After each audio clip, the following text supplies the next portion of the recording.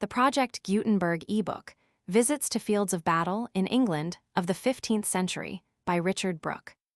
This ebook is for the use of anyone anywhere in the United States and most other parts of the world at no cost and with almost no restrictions whatsoever.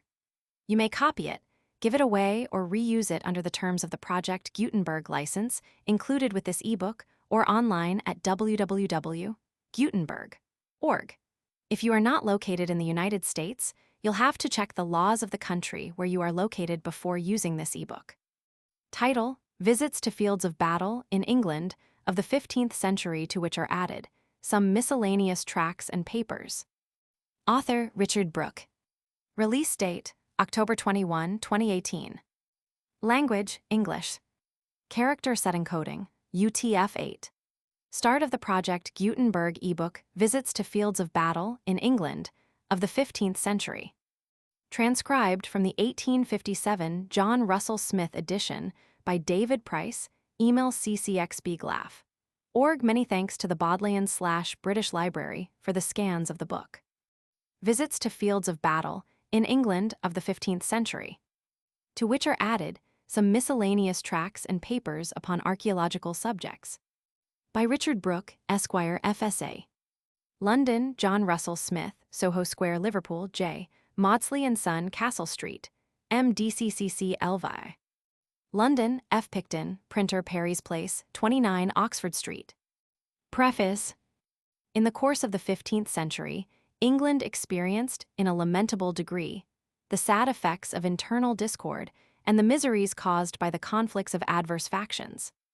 It is scarcely possible for historians to point out, in the annals of any country in Europe, in the feudal ages, deeds of violence and bloodshed of a more appalling nature than those which the chroniclers have recorded as having occurred in England during the period which intervened between the years 1400 and 1500, a period memorable for the sanguinary wars of York and Lancaster. During the continuance of those disastrous conflicts, thousands of brave men perished in arms, the axe of the executioner was seldom idle, great numbers of the nobility and gentry lost their lives in the field or upon the scaffold. Property was usurped in consequence of wholesale confiscations, numberless innocent lives were sacrificed, and many happy homes were outraged. This misery was the result of contests for a crown, which perhaps neither of the claimants merited, nor does it appear that it was of great importance to the nation which of the rival competitors wore it. Of those destructive wars, the Battle of Shrewsbury in the reign of Henry Roman IV, in 1403, may be considered in some degree as the first, because it was the earliest attempt by an appeal to arms to remove from the throne a monarch of the House of Lancaster. And the last was the Battle of Stoke, fought in 1487 in the reign of Henry Roman VII. That of Bosworth, in which, by the death of Richard Roman III, the Plantagenet dynasty terminated, being often erroneously called the last. But although the latter certainly placed the House of Tudor upon the throne, the crown was secured to it by the Battle of Stoke, when the partisans of the House of York, under John de la Pole, Earl of Lincoln, made their final but unsuccessful appeal to arms in hopes of regaining the ascendancy which that party had formerly enjoyed. These sanguinary conflicts are usually called the Wars of the Roses, from the circumstance that the supporters of the House of York assumed the badge or device of the white rose, and those of Lancaster the red rose. It has been remarked with great truth by Sir John Fenn, the antiquary, in adverting to that disastrous period, that our own kingdom has fewer authentic records of the transactions during the reigns of Henry Roman VI, Edward Roman IV, and Richard Roman III, than of any other later period of our history is a truth known to and lamented by every man of historical knowledge. He ascribes the deficiency of information, amongst other causes, to the invention of printing, which at first sight appears to be a paradox, because such an invention seems to be calculated to favor universal knowledge. At the beginning of the art of printing, those who practiced it were solicitous to perpetuate things already committed to writing, relative to past times and past occurrences, not regarding recent transactions as of equal consequence.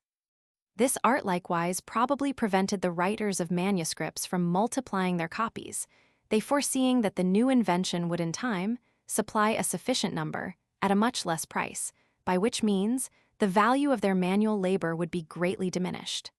Vi 2. Notwithstanding, however, the scanty nature of the historical accounts handed down to us, some information of value has reached us, and the fields of battle and the positions of the hostile armies may in several instances be clearly identified after a perusal of the statements of the old chroniclers and a comparison of their descriptions with the present aspect of the localities where the battles were fought.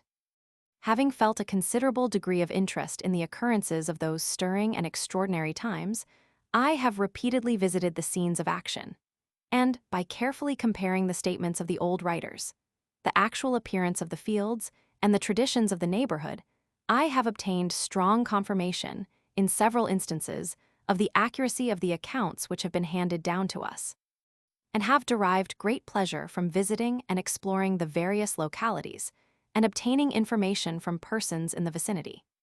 The results of my visits were committed to writing, in a series of papers, Roman 7 of which copies, or the principal parts, will be found in the following pages.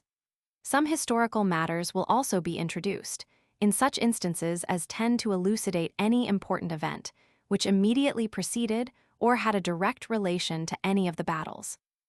It is much to be regretted that in the majority of historical works, describing the events of this country in the 15th century, whenever the exploits of any noblemen or warriors, or the talents or skill of any men of eminence, are mentioned, the authors, from some cause or other, very rarely give any information of much value relative to the individuals whose actions they are describing. But as few readers can reflect upon the surprising events of that period without feeling a considerable degree of interest in the warlike and distinguished personages, who were the principal actors in those stirring and eventful times, there will be found in the notes to this work some explanatory and biographical particulars, Roman 8 of the princes, nobles, and eminent persons, whose actions and conduct are noticed in it. In the following publication will also be found some other papers and tracts, principally of an archaeological nature, written at various times as the subjects came under my notice, and as they may possibly interest, in some degree, the class of readers who take pleasure in pursuits of that description, I have been induced to add them to the present collection. In committing this work to the press, it will be a source of gratification to the author, if his humble exertions shall be, in some degree, instrumental in elucidating any events hitherto imperfectly known, in solving any difficulties which may have suggested themselves, or in confirming the statements of the old historical writers of this country. Richard Brooke, 12th March, 1857. Contents: Page Chapter I. The Field of the Battle of Shrewsbury Roman 2, Blore Heath Roman 3, Northampton Roman 4, Wakefield v. Mortimer's Cross Roman 6, Towton Roman 7, Tewkesbury Roman 8, Bosworth Roman 9, Stoke, Evesham, Barnet X. The general use of firearms by the English in the 15th century Roman 11, the ancient family of Witch or de la Witch of Cheshire Roman 12, Wilmslow Church, in Cheshire Roman 13, Hanford Hall and Cheadle Church, in Cheshire Roman 14. Part 1. The Office of Keeper of the Royal Menagerie in the reign of Edward IV. Part 2. The probable period of the extinction of wolves in England. Appendix No. I extract from the Act of Attainder ofst Edward Roman 4, passed in 1461 Roman 2.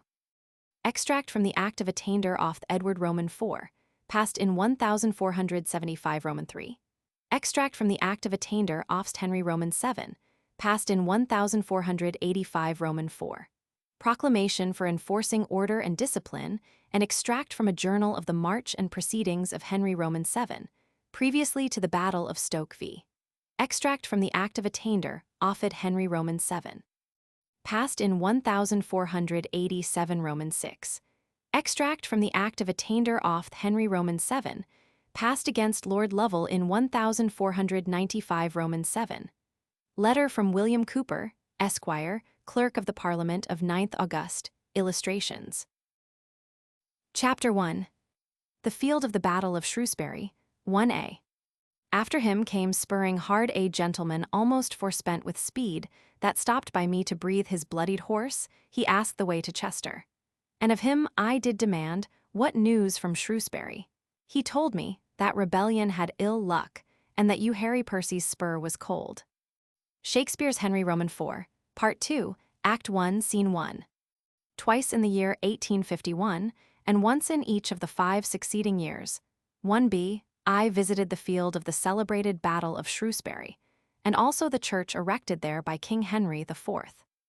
It is called Battlefield Church, and owes its erection to Henry's gratitude for, and desire to commemorate, the victory which he obtained in 1403 over the insurgent forces commanded by Henry Percy, usually called Hotspur, the son of Henry Percy, the first Earl of Northumberland, 1c of that surname, and by the Earl's brother, Thomas Percy, Earl of Worcester. 2a.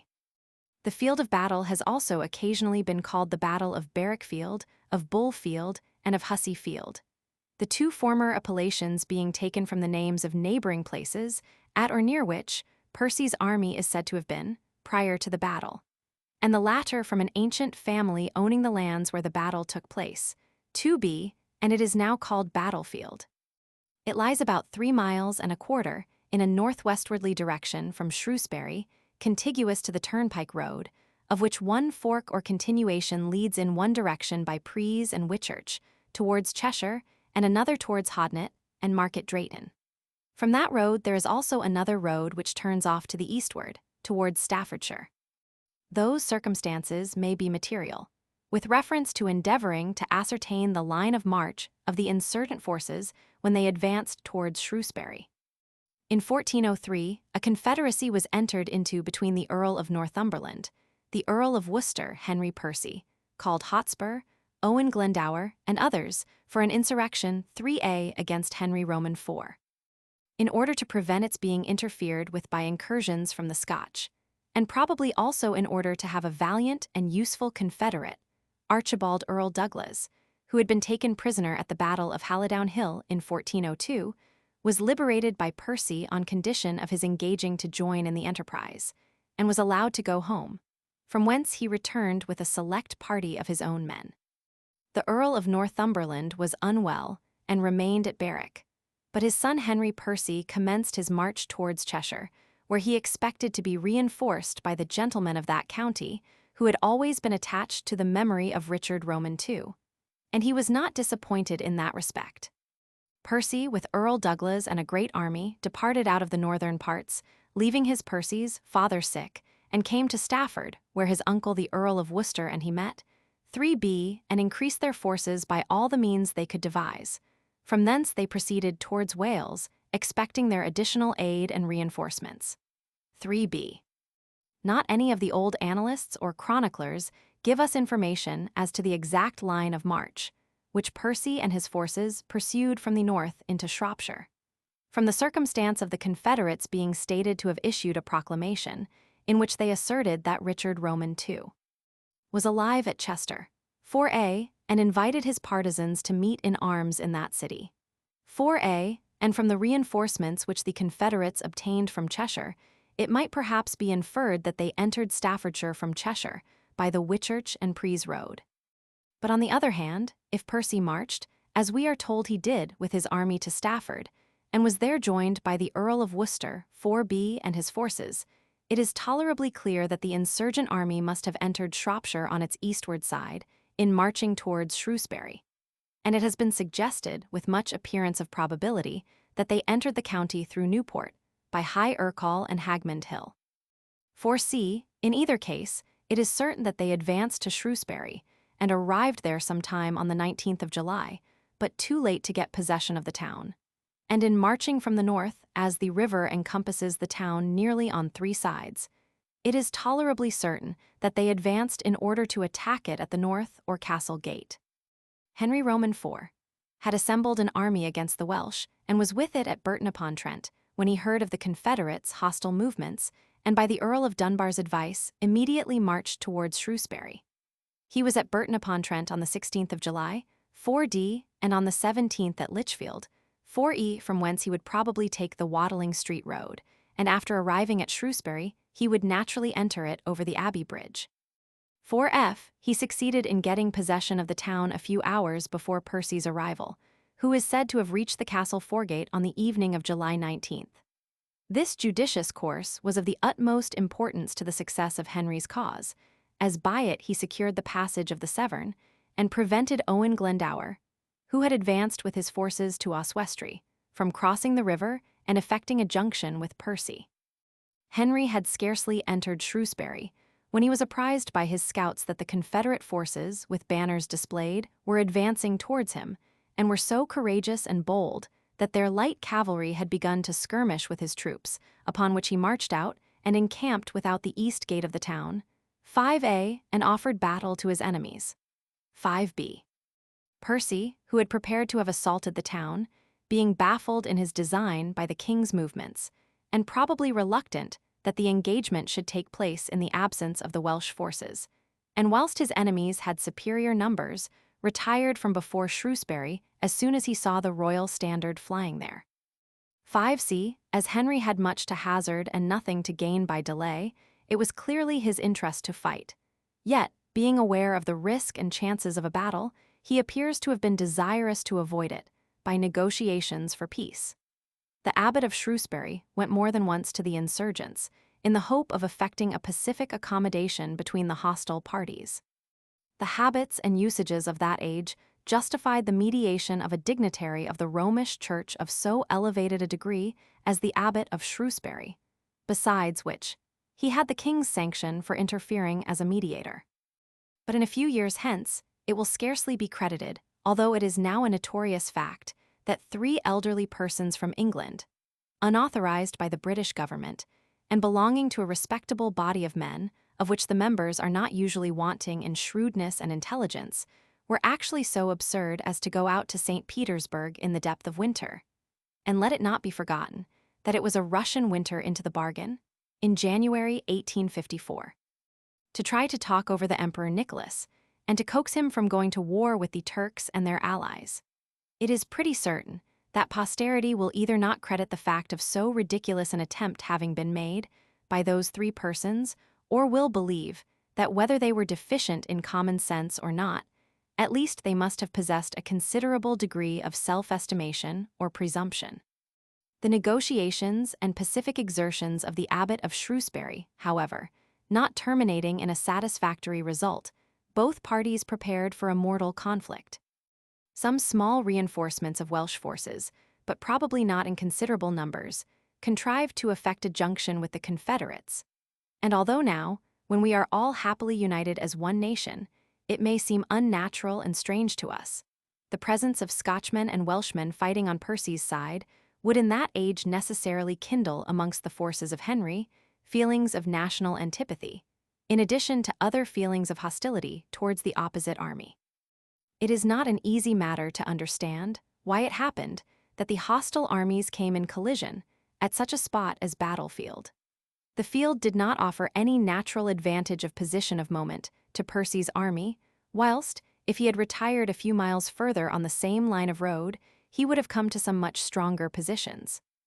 But as Battlefield is on the road, through Hodnet and Market Drayton towards the north, it seems most probable that, when he was disappointed in his attempt upon Shrewsbury, he at first prepared to retreat back to Northumberland, but found that after getting so near to Henry, it was no longer practicable to effect a retreat with safety in the face of a superior force. It was too late, and no other course remained for him but to turn at bay and fight. The battle was accordingly fought on the eve or vigil of St. Mary Magdalene, Saturday, the 21st of July, 1403. 7, and the place where it was fought has ever since been called Battlefield.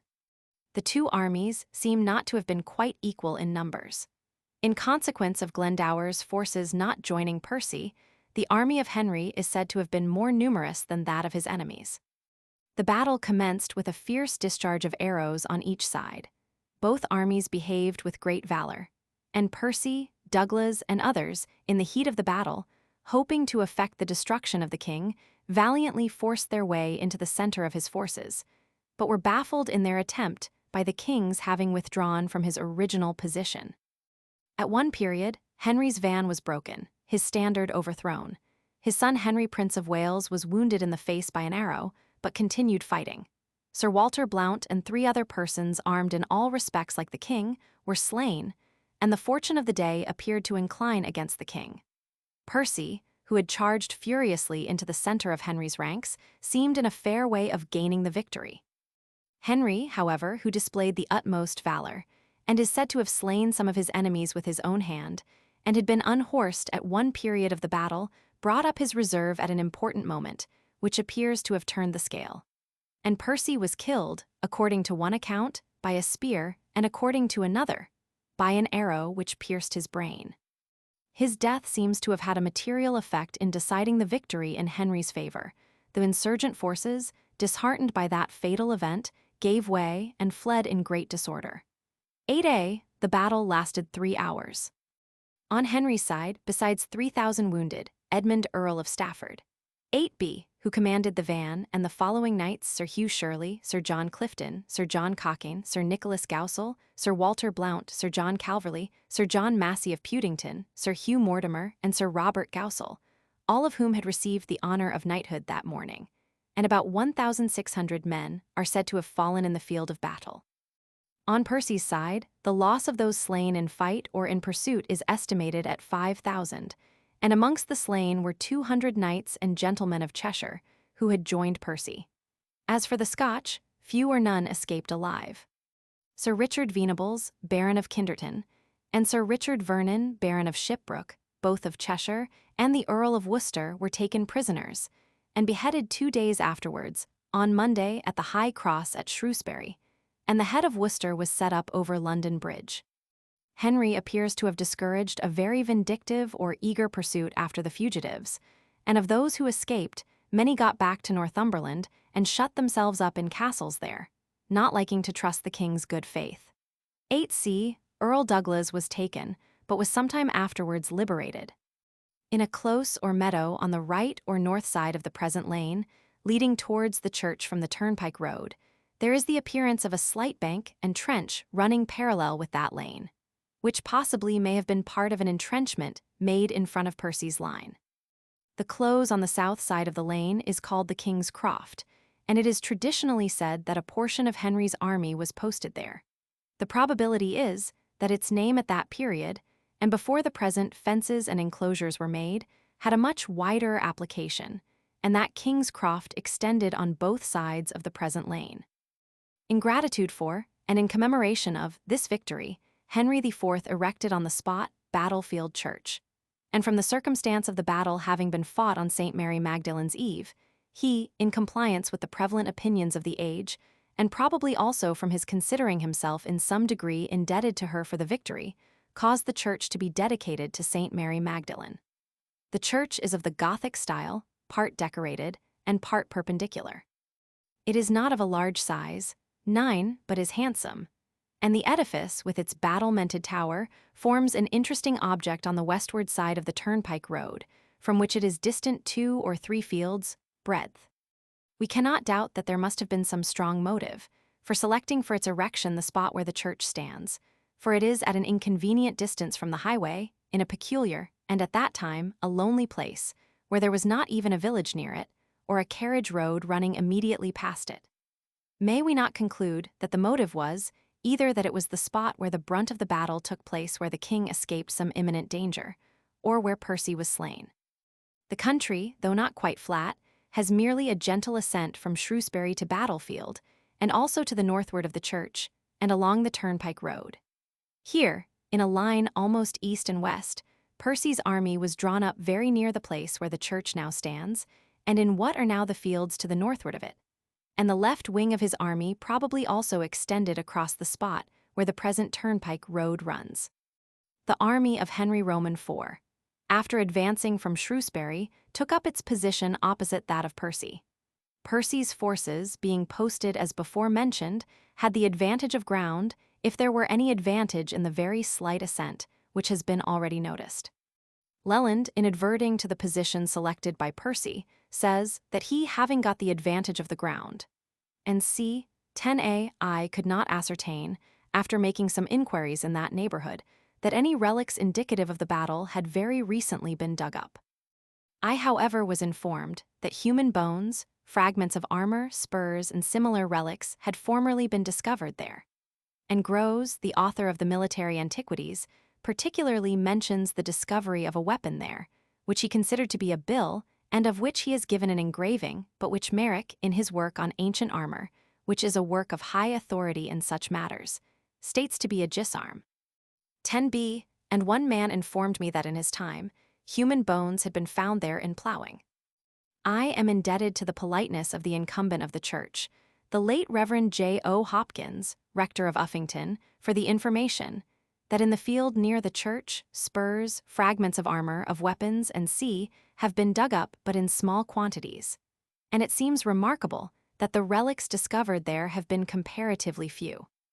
Although, as the battle was fought in the heat of summer, the slain must necessarily have been promptly interred, and the opportunity for carefully stripping them and carrying off various articles from the field must have been diminished. 11a, many of the slain were interred on the spot upon which the church was afterwards erected. 11b, and the Reverend J.O. Hopkins informed me that some years ago, a drain was dug to carry off the wet from the Corbett vault, which is enclosed with iron railing, as shown in the engraving, 11c, in the small close or field lying on the north side of the chancel. And in digging deep, the workmen cut through large masses of human bones. There cannot be any doubt, from the description of the spot, that vast numbers of the slain were interred there, in a large trench or pit. 11d. Picture the field of the Battle of Shrewsbury and the country in its vicinity. It is exceedingly probable that if a search were made by digging in other fields and meadows in the neighborhood of Battlefield Church, it would be ascertained that numbers of the slain were buried in them. 11e, many persons of note who perished in the battle were interred at the Augustine Friars and Black Friars in Shrewsbury. 11f. The church is a handsome ecclesiastical edifice. The nave or body is now roofless and dilapidated, and from its moss-grown and impaired appearance must have been a ruin for a long period. It is said that the nave of the church suffered during the rule of the Parliament or of Cromwell. Its exterior walls, the mullions, and most of the tracery work, which is undoubtedly handsome, of its windows, are, however, still existing.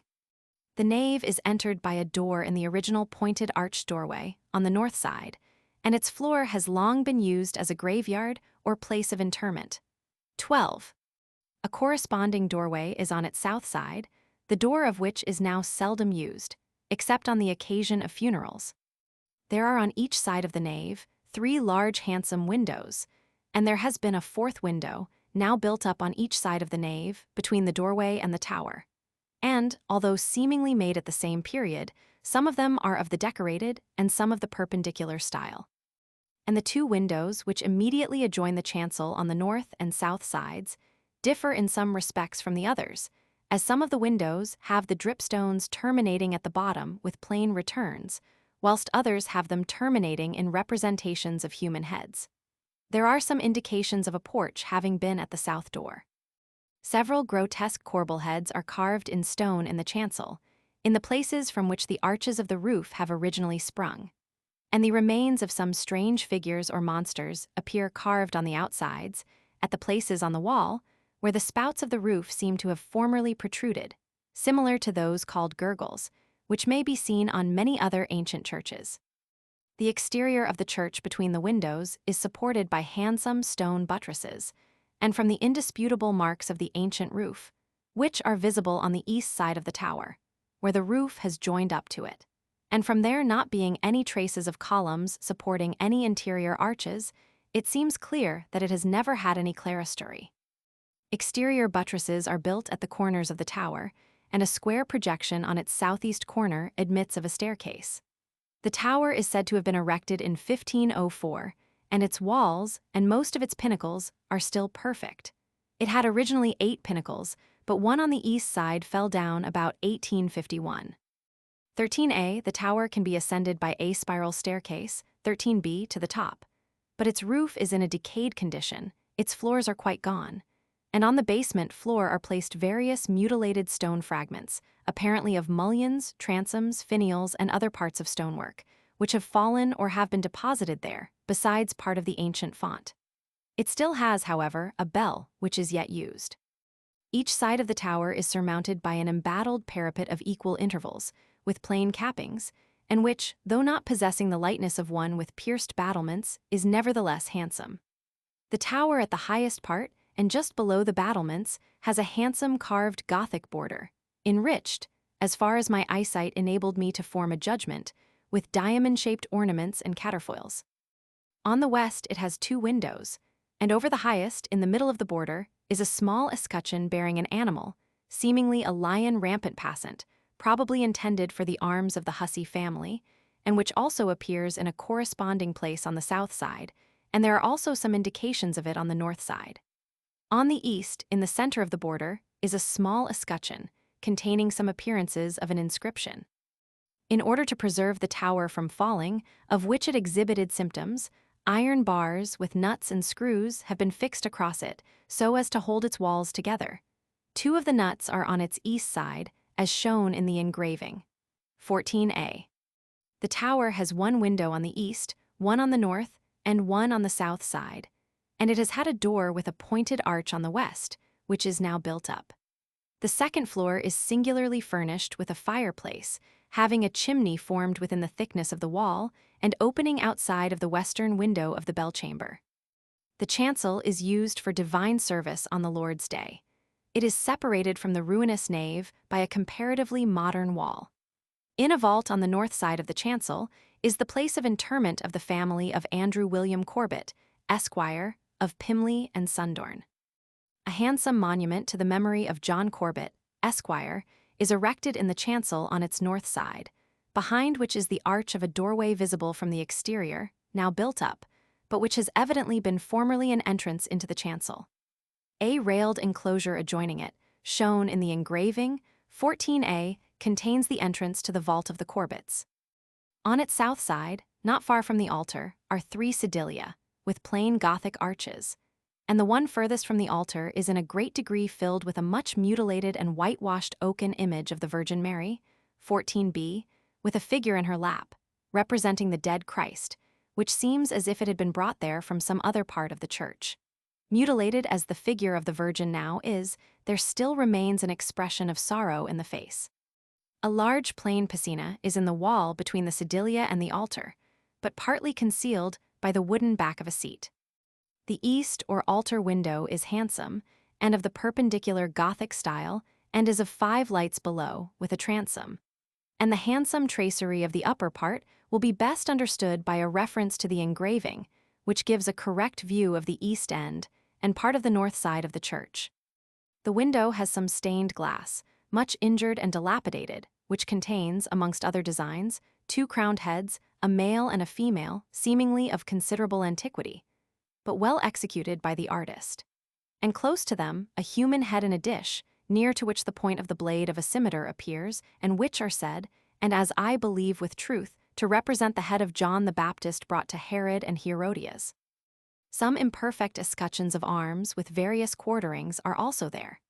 The stained glass also contains representations of the patera, cup, and wafer, and underneath is a faint representation of the crucifixion, and in another place in the window, a hammer and a nail are exhibited, apparently in allusion to the crucifixion. Underneath is part of a mutilated inscription in Old English characters, commencing with the words, Orate pro animabus Rogeri. It also contains a monogram, which seems to be a combination of the letters in the name Maria. In the stonework on the outside, immediately before the east or altar window, is a niche surmounted by a Gothic canopy, in which still stands, although a good deal impaired by time or violence, the statue of Henry Roman IV. About half the size of life, in armor, with the remains of a crown on his head and a dagger hanging on his right side. His right hand once sustained a sword, but it is now gone. There are 2 windows on each side of the chancel, of which the mullions and general appearance bear a resemblance, though not quite the same, to those of the nave, and might be thought to be of a more modern date, if the whole of the fabric and the appearance of the stonework did not strongly convey the impression of all having been erected at the same date. In fact, the style and appearance of the church are just what might be expected in one erected early in the 15th century. In the chancel is a handsome, large modern stone font, with ornaments in the Gothic style, which supplies the place of the ancient one, of which some stonework lying within the tower formed part. There is a small cemetery still in use for interments on the south side of the church. On each side of the exterior of the chancel, and nearest the east end, are dripstones, as if intended for the arch of a window, carried up nearly but not quite to a point, and with the stones ready jointed, as if for the purpose of breaking out an additional window on each side of the chancel, without disturbing the walls. But I think it is quite evident, from the appearance of the stonework, and from the dripstones for the contemplated windows or arches not having been carried up to meet at the top, that no window ever existed in either of those places, and that the intention of so singular a preparation by the architect may have been to add at some future time side chapels, such as are often seen in ancient churches and are known to have been added subsequently to the erection of the churches. The ceiling of the chancel is modern and is plastered and whitewashed and supported by modern incongruous-looking pillars. The church is approached by a narrow carriageway which leads from the westward side of the Turnpike Road, but it stops at a gate opening into a field in which the church stands, and a short path leads to it from the gate. There is one remarkable singularity connected with the church, which is that there is every appearance of the church, and the college after mentioned, having stood in a square space enclosed by a moat. A moat regularly formed, and as straight as a canal, exists at a short distance from the east end of the church, except at one small spot near the center, which appears to have been filled up in order to admit of the path to the church, and it turns with an abrupt angle at each end and extends a considerable distance on the north and south sides of the church. I was unable, however, to trace its existence on the west side or to discover whether it had ever completely encompassed the church. Besides the erection of the church, there was erected there by Henry Roman IV, or by Roger Ive, clerk, by virtue of a charter or license from Henry, a small college consisting of a principal or master and 5 secular chaplains, together with a hospital for several poor persons, of which Henry Roman IV was a benefactor. 17a. The charter or license was of the 11th year of the reign of Henry Roman IV, and the first principal or master was the said Roger Ive. 17a. A copy of an impression of the seal of the college is given in Duke's Antiquities of Shropshire, 17b, which exhibits on it, not as might be expected, the effigy of Saint Mary Magdalene, but that of the Virgin Mary crowned, bearing the infant Jesus on her right arm and a palm branch in her left hand. At the time of the dissolution, the yearly revenues amounted to £54, 1s, 10d, net, not a vestige now remains of the college. There are several shallow holes or pits in the meadow on the south side of the church, which have been dug into, in hopes of discovering something of interest, but nothing remarkable was discovered.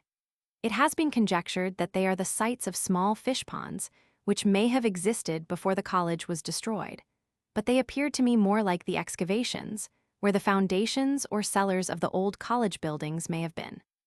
Besides the indications of a moat, which present themselves to the eye, the charter or license of Henry, given at length by Dugdale, strongly corroborates the opinion before expressed, with respect to the moat. That document, as set out by Dugdale, grants to Roger Ive, of Seaton, rector of the chapel of St. John Baptist, at Brighton Hussey, in the county of Salop, a piece of ground, with all the edifices and erections on it, within the lordship of Brighton Hussey, near Shrewsbury, situate in the field called Battlefield, in which a battle had been lately fought between the king and Henry Percy deceased and other rebels. And by the grace of God, the king had obtained victory and triumph, which piece of ground is enclosed with a ditch, and contains in length and breadth 2 acres of land, together with 2 inlets and outlets, one extending along the lands of Richard Hussey 20 feet, and the other containing in breadth 15 feet. 18a. The piece of land appears to have been before conveyed by fiefment to the said Roger Ive, by virtue of the royal license, by Richard Hussey. 18b. Who seems from that circumstance to have held the same from the king. The charter or license of 11th of Henry Roman IV states the land to have been granted to Roger Ive, for the purpose of a chapel being built on it, in honor of Saint Mary Magdalene. 19a. In order that prayers might be said forevermore, for the souls of the king and C, and for the souls of those who were slain in the battle and were buried there. 19b. Battlefield is a distinct parish, and was, prior to its becoming so, in Henry Roman IV's reign, attached to the then existing rectory of St. John the Baptist at Bright Hussey. 19c. St. Alkmund's and St. Mary's parishes of Shrewsbury adjoin it. The living is a perpetual curacy, of which the Reverend J. O. Hopkins was the late incumbent, and it is in the patronage of Andrew William Corbett, Esquire, of Sundorne Castle, Shropshire. The present dilapidated state of the nave of Battlefield Church is generally ascribed to the Puritans of the time of the Commonwealth, and a note in the church register, above 100 years ago, 1749, states that it was then in its present ruinous condition. 19c. The conduct of those who committed the injury in this instance brings to recollection the passage from the Holy Scriptures. But now they break down the carved work thereof, at once, with axes and hammers. They have cast fire into thy sanctuary, they have defiled by casting down the dwelling place of thy name to the ground. 19d. On viewing this ancient church, I could not, either as a Christian or as an antiquary, see this handsome edifice, which had been erected by a king of England in commemoration of an important historical event, and dedicated to the worship of the Most High, so injured by violence or neglect, without experiencing feelings of regret. Still its walls and remains, in their present state, are truthful records of the past, and furnish an authentic and valuable example of church architecture, of the time of Henry Roman IV. The mere preservation of them from further injury, by time or negligence, would be laudable. But if the tasteless and ignorant scheme, which has been suggested, of renovating the church, should ever unfortunately be carried into effect, great mischief will be done. The original will be falsified. In its renovated state, it will be a mere imitation, and it will no longer be an interesting and authentic example of the architectural science of the period to which it belonged. Chapter 2. The Field of the Battle of Blore Heath. 21. There Dutton kills, a dun doth kill a dun, a booth, and lee by lee is overthrown, a Venables against a Venables doth stand, a Troutbeck fighteth with a Troutbeck hand to hand, there Molyneux doth make a Molyneux to die, and Edgerton the strength of Edgerton doth try. Oh, Cheshire, wert thou mad, of thine own native gore so much until this day thou never shedst before. Above 2,000 men upon the earth were thrown, of which the greatest part were naturally thine own. The stout Lord Audley slain, with many a captain there, to Salisbury it sorts the palm away to bear. Michael Drayton's Polyolbion, Song 22nd. England exhibited, during a great part of the 15th century, the mournful spectacle of a country harassed by rival parties and exposed to all the horrors of civil war. Hostile competitors contended for a prize of no common value, for the crown and dominions of England were to be the reward of the conqueror. King Henry Roman VI was descended from John of Gaunt, Duke of Lancaster, the fourth son of King Edward Roman III, and the persons supporting the claim of the House of Lancaster to the throne were from that circumstance called Lancastrians. 22a, on the other hand, Richard Plantagenet, Duke of York, with the assistance of some of his powerful relations and connections, was cautiously but vigilantly taking measures calculated to secure his accession to the crown, although at first he did not openly bring forward his pretensions to it. They were founded upon the fact of the Duke of York's being descended from Lionel Duke of Clarence, third son of King Edward Roman III. 22b, and the adherents and supporters of the Duke of York, and of his sons after his death, received the appellation of Yorkists.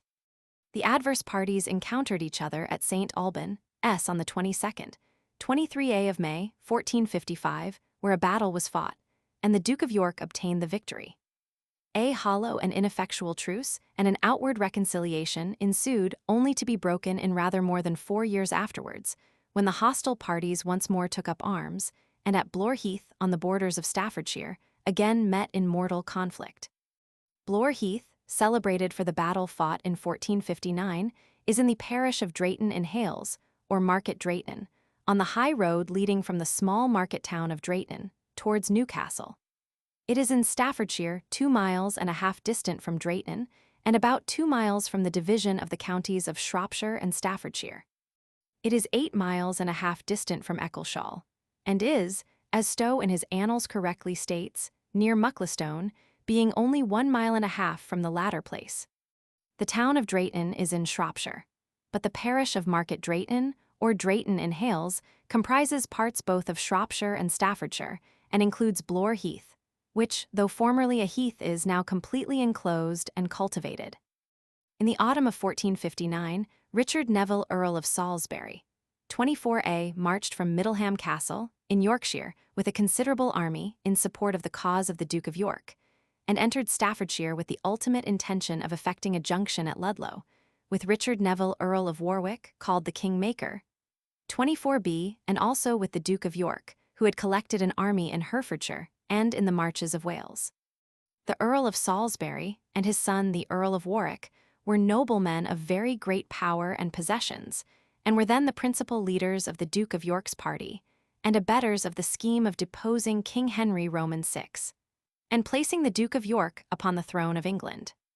At that time King Henry Roman VI was at Coleshill in Warwickshire, and Queen Margaret, 25A, and Edward the young Prince of Wales, 25B, were at Eccleshall in Staffordshire, and by her orders or by those of her council, James Touchet Lord Audley, 25C, with a superior force, raised principally in Cheshire and Shropshire, amounting, as we are told, to as many as 10,000 men, took up a position on the road to Drayton, in order to intercept the Earl in his march.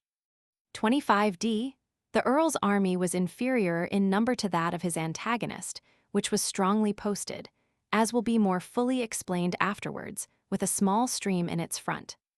This stream had rather steep banks, which rendered it very hazardous for the Earl and his army to cross it and attack the Lancastrians with a fair prospect of success. In consequence of those difficulties, the Earl resorted to a military stratagem, with the most fortunate result. Early on the morning of Sunday, the 23rd of September, 1459, St. Tecla's Day, he caused his archers to shoot flights of arrows against the Lancastrians. He then feigned a retreat with his army, which induced Lord Audley, in his eagerness to pursue them, to pass over the stream with a considerable portion of his forces. And whilst they were on the ascent of the ground on the other side of the stream, and were disordered with effecting the passage, and before he could get the remainder of his forces over it, or put that portion which had crossed into order, they were so vigorously attacked by the Yorkists that the Lancastrians were completely defeated, and Lord Audley, with 2,400 of his forces, perished on the field. There were slain in the battle, besides Lord Audley, Hugh Venables of Kinderton, Thomas Dutton of Dutton, Richard Molyneux, 26A of Sefton, William Troutbeck, 26B, John Legge of Booths, John Dunn of Wickington, and John Edgerton of Edgerton, knights, Richard Dunn of Croton, and John Dutton, esquires, and many other persons. 27A, the battle was most disastrous to the Cheshire men, the greatest loss having fallen upon persons of that county, who had received the young prince's badge of the Silver Swan, which had been distributed by Queen Margaret amongst the principal partisans of the Lancastrian party. 27A, John Lord Dudley was wounded. 27B, and he, and several knights and gentlemen of the Lancastrian party, were taken prisoners. 27C. Sir John Neville, 27D, and Sir Thomas Neville, 27D, sons of the Earl of Salisbury, were wounded in the battle, and were, with Sir Thomas Harrington, travelling to the north when they were taken by some of the Lancastrians and sent prisoners to Chester. But in consequence of a message from the Welsh marchmen, there being good reason to anticipate that the prisoners would be rescued by force, they were speedily set at liberty. 27E. A parliament, principally consisting of adherents and supporters of the Lancastrian faction, was held at Coventry in the 38th year of Henry Roman VI, 1459, and passed an act of attainder against the Duke of York, the Earl of March, the Earl of Rutland, the Earl of Salisbury, the Earl of Warwick, Lord Clinton, Sir John Wenlock, 28A, William Stanley, 28B, brother of Thomas Lord Stanley, and other leaders of the Yorkists. 29, for various alleged offences, and the following is an extract from so much of it as relates to the Battle of Blore Heath. Little before the Earl of Salisbury's departing from the castle of Middleham in your Count of York Hyderward, ye of your Nitly Corrige, without delay took the Felda, with such of your lords as then was nig about you, and in princely manner with Gret Cellerite, sped the journey toward the parties that the said Earl of Salisbury drew and intended to come to, which caused him to divert from his first enterprise and purpose, and to take another way to assemble with the said Duke of York, and Earl of Warwick, that their coming togiter mit make a midhire felda. In which progressed the said Earl of Salisbury, and Thomas Neville, John Neville, knit, sons to the said Earl of Salisbury, Thomas Harrington, knit, John Coniers, knit, Thomas Parr, knit, William Stanley, squire, son to Thomas late Lord Stanley, and Thomas Murring, late of Tong in the Shire of York, Squeer, accompanied with great multitude of people, to the number of vm. Persons and mu, arrayed in manner of wear, with their standards displayed, intending to destroy your most royal person, the Sunday next after the fest of St. Matthew th. Apostle. The XXXVth year of your most gracious reign, at Blore in your shire of Stafford, in the feldes of the same town, called Bloreth falsely and traitorously rid where against you, and then end there in accomplishment of their fouls and traitorous purpose, slew James Lord Audley and many other nits and squeers. And other your liege people, and more despite did, many of their throats cut, which were sent thither by your commandment, to receive the fouls and traitorous purpose of the Earl of Salisbury, and also took John Lord Dudley, and other divers, nits, and squeers prisoners, sent thither also by your commandment. 30a. The parliamentary rolls of the same Parliament of Coventry. 30b. Contain a bill of impeachment, which, though it never passed into an act, the royal assent having been refused, is interesting and important, as showing that, although Thomas Lord Stanley had not then taken up arms for, or avowed himself a partisan of, the Duke of York's faction, yet he was so considered by that Parliament.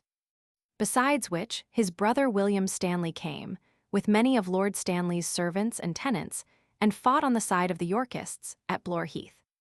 It is material to bear in mind that Thomas Lord Stanley, afterwards first Earl of Derby of that surname, married Eleanor Neville, daughter of the Earl of Salisbury, and sister of Richard Earl of Warwick, the king-maker. Which circumstance, in addition to the violence of party, may easily account for the conduct of Lord Stanley and of his brother William Stanley on the occasion of that battle. To the king or rest sovereign lord, shew in the commons in this present parliament assembled, that where it pleased your hinds to send to the Lord Stanley, by the servant of the same Lord Fro Nottingham, charging him that upon his faith and legence he should come to your highness in all haste, with such fellowship as he might make. The said Lord Stanley, notwithstanding the said commandment, came not to you, but William Stanley, his brother, went, with many of the said Lord's servants and tenants, great number of people, to the Earl of Salisbury, which were with the same Earl at the distressing of your true lage people at Bloreth. Also were your said hinds gaff and commandment, to your first Bogotan son, Edward Prince of Wales, to assemble your people, and his tenants, to receive the malice of your rebels, and the ruppen the same noble prince sent to the said Lord Stanley, to come to him in all haste possible, with such fellowship as he might make. The said Lord Stanley putting the said mater in delay, faintly excused him, saying he was not then ready. Howbeit of his own confession he had before a commandment fro your hinds, to be ready to come to the same, with his said fellowship, upon a day warning. Which delay and absence was a great cause of the loss and distress of your said people, at Bloreth. Also where the said Lord had sent his servant, to our rest sovereign lady the Q, and to the said noble prince to Chester, saying that he should come to Thame in all haste. And after that he sent to Thame Richard Hoaxley his servant, to Eglishall, certifying Thame that he wold come to Thame in all haste. And desired, for as much as he understood that he was had in jealousy, that he might have the voward agent the Earl of Salisbury, and his fellowship. And the said noble prince, by advice of his council, considering that the fellowship of the said Lord Stanley was fewer in number than the fellowship of the said Earl, willed, and desired him to come to the said noble prince and his fellowship, that they bang all togeder, might come to have assisted your hinds, which was promised faithfully be his said servant, should be performed in all haste, which notwithstanding was not performed. But in default thereof, your people were distressed at Bloreth aforesaid, as is well known. Howbeit that the said Lord Stanley was within Roman 6 mile of the said Heth, the same time, accompanied with men, and rested him with the same fellowship be the space of Roman 3 days after at Newcastle, but Roman 6 mile out of Eglishall, where the Queen and the Prince then were. And the said Lord Stanley, on the morn next after the distress at Bloreth, sent a letter for his excuse to our rest sovereign lady the Queen, and the said noble prince. Which said letter your said hinds had sent to him, commanding him by the same, to have come to your said hinds with his fellowship in all haste. Which came nether to your hinds, to the Queen, nor to the said prince, but so departed home again. Also when the said Earl of Salisbury and his fellowship had distressed your said people at Bloreth, the said Lord Stanley sent a letter to the said Earl to Drayton, the same knit, thanking God of the good speed of the said Earl, rejoicing him greatly of the same, trusting to God that he should be with the same Earl in other place, to stand him in as good steed, as he should have done yef he had been with thame there. Which letter the said Earl sent to Sir Thomas Harrington, and he showed hit openly, saying, Sirs, be merry, for yet we have moo friendies. Also where as a squeer of the said Earls, on the Monday next after the said distress, told to a knit of yours, which was taken prisoner by the fellowship of the said Earl at Blorith, that a man of the Lord Stanley's had been with the said Earl at Drayton in the morning of the same day, and brought him word fro the said Lord Stanley, that your hinds had sent for him, and that he wold ride to you with his fellowship. And yef and I man wold receased, or let the said Earl to come to your high presence, for his excuse, according to intent of the said Earl, that then the said Lord Stanley and his fellowship should live and die with the said Earl against his resisters. Also where the said noble prince, in fulfilling of your high commandment, sent as well for your people and his tenantes in Werall hundred, as in Maxfield hundred in Cheshire. The said people and tenantes were let by the said Lord Stanley, so that they might not come to your hinds, nor to ye presence of the said noble prince. Also where a servant and une of the cokies of the said Lord Stanley's was hurt at Tabloreth baying with William Stanley in the fellowship of the said Earl of Salisbury, and left bayend at Drayton, declared openly to divers gentlemen of the fellowship of Earles of Shrewsbury that he was sent to the said Earl of Salisbury, in the name of the said Lord Stanley, with moo of his fellowship. Also where certain persons, baying of the liver and clothing of the said Lord Stanley, were take at the forest of Morph, in Shropshire. The day afore their death confessed that they were commanded in the name and behalf of the said Lord Stanley, to attend and await upon the said William Stanley to assist the said Earl in such matter as he intended to execute. Of all which matters, dune and committed by the said Lord Stanley, we your said commons accuse and impetch him, and pray your most high regally that the same Lord be committed to prison, there to abide after the form of law. 34a. Leroy S. Advisora, 34a. Responsio. I have in several successive years, 34b, paid visits to the field of battle. At the distance of 2.5 miles on the road from Drayton, and soon after entering Staffordshire, the stream before mentioned, which is scarcely large enough to be considered a river, crosses the road. And more than once when I have visited it, it contained so little water that I could easily have skipped over it. It is called Hemp Mill Brook, and is a tributary of the River Tern.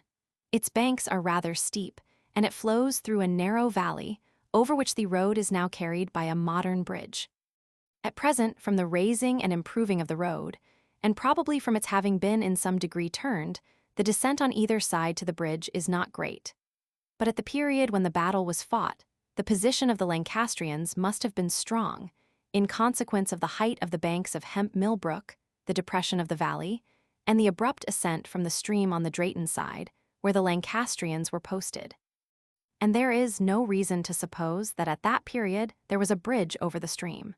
The place is evidently much changed, yet even now sufficient remains to show that they were strongly posted. The exact spot where the battle was fought is easily identified.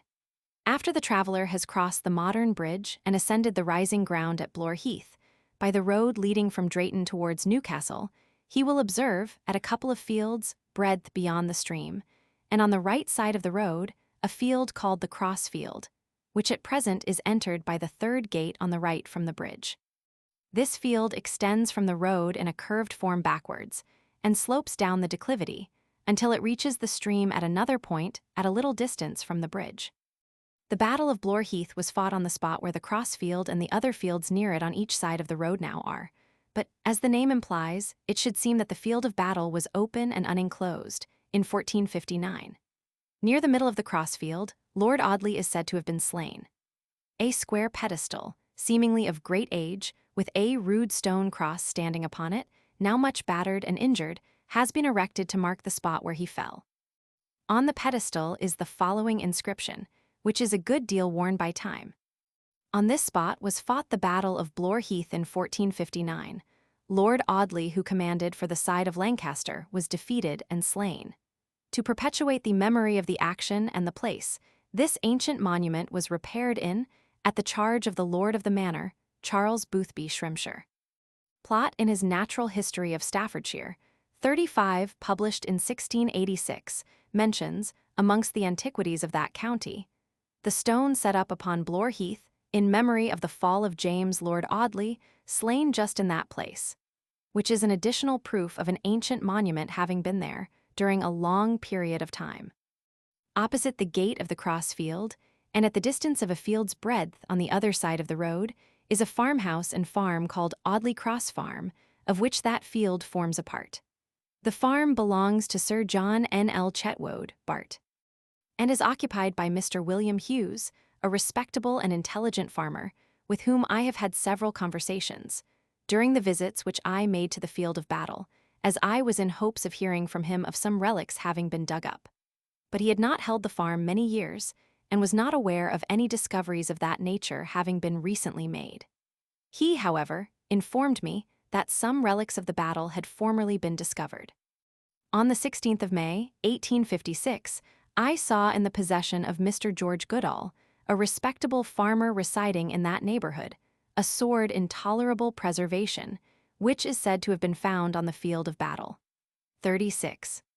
Near the back of the farmhouse, in a little enclosure, is a small raised mount of earth, of a long square shape, on which a thorn tree of rather large size is growing, which is said to have been raised in memory of some person of distinction who was slain there. If that be so, the probability is that he was one of the Yorkists, because it is a little in the rear of the spot where their right wing must have been. It is impossible for anyone to read the accounts of the old chroniclers and annalists, and to inspect the field of battle without being struck with the remarkable resemblance between the spot and the descriptions of it, meager as they may be, which they have left us. The stream crossing the high road, by which the Earl of Salisbury would naturally advance from Cheshire and Staffordshire on his march towards Ludlow, the strong position of the Lancastrians, the name of Blore Heath, still preserved ages after the place had ceased to be a heath, and its contiguity to Mucklestone as well as to Drayton, all which circumstances are mentioned by the ancient historians, combine, independently of tradition, to place the locality beyond dispute. 37. Chapter 3, The Field of the Battle of Northampton, 39a.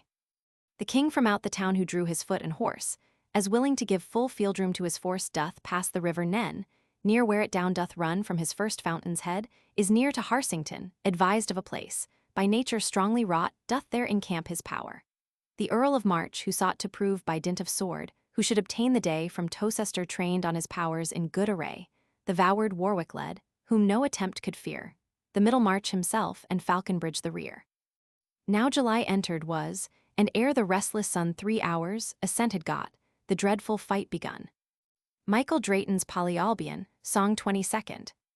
Richard Neville, Earl of Warwick, 39b, having landed in the summer of 1460 from Calais at Sandwich with the Earls of March 39c and Salisbury, 39d, and having been met by Thomas Berchier, Archbishop of Canterbury, 40a, and other persons of distinction, supporters of the party of the Duke of York, proceeded towards London.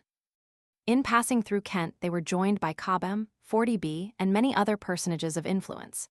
And on the 2nd of July, 1460, they entered London with a great accession to their forces, where they were cheerfully received by the mayor and citizens, and of which they took quiet possession, except the Tower, into which Lord Scales, 40c, and other Lancastrian leaders had retired, and which the Yorkists immediately besieged. Without waiting for its surrender, the Earls of March and Warwick with the Lords Falconberg, 41a, and Clinton, 41b, Viscount Berchier, 41c, Earl of U, the Archbishop of Canterbury, the Bishop of Exeter, 41d, and other bishops and noblemen, left London with an army, a great portion of which came out of Kent, Essex, Surrey, and Sussex, amounting altogether, as some writers state, to 25,000 men, and proceeded towards Henry Roman VI. 42a, leaving the Earl of Salisbury, Cobham, and Sir John Wenlock in London to take care of the city, keep the citizens firm in their fidelity, and push the siege of the Tower. 42b. Henry Roman VI was at Coventry when the Confederate earls were in Kent. On receiving intelligence of what was taking place in London, he, or perhaps it would be more correct to say, Queen Margaret, 42C in his name, obtained money by compositions for knighthood and loans from the prelates and convents, and from such of the nobility as were attached to the Lancastrian party, and raised a large army to provide for his defense, and proceeded with the Duke of Somerset, 43A, who had recently arrived from Guisnes, the Duke of Buckingham, 43B, and other noblemen and knights, to Northampton, where the king took up his abode at the friary, 43C. The Confederate earls, at the head of the Yorkist army, proceeded northward to meet Henry, and took up a position between Towcester and Northampton, 43D. Queen Margaret, judging from the power of the Lancastrians assembled at Northampton, that they were fully able to meet in hostile conflict the forces of the Yorkists, took upon herself to encourage, 43, eat her friends and supporters. And when the whole of the king's forces were assembled, they issued out of Northampton, and, crossing the river Nen or Nene, proceeded into the meadows on the southward side of the town, and in that part of them which is close to De la Prée Abbey, 43F, a religious house of Cluniac nuns in the parish of Hardingstone, strongly entrenched themselves, 44A, and awaited the arrival of their enemies, and prepared to fight them there. The position, in a military point of view, was most ill-judged. It possessed no natural advantages, but the contrary.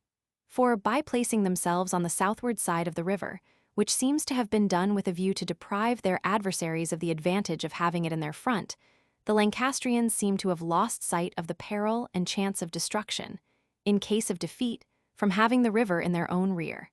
An error which caused most lamentable consequences to them after the battle.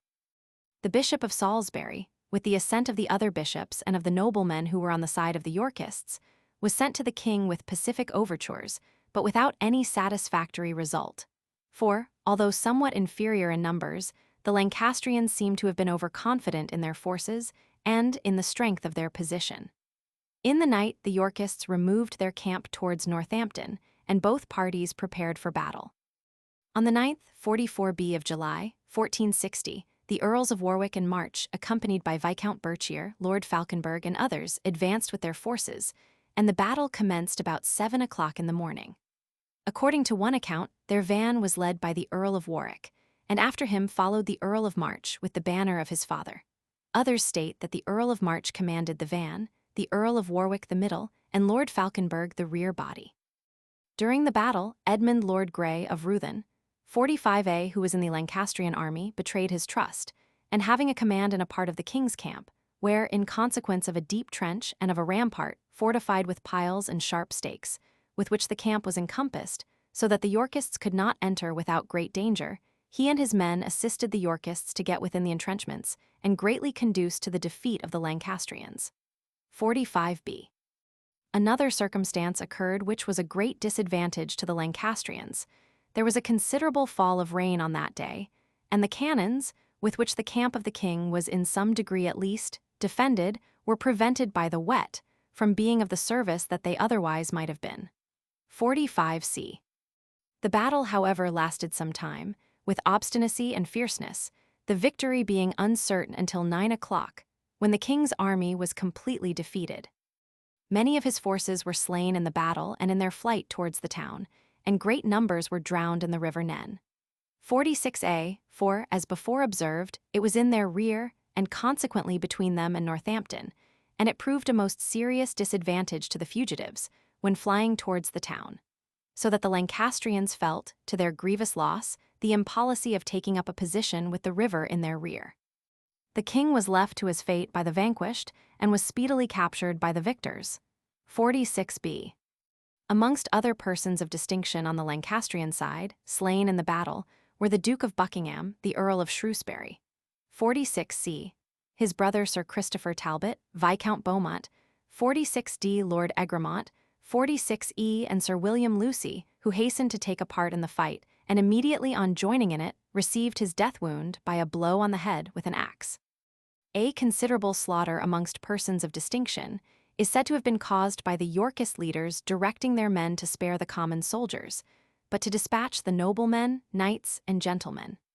Many of the Lancastrians, however, were taken prisoners, in consequence of their having alighted from their horses to fight on foot, a mode of fighting very likely to be adopted when it is borne in mind that they were to fight behind entrenchments. The Duke of Somerset and others narrowly escaped, and fled with Queen Margaret and Edward, Prince of Wales, 47a, into the bishopric of Durham. The Confederate earls, having obtained the victory, waited upon the king with all outward show of respect, but immediately conveyed him to London, and lodged him in the bishop's palace. The body of the Duke of Buckingham was interred in the Church of the Grey Friars, 47b, at Northampton. That of the Earl of Shrewsbury was conveyed to Worksop, 48a, and there buried. Those of some of the leaders were interred in the Hospital of St. John, in Bridge Street, in Northampton, 48b, and others in the Abbey de la Prée, adjacent to the field of battle, 48c, but the exact spot where the cemetery of the Abbey was situated is not now known. The Duke of Buckingham was of royal lineage, 48d being the son and heir of Edmund Stafford, 5th Earl of Stafford, by Anne Plantagenet, daughter of Thomas of Woodstock, Duke of Gloucester, youngest son of King Edward Roman III. A strange and mournful fatality attended the principal members of the great and powerful family of the Duke of Buckingham during 5 generations. The father, son, grandson, great-grandson, and great-great-grandson all died violent deaths. Edmund Stafford, 5th Earl of Stafford, was slain fighting on the part of Henry Roman IV. At the Battle of Shrewsbury in 1403, his son, Humphrey Stafford, 1st Duke of Buckingham, was slain at the Battle of Northampton, fighting for the Lancastrian party in 1460. His son, Humphrey, Earl of Stafford, was slain at the First Battle of St. Alban, also fighting for that party, in 1455. His son, Henry Stafford, 2nd Duke of Buckingham, was beheaded in the first year of Richard Roman III. In 1483, 49, and his son, Edward Stafford, the 3rd and last Duke of Buckingham of that family, was beheaded in the 13th year of Henry Roman VIII, in 1521. I carefully searched for, but could not discover, any remains of entrenchments, and, although I made inquiries, I was unable to learn that any traces of them could be recollected by persons on the spot. But there is sufficiently clear information, given by the old historical writers, to enable a person fond of such investigations to identify the place where the battle took place. And their accounts show that it was fought close to Northampton, 50a in the meadows on the southward side of the town, 50a, and of the river Nen or Nene, and adjoining de la Prée Abbey, 50a in the parish of Hardingstone and near Queen Eleanor's Cross. 50a, the field of battle is now occupied by beautiful plantations, pleasure grounds, and a portion of the park of Edward Bouverie, Esquire. 50b, formerly part of the meadows before mentioned, and the railway from Northampton to Peterborough passes over one side of them. The mansion of de la Prée Abbey stands upon the site of the old abbey of that name, and some portions of the walls, and 2 or 3 small arches or doorways of the old abbey are yet to be seen in the interior of the present mansion. As the meadows are skirted by the river Nen, which flows on the south side of Northampton and separates the town from them, it follows that when the Lancastrians marched out of the town and took up a position in the meadows, and had the town and river close to them in their rear, they faced to the southward. As the Yorkists marched from London, and proceeded to a place between Towcester and Northampton, it appears pretty certain that they advanced by Blisworth, and by the present Turnpike Road, and passed close to the beautiful and interesting monument of antiquity, Queen Eleanor's Cross, which stands not much more than a mile from Northampton. The land is rather elevated in the vicinity of the cross, and slopes down to the mansion of de la Prée Abbey and to the park and pleasure grounds belonging to it, and the Yorkists would naturally face to the northward when attacking the Lancastrians. I was unable to learn, upon inquiry, that any relics of the battle had been dug up upon the field, and, as it is now part of the park and pleasure grounds, the probability of the discovery of them by any excavations, ploughing, or digging is consequently much diminished. The victory was productive of most important advantages to the Yorkists. The Lancastrians were dismayed by the loss of the battle, the captivity of King Henry, and the deaths of so many of their leaders. And the defenders of the Tower of London, straitened by the want of provisions, surrendered immediately. The Duke of York, 51, who was in Ireland when the battle was fought, hearing of its successful result, returned to London. And although he did not succeed in getting himself recognized as King of England, he was declared by Parliament to be Henry's successor besides, which, without waiting for Henry's death, he was at once entrusted with the power, though not the title, of king. For he was appointed protector and regent of the whole realm. Chapter 4, The Field of the Battle of Wakefield, 53a. Duke of York, but stay, what news? Why comest thou in such post? Messenger, the Queen, with all the northern earls and lords, intend here to besiege you in your castle. She is hard by with 20,000 men, and therefore fortify your hold, my lord. Shakespeare's Henry Roman 6, Part 3, Act 1, Scene 2, Sandal Castle near Wakefield. Richard, Duke of York, 53b, desirous to disperse a considerable body of troops, which Queen Margaret, 53c, was assembling in the north, marched from London on the 2nd of December, 1460, with a small army and proceeded into Yorkshire, whilst his eldest son, Edward Earl of March, afterwards King Edward Roman IV, went into Herefordshire and to the borders of Wales to levy a large body of forces in order to assist his father. 53d, and intended to follow him with an army to his castle of Sandal near Wakefield. On Christmas Eve, the Duke of York took up his position at Sandal, and his friends, retainers, and tenants speedily began to assemble around him.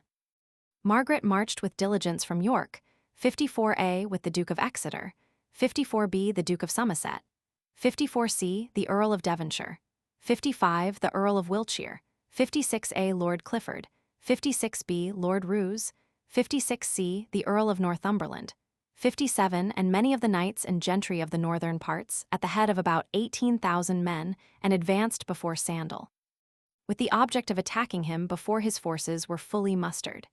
It is certain that the Duke of York's army was much inferior in numbers, and some accounts state that he was only at the head of 5,000 men.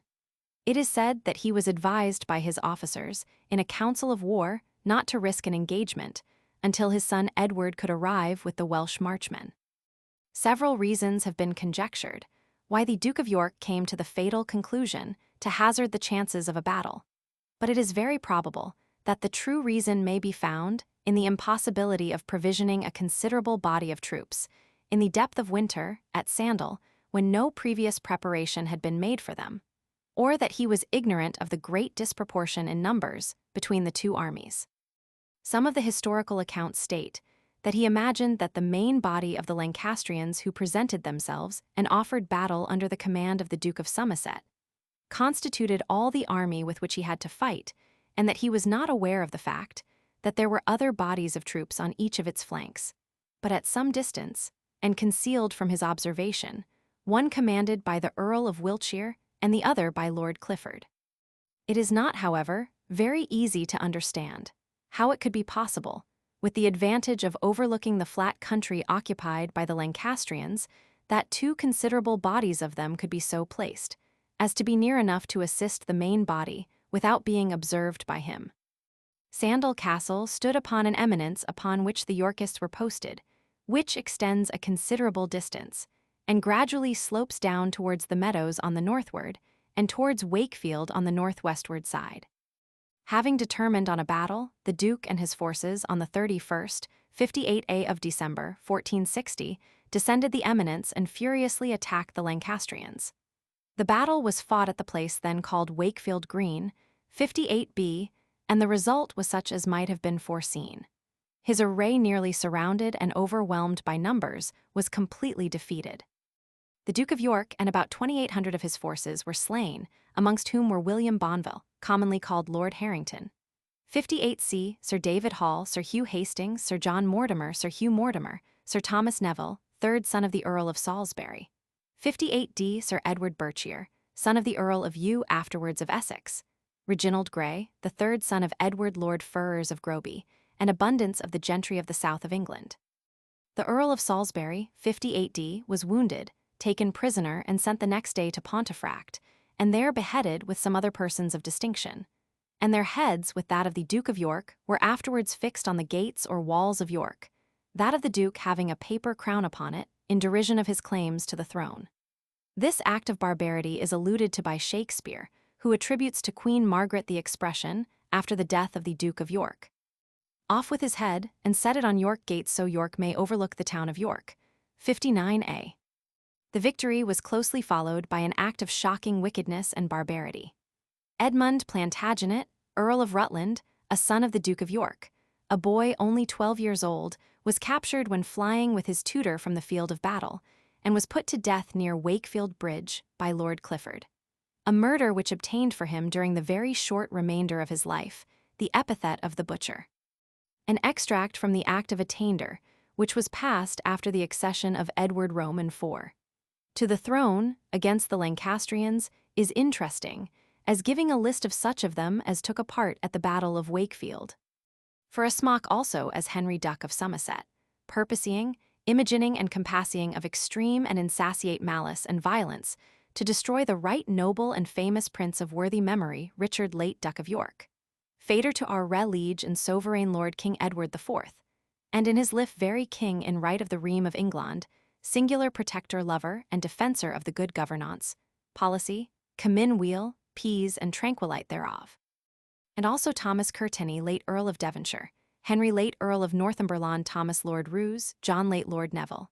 59b. John Whelpdale late of Lichfield Clerk, Philip Lowes late of Thoweresby and the Count of Lincoln Clerk, Bodwin Fufforth knit, Alexander Hodie knit, Nicholas Latimer knit, James Lottrell knit, Edmund Mountford knit, Thomas Finder knit, Henry Lewes knit, John Heron 60a of the Ford knit, Richard Tunstall knit, Henry Bellingham knit, Robert Whittingham knit, William Grimsby late of London late square, Thomas Tunstall late of Thurland in the Shire of Lancaster square, Simond Holmes knit, Thomas Dalton late of Lilbourne and the Count of Northumberland gentleman, James Dalton late of the same gentleman, George Dalton late of the same gentleman, John Clapham late of Skipton in Craven in Yorkshire Yeoman, Andrew Trollope, 60b, late of Geisnes square, Anthony Notehill knit, John Boteler late of Houck in the Count of Dorset square, Gon Lamplugh late of Warkworth in the Shire of Northumberland gentleman, Edmund Fyesh late of York Tailier, Thomas Freisel late of the same Smythe, John Smothing late of the same Yeoman, John Catterall late of Brayton in the Count of York gentleman,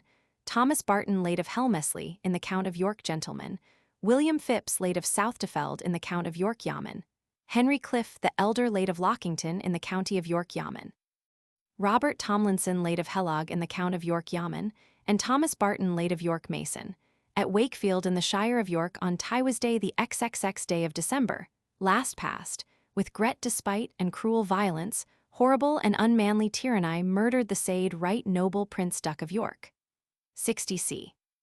As the city of York, from whence Queen Margaret advanced with the Lancastrians, lies on the northeastward of the village and castle of Sandal, it might have been inferred that the road by which she advanced was that through Pontefract, on the eastward side of the river Calder. Wakefield and its bridge over the Calder are on the northwestward side of Sandal. And if the Earl of Rutland, at the time when he was captured, were trying to effect his escape by Wakefield Bridge, it might be supposed that during the fight, that side of the field of battle was in the rear of the Yorkists, and consequently was open and unoccupied by the Lancastrians. 61a, but that is not reconcilable with the fact that previously to the battle, the Duke of York's army was posted at Sandal, and that the battle was fought between Wakefield and Sandal and upon Wakefield Green, because in that case, Wakefield and its bridge must of necessity have been in the possession of the Lancastrians, and if so, they naturally must have advanced from York to Wakefield on the west side of the Calder. It seems probable that when the Earl of Rutland was captured in his flight, his capture took place at some spot other than Wakefield Bridge, and that he was brought a prisoner to Lord Clifford, who murdered him on or near the bridge. On the 31st of July, 1852, 61b, I first visited the field of battle, the castle, and also the village and church of Sandal. The church has not any old monuments to boast of, and I could not discover that any monument whatever, which had any relation to persons slain at the battle, had ever existed there. The Reverend Thomas Westmoreland, recently the vicar of Sandal, now of Leominster, has, however, very kindly sent me a copy of an inscription in old characters apparently of about that age. But I am far from saying that it had any reference to any individual named Percy, connected with that battle, viz. Orate pro bono statu Jocelyn Psi Armigeri. I am also indebted to him and to William Shaw, Esquire of Portobello House, for some valuable information upon some other points. Looking from Sandal Castle Hill, a flat plain appears of considerable extent, cultivated as meadow fields, extending from the castle to the river Calder. Those meadows are at present called the Pugnays. They are designated the Puckanills, on the manor court rolls, which are still in existence and of a date prior to the 14th century. Adjoining the tract of meadowland, and in the extreme northwestward, bounded by the river Calder, is Portobello, a mansion erected by Samuel Holdsworth, Esquire, and now occupied by William Shaw, Esquire. The battle was fought upon that spot, upon part of the meadowland before mentioned, and upon the tract of ground formerly part of Wakefield Green, extending from thence across the turnpike road in a northeastwardly direction. The green must have been at that time a large open tract of ground, but it has long been enclosed, and its position appears to have been on the southward side of, and about half a mile from the bridge. 62. Its site is crossed by the modern turnpike road, from Wakefield to Barnsley, and part of it has acquired the name of Fall Ings, according to tradition, from the great numbers who fell there, in the battle. There are now no remains of Wakefield Green. All of it has been enclosed, and several portions of it are built upon. And it is worthy of notice that on one side of the spot where the green is said to have been, the ground descends from Sandal to the present turnpike road, and to a tract of level ground close to Portobello House. And that, at a little distance further on the turnpike road leading towards Wakefield, there is a slight elevation in the road and in the contiguous fields. After carefully viewing the ground, I came to the conclusion that this little elevation, which faces the high ground at Sandal, must be considered to have been the position of the Lancastrians, and also that the battle was fought upon the level ground between it and Sandal, extending on the one side towards Portobello House, and on the other to the Fall Ings, and towards the Pontefract Road. In digging the foundations of Portobello House, and in forming the sunk fence there, human bones, broken swords, spurs, and other relics were discovered, which were considered fully confirmatory of that locality having been the scene of the conflict. On the northern part of Fall Ings, near the side where the highway to Pontefract runs, fragments of armor and other indications, apparently of the battle, are said to have been discovered some time ago, in making an excavation there. It was also the spot, and on the side of Sandal, where the battle would naturally take place, after the advance of the Lancastrians from York to Wakefield, and it tallies with the recounts handed down to us that the battle was fought between Wakefield and Sandal and upon Wakefield Green. There has not been discovered, within the memory of man, any large trench or pit near Sandal Church, where it might reasonably be supposed that some of the slain would be interred, such as has been discovered at Battlefield Church, in consequence of the Battle of Shrewsbury, and at Saxton Church, in consequence of the Battle of Towton. 63. Sandal Castle has not been an extensive one, and, except that its position was on an eminence, it was devoid of the natural advantages which many castles possess, such as being built on the margin of rivers or the edges of steep precipices. All that now exists of it consists of rather large mounds, on which the outworks and walls have stood. Two shattered and not large fragments of the latter remain, but so imperfect that it is not possible to ascertain of what part of the castle they originally formed a portion. The moat is tolerably perfect. Indeed, in one place, it contained water when I visited it, although the season was hot and dry. There is also a very large and high mount, in a considerable degree artificial, on which the keep has stood, almost encompassed by an inner moat, which is of considerable depth. In the additions to Camden's Britannia, it is stated, with reference to the death of the Duke of York, that the spot where he fell was enclosed with a triangular wall, including about a rood or 10 feet, now converted into a garden, the owners being obliged to keep it hedged in. That a large stone cross raised on it was demolished in the Civil War. That here was found a large gold ring, supposed to have belonged to the Duke, and given to Mr. Thoresby, on the sale of whose museum Mr. Bartlett, who remembered the finding of it, bought it for 2 guineas. That within is engraved, Poor Bon Amour, and on the broad outside are 3 saints. 64a.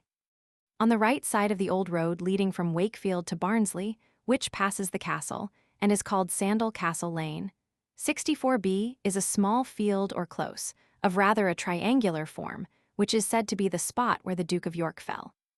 64c. It will scarcely admit of any doubt that this is the identical place which is mentioned in the addition to Camden's Britannia, although there is not a vestige of the cross now left. As the place is rather nearer to the castle than to the field of battle, it is not unreasonable to infer that the Duke of York may have been mortally wounded and have been removed to a little distance in the rear. The spot in question would be in the rear of the Yorkists' army, or he may have endeavored to escape, on finding that the day was against him, and may have been slain there in his flight. The strong probability is that it is the place where he fell. The small field or close may easily be distinguished. It lies about a mile from Wakefield Bridge, and at a very trifling distance beyond the toll bar, a little well will be remarked, in the hedge, on the right side of the old road to Barnsley. And about midway between the toll bar and the well, the small field or close presents itself to view. It is remarkable for having two very old willows growing in the hedge adjoining the road, and more of them were not very long ago growing there. A small compartment of the field was, within the recollection of the recent vicar of Sandal, fenced off from the remainder of it, and planted with red and white roses, which must naturally be supposed to have been done to commemorate the battle or the death of the Duke of York. 65a. Chapter 5, The Field of the Battle of Mortimer's Cross. 67a. Edward, dazzle mine eyes, or do I see three suns?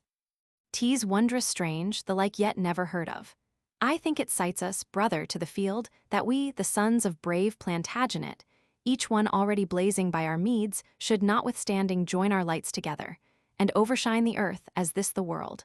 Whate'er it bodes, henceforward will I bear upon my target 3 fair shining suns. Shakespeare's Henry Roman 6, Part 3, Act 2, Scene 1, near Mortimer's Cross. The victory gained by the Lancastrians at the Battle of Wakefield seemed at the first view to decide the fate of the adverse party.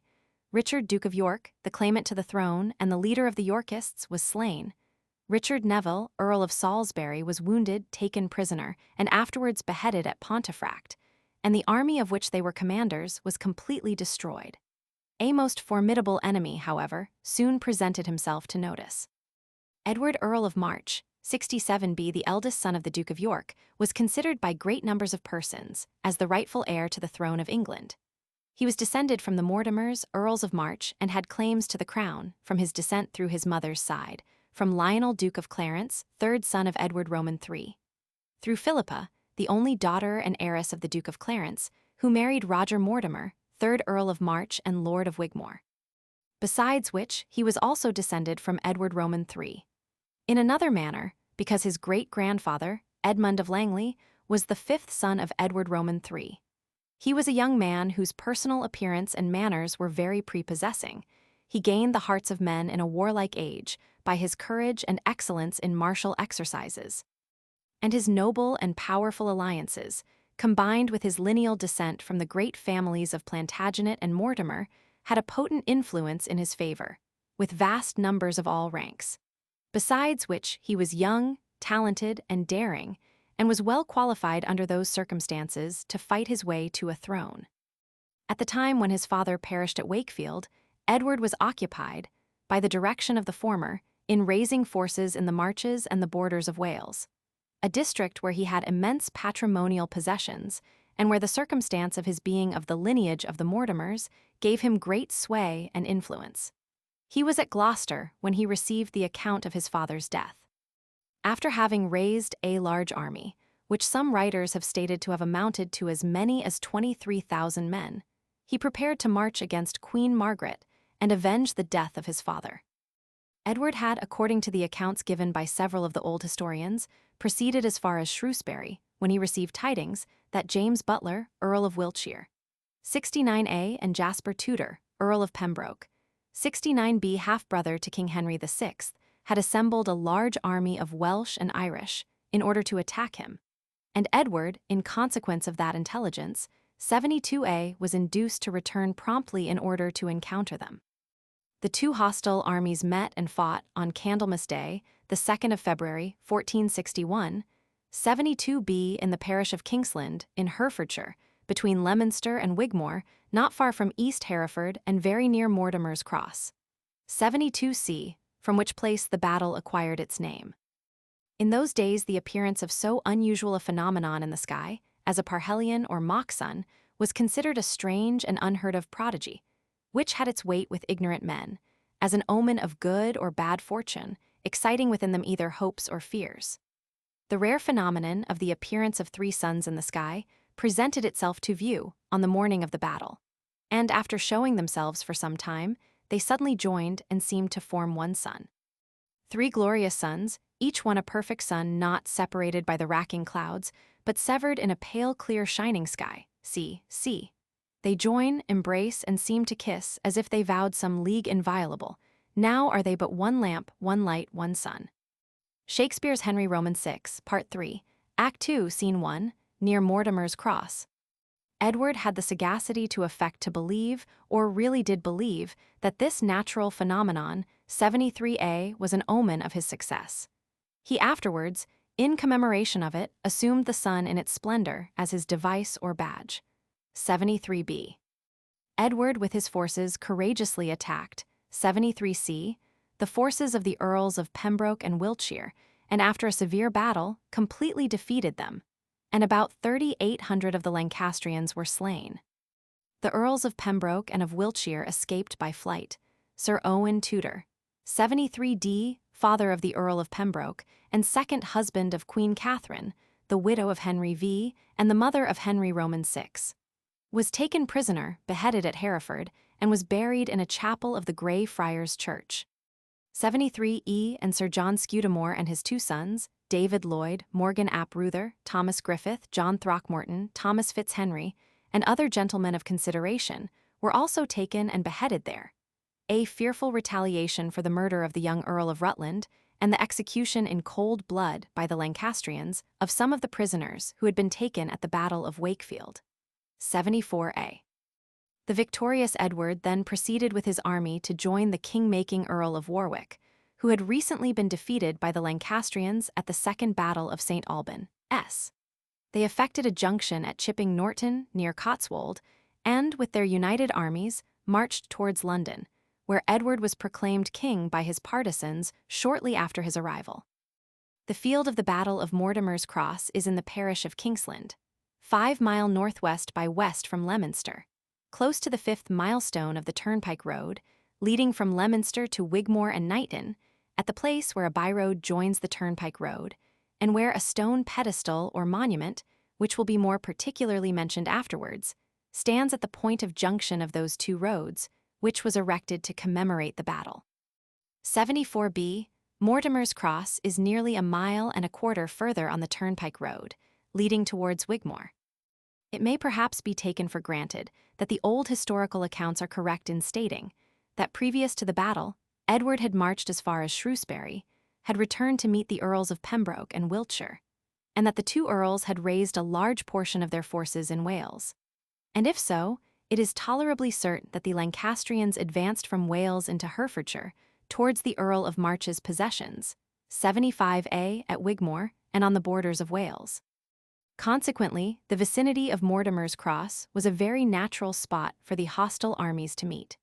There is a gentle ascent in the road from Mortimer's Cross to the field of battle, and to the spot where the pedestal stands. Consequently, the Yorkists had a slight advantage of ground, and they were drawn up facing the westward, whilst the Lancastrian army faced the eastward. Mortimer's Cross is not a village, but merely consists of a respectable but small country inn, called the Mortimer's Cross Inn, and one or two other houses at a junction of 4 roads, where in former times a cross is said to have been erected by one of the Mortimers, but it has long been removed, and I could not learn upon inquiry that it had been there within the memory of man. Relics of the conflict have been occasionally dug up in the fields in front, to the westward of the pedestal, and of the point of junction of the 2 roads.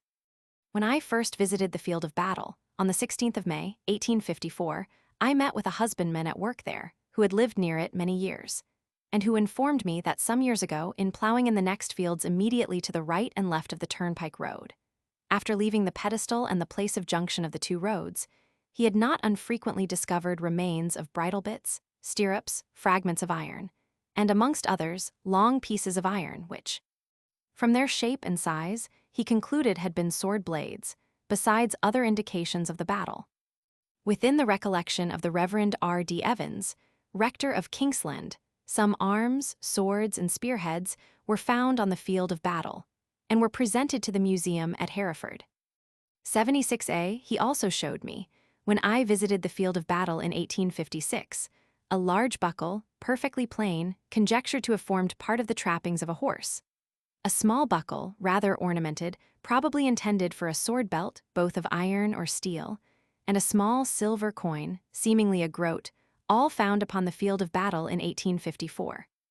76b, I have also been informed by him that there was within his recollection, in a close near the field of battle, a mound said to have been a place of burial of those slain in the battle, but that it is now quite plowed down, and no vestige of it remains. Although the field of battle is now entirely enclosed, there were old persons living, when I visited it in 1855 and 1856, who recollected large parts of it, when the thorn fences of its enclosures were small, and not much grown, from having been recently planted, and even when a portion of the land near the pedestal was open and unenclosed. The ruins of Wigmore Castle are little more than 4 miles further than the field of battle, on the road from Leominster, from which it is about 9 miles and a half distant. And when I was on 3 occasions in the neighborhood, I did not hesitate to prolong my excursion and visit the remains of a castle which in days of yore was of importance, and a principal residence of the Mortimers and of Richard Duke of York. Leland does not give any information of moment respecting the castle, but merely states concisely, Wigmore Castle a Roman 20 miles from Shrewsbury, standing on a brooklet sometime almost dry. 77. The ruins are upon a considerable eminence, and are sadly shattered, both by time and wilful spoliation, though they still are interesting and of commanding appearance. So much of the castle has been destroyed, that it is not possible to determine with accuracy its original plan and arrangements. Some of the outside walls, an arch, and other small parts of the principal gateway, and some considerable portions of the keep, still remain, much of which are covered with ivy. The moat is also tolerably perfect in most places, and the ruins of the keep stand within the castle upon a naturally high elevation, which has been considerably raised by artificial means. The keep has formerly been further strengthened by an interior moat, which separated it from the rest of the castle. Most of the walls have been built of a slaty kind of stone, which has a tendency to splinter and crumble from the effects of the weather and frost, so that the remains do not appear likely to have a very long continuance. In approaching the entrance, there are some appearances visible, of a rampart and ditch, extending to the right, and also for a little distance to the left, of the gateway. There are not, however, any signs of masonry upon the rampart, but if it formerly formed part of the outworks or outward defenses of the castle, it probably has been fortified with palisades or stakes. The church and little village of Wigmore are close to the castle. The church is a plain stone Gothic edifice of great antiquity. It contains sedilia and also a piscina, both of remarkable construction, the former being literally stone seats separated by stone partitions perfectly plain, without any canopies or arches, and the latter being placed on the acute angle of some masonry near them. The roof of the church is of a very unusual description, as it is of massive oak timber, wagon-shaped, and apparently of great age. And a large part of the outside wall of the north side of the nave is built with the stones set in the herringbone fashion, which is now very rarely to be met with, and is usually considered a proof of its remote antiquity. A chapel, now demolished, originally stood on another part of the north side of the church, as is proved by the piscina still remaining on the outside of it, and the arch through which the entrance was obtained into it from the church, being still apparent in the north wall. Considering the great utility of the castle, as a bridle to incursions from the borders of Wales, formerly a hostile country, its importance to the lords of the Welsh marches, and its having been a residence of the powerful Mortimers, who had more than once caused kings to feel uneasy on their thrones, I was a little surprised not to find it of more extensive size. Nor did I consider its position to have been naturally as strong as might have been expected for such a fortress. Here the traveler finds himself in a district upon the borders of Wales, which in a remote age, and when the principality was considered as a hostile country, was a part of the Welsh marches, and the personages in command there were designated Lords Marchers. 78a, they were so called, from the word marque, or limit. They had courts of marque, in which they tried causes of different kinds, and especially offenses against the public peace, which went by the name of marque treason. 78b, the Mortimers often held that important office upon the borders of Wales. There were in Wales, and the borders of England adjoining the Principality, 141 manors of large extent possessed by the Lords Marchers, who enjoyed almost regal rights upon their lands and administered justice within their several districts, without the intervention of the king's judges. 79a, the excessive authority and local jurisdictions of the Lords Marchers in this debatable land were abolished by an Act of Parliament in the time of Henry Roman VIII. 79b. The drive from Leominster to Wigmore is interesting and pleasant. The view from Wigmore Castle is extensive and beautiful. An amphitheater of mountains forms a background, between which and the castle is a very extensive plain, over which in days of yore the powerful Mortimers could survey, from the towers and battlements, their vast possessions, and as mighty feudal lords, they also could despotically command the property, services, and even the lives of nearly all who resided within the district. The pedestal or monument before noticed, erected near the 5th milestone of the Turnpike Road, to commemorate the Battle of Mortimer's Cross, contains the following inscription. This pedestal is erected to perpetuate the memory of an obstinate, bloody, and decisive battle, fought near this spot, in the civil wars between the ambitious houses of York and Lancaster, on the 2nd day of February 1460, 80a, between the forces of Edward Mortimer Earl of March, afterwards Edward IV, on the side of York, and those of Henry VI on the side of Lancaster. The king's troops were commanded by Jasper Earl of Pembroke. Edward commanded his own in person and was victorious. The slaughter was great on both sides, 4,000 being left dead on the field, and many Welsh persons of the first distinction were taken prisoners, among whom was Owen Tudor, great-grandfather to Henry VIII, and a descendant of the illustrious Cadwallader, who was afterwards beheaded at Hereford. This was the decisive battle which fixed Edward IV on the throne of England, 80b, who was proclaimed king in London on the 5th of March following. Erected by subscription in the year 1799. Chapter 6, The Field of the Battle of Totnes, 81a. Edward, now breathe we, lords, good fortune bids us pause and smooth the frowns of war with peaceful looks. Some troops pursue the bloody-minded queen that led calm Henry, though he were a king, as doth a sail, filled with a fretting gust, command an argosy to stem the waves.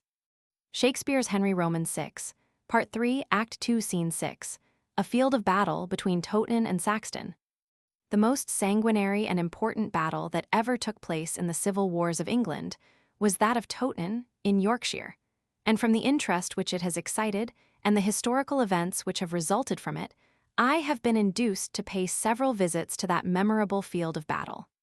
81b. Queen Margaret, 82a, and the Lancastrians, exulting in the victory obtained at Wakefield, were encouraged by it to proceed towards London in hopes of being admitted into the city. But on their arrival at St. Alban, they encountered the Earl of Warwick, 82b, and an army of Yorkists. And for the second time, within less than 6 years, a battle was fought there. 82c, it terminated in the defeat of the Yorkists, and was of great importance to the Lancastrians, because they regained the advantage of the use of the name of King Henry Roman VI. 82d, in their proceedings, as the battle delivered him out of the custody of the Yorkists. Margaret's victory was, however, disgraced by an act of great barbarity. She, or some of the Lancastrian leaders with her sanction, put to death in cold blood, after the battle, Lord Bonville, 83a, and Sir Thomas Kiriel, 83b, of Kent, to whose custody King Henry had been confided before the battle, and notwithstanding they had remained with him on his express assurance of their safety.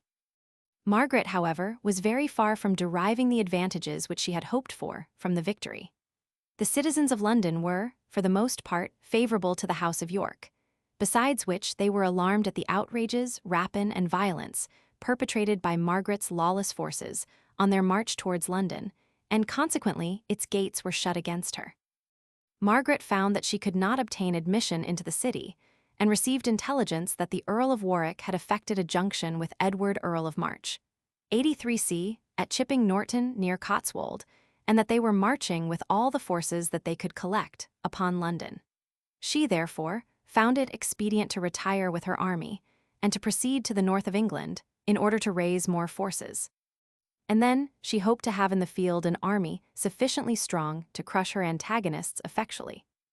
Edward entered London triumphant after his victory at Mortimer's Cross, and having the support of Thomas Berchier, 83d Archbishop of Canterbury, George Neville, 83e Bishop of Exeter and Lord Chancellor and other bishops, the Duke of Norfolk, 84a the Earl of Warwick, Lord Falconberg, 84b and other noblemen and knights of the Yorkist party who were then in London, was declared king by acclamation by a large body of troops and of spectators in the fields near Clerkenwell on the 2nd of March, 1461.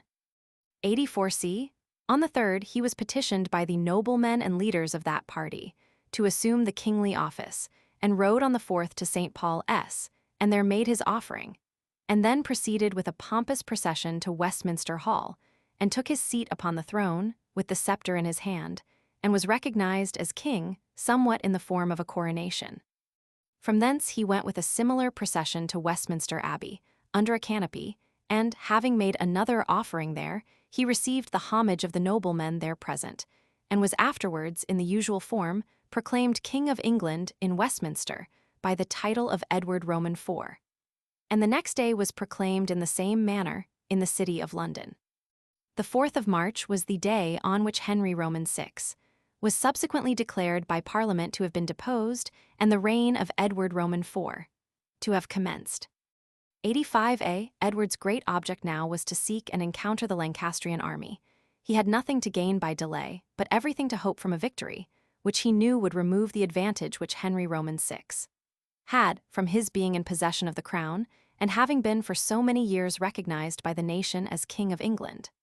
On the 7th of March, the Earl of Warwick and a large portion of the army of the Yorkists quitted London and commenced their march towards the north. On the 12th, Edward and the remainder of the army also left London and proceeded with little rest until they reached Pontefract. The Lancastrian army had assembled at York, and on the approach of the Yorkists, quitted the city and marched through Tadcaster to Towton, and there prepared for the approach of their enemies, whilst King Henry Roman VI, Queen Margaret and Edward 85b, the young Prince of Wales, remained at York, awaiting the result of the impending battle, which was to decide whether Henry was to continue to be the sovereign of England or to become a poor exile and a homeless fugitive. It was with feelings of the most intense hatred that the forces of the two parties approached each other. The deaths of not a few of the members of their respective families, and of many friends in battle, and of others on the scaffold, the forfeitures and confiscations by the Act of Attainder of the Parliament held at Coventry, and the bitterness of party strife gave to the conflict a degree of inveteracy and fury, perhaps never equaled in any civil dissensions in England. And it cannot excite wonder that in the dreadful battle which ensued, no quarter was given or expected. The first hostile meeting of any of the forces was unfavorable to the cause of Edward. He had sent troops commanded by Lord Fitzwalter, 86a, to secure the passage over the River Aire at Ferrabridge. But in the course of the night of the 27th of March, or very early in the morning of the 28th, a body of light cavalry, under the command of Lord Clifford, 86b, was detached by the Lancastrians and attacked and defeated the Yorkists stationed there, slew their leader, and won that position.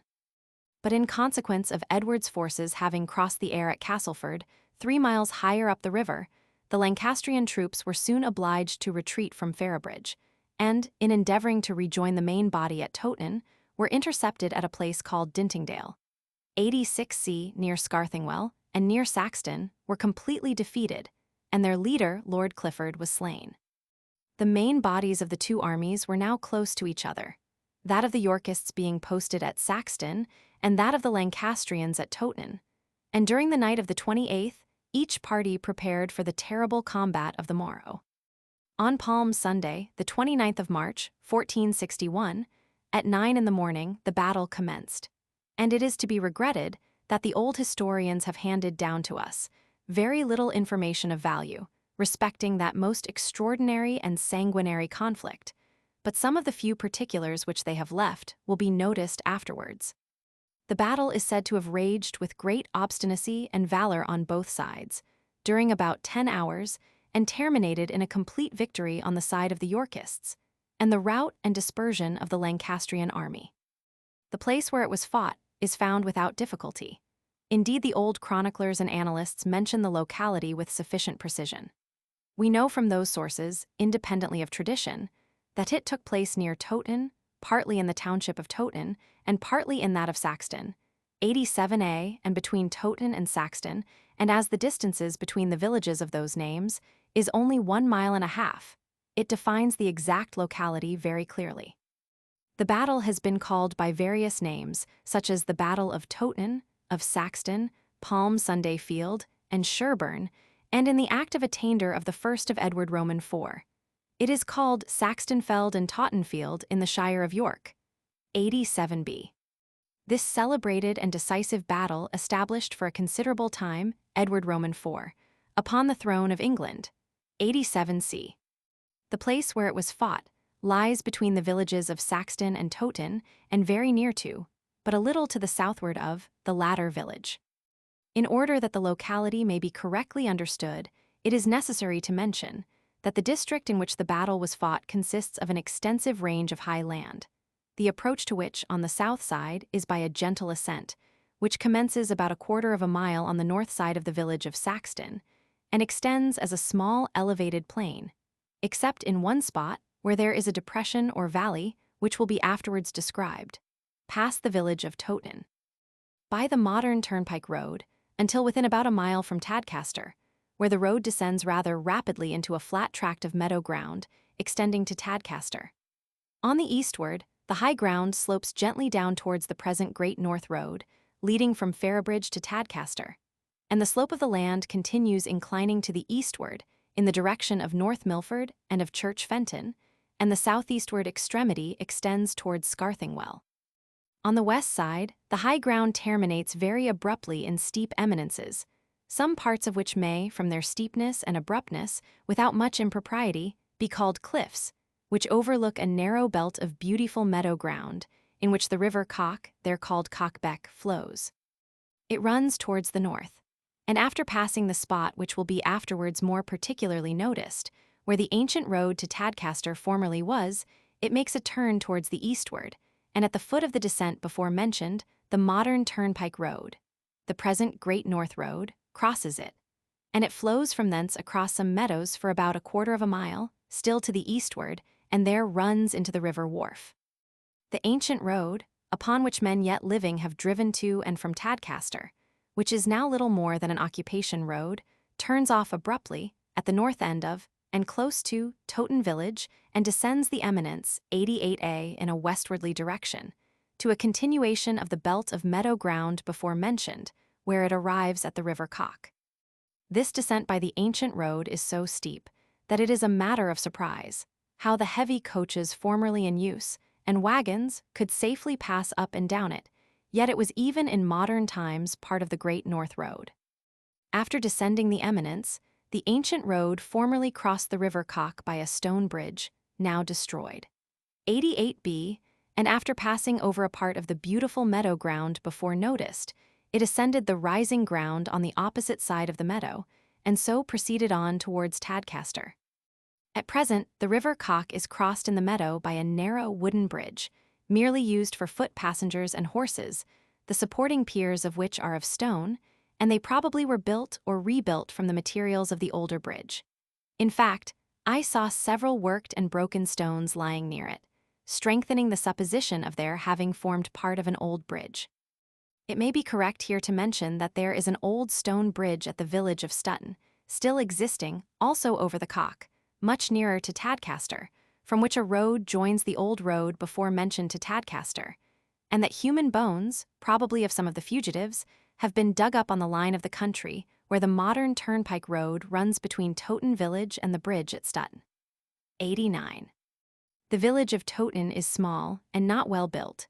The houses are principally of stone or with rough-cast fronts. It has not any church, and Towton Hall, where John Kendall, Esquire, resides, is close to the village on the southwestward side of it. The village lies about 2.5 miles to the southward of Tadcaster, and the turnpike road from Ferrybridge towards Tadcaster passes through Sherburn and past Barkston and Scarthingwell Park and proceeds directly to it, Towton and Sherburn being nearly north and south of each other. And the turnpike road passes through the village of Towton, at which it meets the public road which will be afterwards noticed, from the village of Saxton. There is also a road leading from Saxton village to Scarthingwell, which joins the turnpike road from Ferrybridge, at Dintingdale, at the distance of about half a mile from Saxton village. And on the eastward side of the Ferrybridge road, there is a stone quarry called Dintingdale Quarry, close to the place where the other road joins it.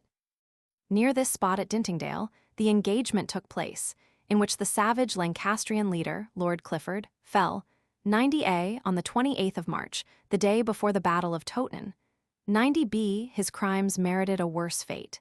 His death is introduced by Shakespeare in the third part of King Henry Roman VI. Enter Clifford wounded. Clifford, here burns my candle out, aye, here it dies, which, whilst it lasted, gave King Henry light. Ah, Lancaster! I fear than overthrow more than my body's parting with my soul. My love and fear glued many friends to thee, and now I fall, thy tough commixtures melt, impairing Henry, strengthening misproud York. Bootless are plaints, and cureless are my wounds, no way to fly, nor strength to hold out flight. The foe is merciless, and will not pity, for at their hands I have deserved no pity. The air hath got into my deadly wounds, and much effuse of blood doth make me faint. 90C. The elevated land begins to rise about 1/4 mile on the north side of Saxton village, from which a public road proceeds from thence in a northwardly direction, and continues to rise until within little more than half a mile to the southward of the village of Towton, where there is a considerable depression or descent in the road, and in the ground on each side of it. At this place, and on the left or westward of the road, the depression in the ground deepens through a large meadow, where it forms a valley, which contracts, and extends through an opening in the eminence or cliff before mentioned, to the belt of meadow land extending to the river Cock. On the right or eastward side of the public road, the depression, which is called Towton Dale, extends some little distance into the adjoining fields, and then becomes a mere undulation in the fields, and the ground is nearly level from thence towards the eastward. This place is easily known, not merely by the large meadow and valley, but by a stone quarry called Towton Dale Quarry, worked close to, and on the westward or left side of, the road, and which is passed on leaving the depression, and ascending towards Towton village. 91. Those marks will enable the visitor to find the scene of action, without difficulty. The Battle of Towton was fought on the spot now occupied by the large meadow and valley before mentioned, on the west side of the road, the depression called Towton Dale, the fields extending a considerable distance to the eastward of the road, and the ground in the neighborhood of the stone quarry. The large meadow is remarkable for producing rich rank grass, and also for 3 or 4 extensive, irregularly shaped patches of very small wild dwarf rose bushes, which I was told were both red and white. It forms the west end of Towton Dale. The meadow is not unfrequently called the Bloody Meadow, and was, according to tradition, a scene of great slaughter, and it is said that considerable numbers of the dead were buried there. The distance across the fields, from the public road at that spot to the turnpike road leading from Ferrybridge, is about a mile, and the whole tract of ground between them is enclosed and cultivated. The Lancastrians had their army drawn up, a little to the southward of the village of Towton, which was rather more than 1/4 mile in their rear, and they occupied the highest ground there. The position was a good one. Their right wing extended towards the eminence or cliff before mentioned, and they had the meadow and valley in front of it. Their center had the depression called Towton Dale, or at least part of it, in front, and their left wing extended a considerable distance to the eastward, 92A, towards the place where the turnpike road from Ferrybridge now is. Before the land was drained, which lies below and on the eastward side of the Ferrybridge road, between Dintingdale and Towton, some boggy and marshy land formerly existed beyond the position of their left wing, which perhaps might be a protection against its being outflanked. 92B, their left wing had no particular advantage over their adversaries, except from the ground being a trifle, and not much, higher than that occupied by the right of the latter. The Lancastrian position extended along the highest part of the ground, in a direction almost due east and west. The Yorkists naturally drew up their army opposite the other, and on the south side of the meadow and depression before mentioned, and with their center and right wing extending across the ground, now enclosed fields, to the eastward, and towards the present turnpike road from Ferrybridge. I made inquiries from persons residing near the scene of action, but could not learn that there were any traces of entrenchments visible, although they might have been expected to have been found at the spot where the Lancastrians were posted. Instances have occurred, though not very numerous of late, of the discovery of parts of human skeletons and fragments of armor, weapons, piles of arrows, bridle bits, spurs, and C on the field of battle. The remains of armor, weapons, and other relics turned up on the field of this great engagement have been comparatively rather small, which has been very fairly accounted for by Dr. Whitaker. 93 from the circumstance that the weather was cold, and the victory complete, so that the spoil of the field and the interment of the dead proceeded at leisure. He, however, mentions one relic, which escaped the vigilance of plunder, viz., a gold ring weighing about 1 ounce, which was found on the field about 30 years before his work was published in 1816.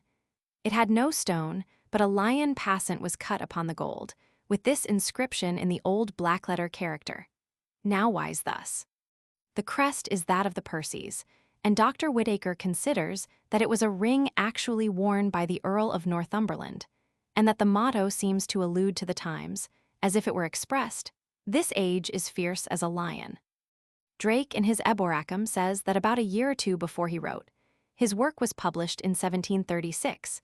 He and 2 other gentlemen had the curiosity to go and see a fresh grave opened in those fields, where amongst vast quantities of bones, they found some arrow piles, pieces of broken swords, and 5 very fresh groat pieces of Henry Roman IV, V, and Roman VI, S coin. These were laid near together, close to a thigh bone, which made them conjecture that there had not been time to strip the dead before they were tossed into the pit. It is to be regretted that he has not informed us in what particular spot those relics were dug up. But as he, in the preceding sentence, had mentioned the intended chapel and the piece of ground called Chapel Garth, it is only reasonable to conclude that he alluded to the latter. In the month of August 1774, a man was living at Saxton who, with many others, had been concerned in opening some graves of the warriors, slain at the Battle of Totnes, to satisfy the curiosity of some gentlemen. On a strict examination of the bones, then found, it appeared that the least decayed were the internodia digitorum of the bones of the thumbs and fingers. 94a. Dr. Whitaker informs us that he was possessed of a silver ring, gilt, with 2 hands conjoined engraved upon it, which was found upon the field of battle. 94b. A dagger or short sword discovered there is now in the possession of the Reverend William Jepson Newman of Badsworth, Yorkshire. It is 2 feet 4½ inches long, including the portion which was formerly inserted in the handle. Very narrow, being at the broadest part hardly more than ½ an inch in breadth, but thick in proportion and angular. It has been somewhat shortened at the point, which is at present round, and it was picked up by the father of a man who now resides in the neighboring township of Lotherton. 94c. A spearhead or pikehead was 6 or 7 years ago amongst some old iron in a blacksmith's shop near the field of battle, which had been found on the field. It was purchased and taken away by a gentleman. 94c. There is another curious relic of the battle which has been preserved, a battle-axe of which the blade is of a small size, and the handle is perfect, of black oak, roughly made, and 2½ inches in the gripe. The blade and handle of the axe are together about 18 inches long. Its history is curious. It was found very many years ago in the bed of the River Cock. It was purchased by Colonel Grant, R.A., at Saxton from the wife of a miller there, and she informed him that it had been preserved for a long period of time in the family of her husband. She had been in the habit of using it for the purpose of breaking sugar, an extraordinary change in the use of a weapon, which, as we cannot doubt, had been wielded at the Battle of Totnes by a Lancastrian warrior and been lost in the River Cock in his flight from Totnes Field. It remained a considerable time in the possession of Colonel Grant and was presented by him to the Duke of Northumberland for his museum at Alnwick Castle, where it still is.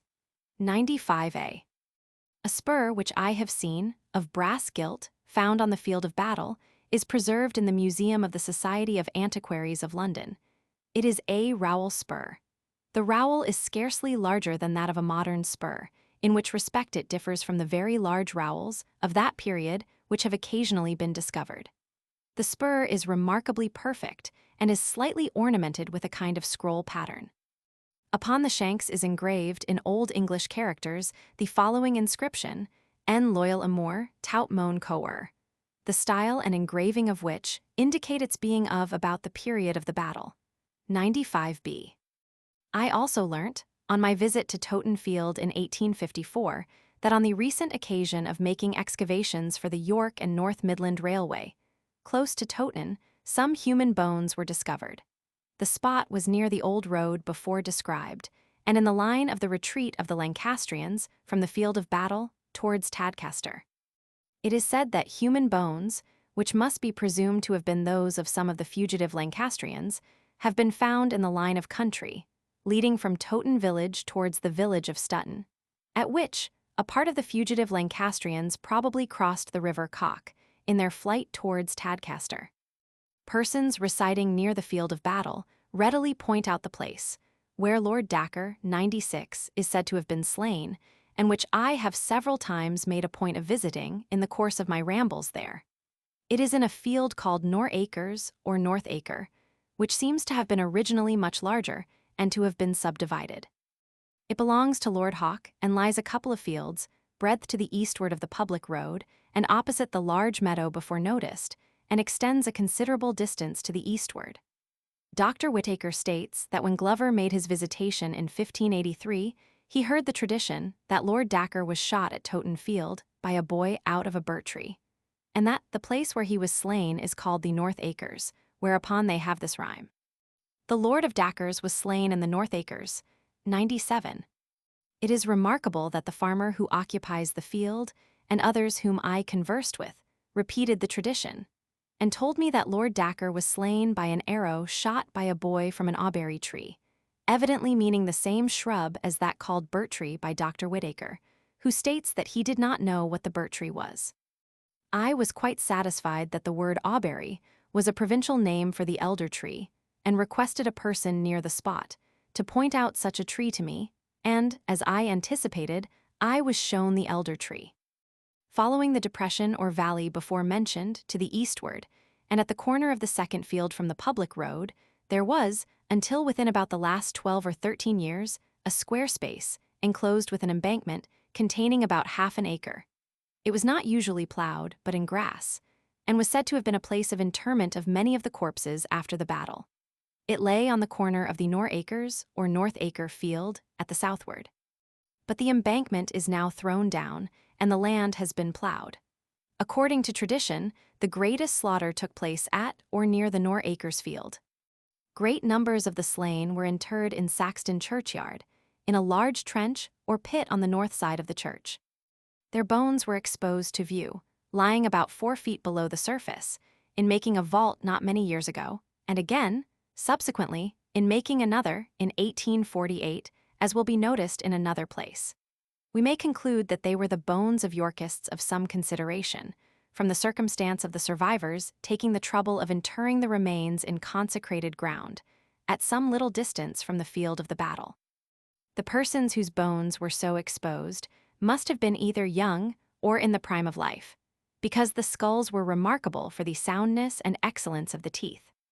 Amongst other fields on the spot where the battle was fought, there is one of considerable extent, lying on the eastward side, to which, or near to which, the Lancastrian left wing extended, which fronts the west side of the turnpike road from Ferrybridge. Any person desirous of walking over the field of battle from the Ferrybridge road will do well to cross it from this part, and enter the large field which is nearly opposite a white farmhouse, standing on the eastward side of the Ferrybridge road. On one occasion, whilst I was in it, I met with a farmer there, who informed me that some few relics of the battle had been discovered, but very rarely near the place. I have also obtained considerable information from several other persons residing near the field of battle. 98a. Dr. Whitaker states, 98b, that the field of battle is scarcely more than a mile long, and with little level ground in front of both armies, declines in the rear of both. Hence it appears that as the line could scarcely exceed 3,000 men, the files must have been very deep, and that the rear must have been perpetually advancing as the front lines fell. But that theory of Dr. Whitaker appears to proceed upon the assumption that each of the armies would be drawn up in only one body. At that period, the men-at-arms or heavy cavalry went to battle in complete armor. Each man carried a lance, sword, dagger, and occasionally a mace or battle-axe. His horse also was, to a certain extent, in armor. A considerable part of the infantry of an English army consisted of archers, armed with long bows and arrows, and another large part consisted of men armed with bills, pikes, poleaxes, glaives, and morispikes.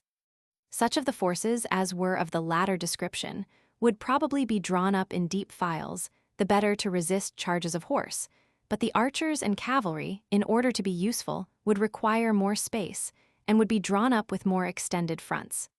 99a. It is, however, certain that each army was drawn up in more than one body, the rearmost body being in the nature of a corps de reserve, and in that case, of course, the army would present a much more contracted front. We may fairly conclude that the Lancastrians must have been drawn up in at least two bodies or lines, with the foot in rather deep files, and that their left wing extended to, or very near to, the place where the present turnpike road from Ferrabridge runs. The old historians inform us that the Earl of Northumberland, 99b, and Sir Andrew Trollope, 99c, commanded the van of the Lancastrians, which implies that there must have been a rear body or force commanded by other leaders.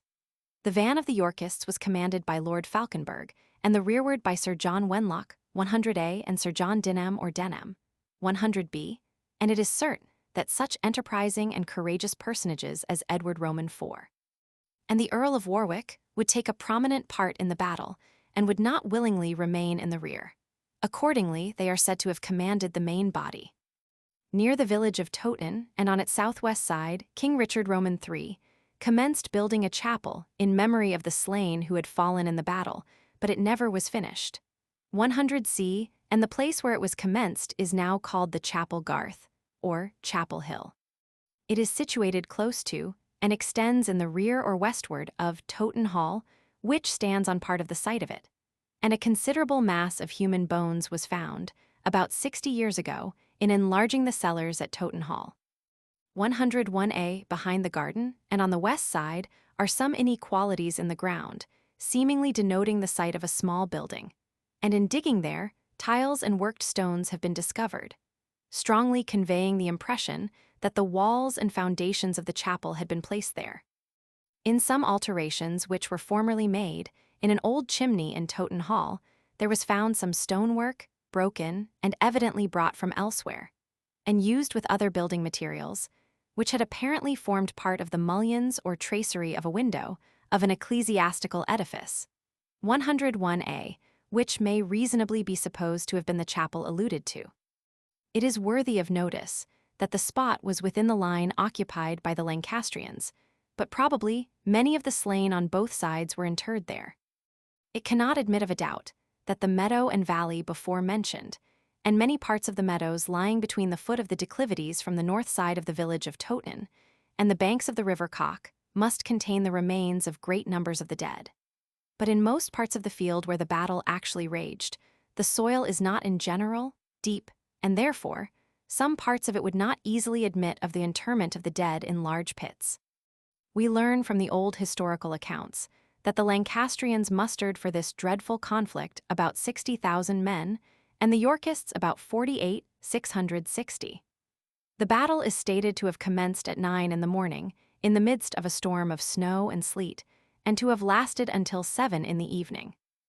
101b, it was a battle of extermination, the dreadful order not to give any quarter, nor to take any prisoners, having been issued before its commencement by Edward Roman IV, and responded to by a similar order on the part of the Lancastrians. When the Lancastrians began to give way, they at first retired in the direction of Tadcaster, in some order, and made several stands to keep their pursuers at bay.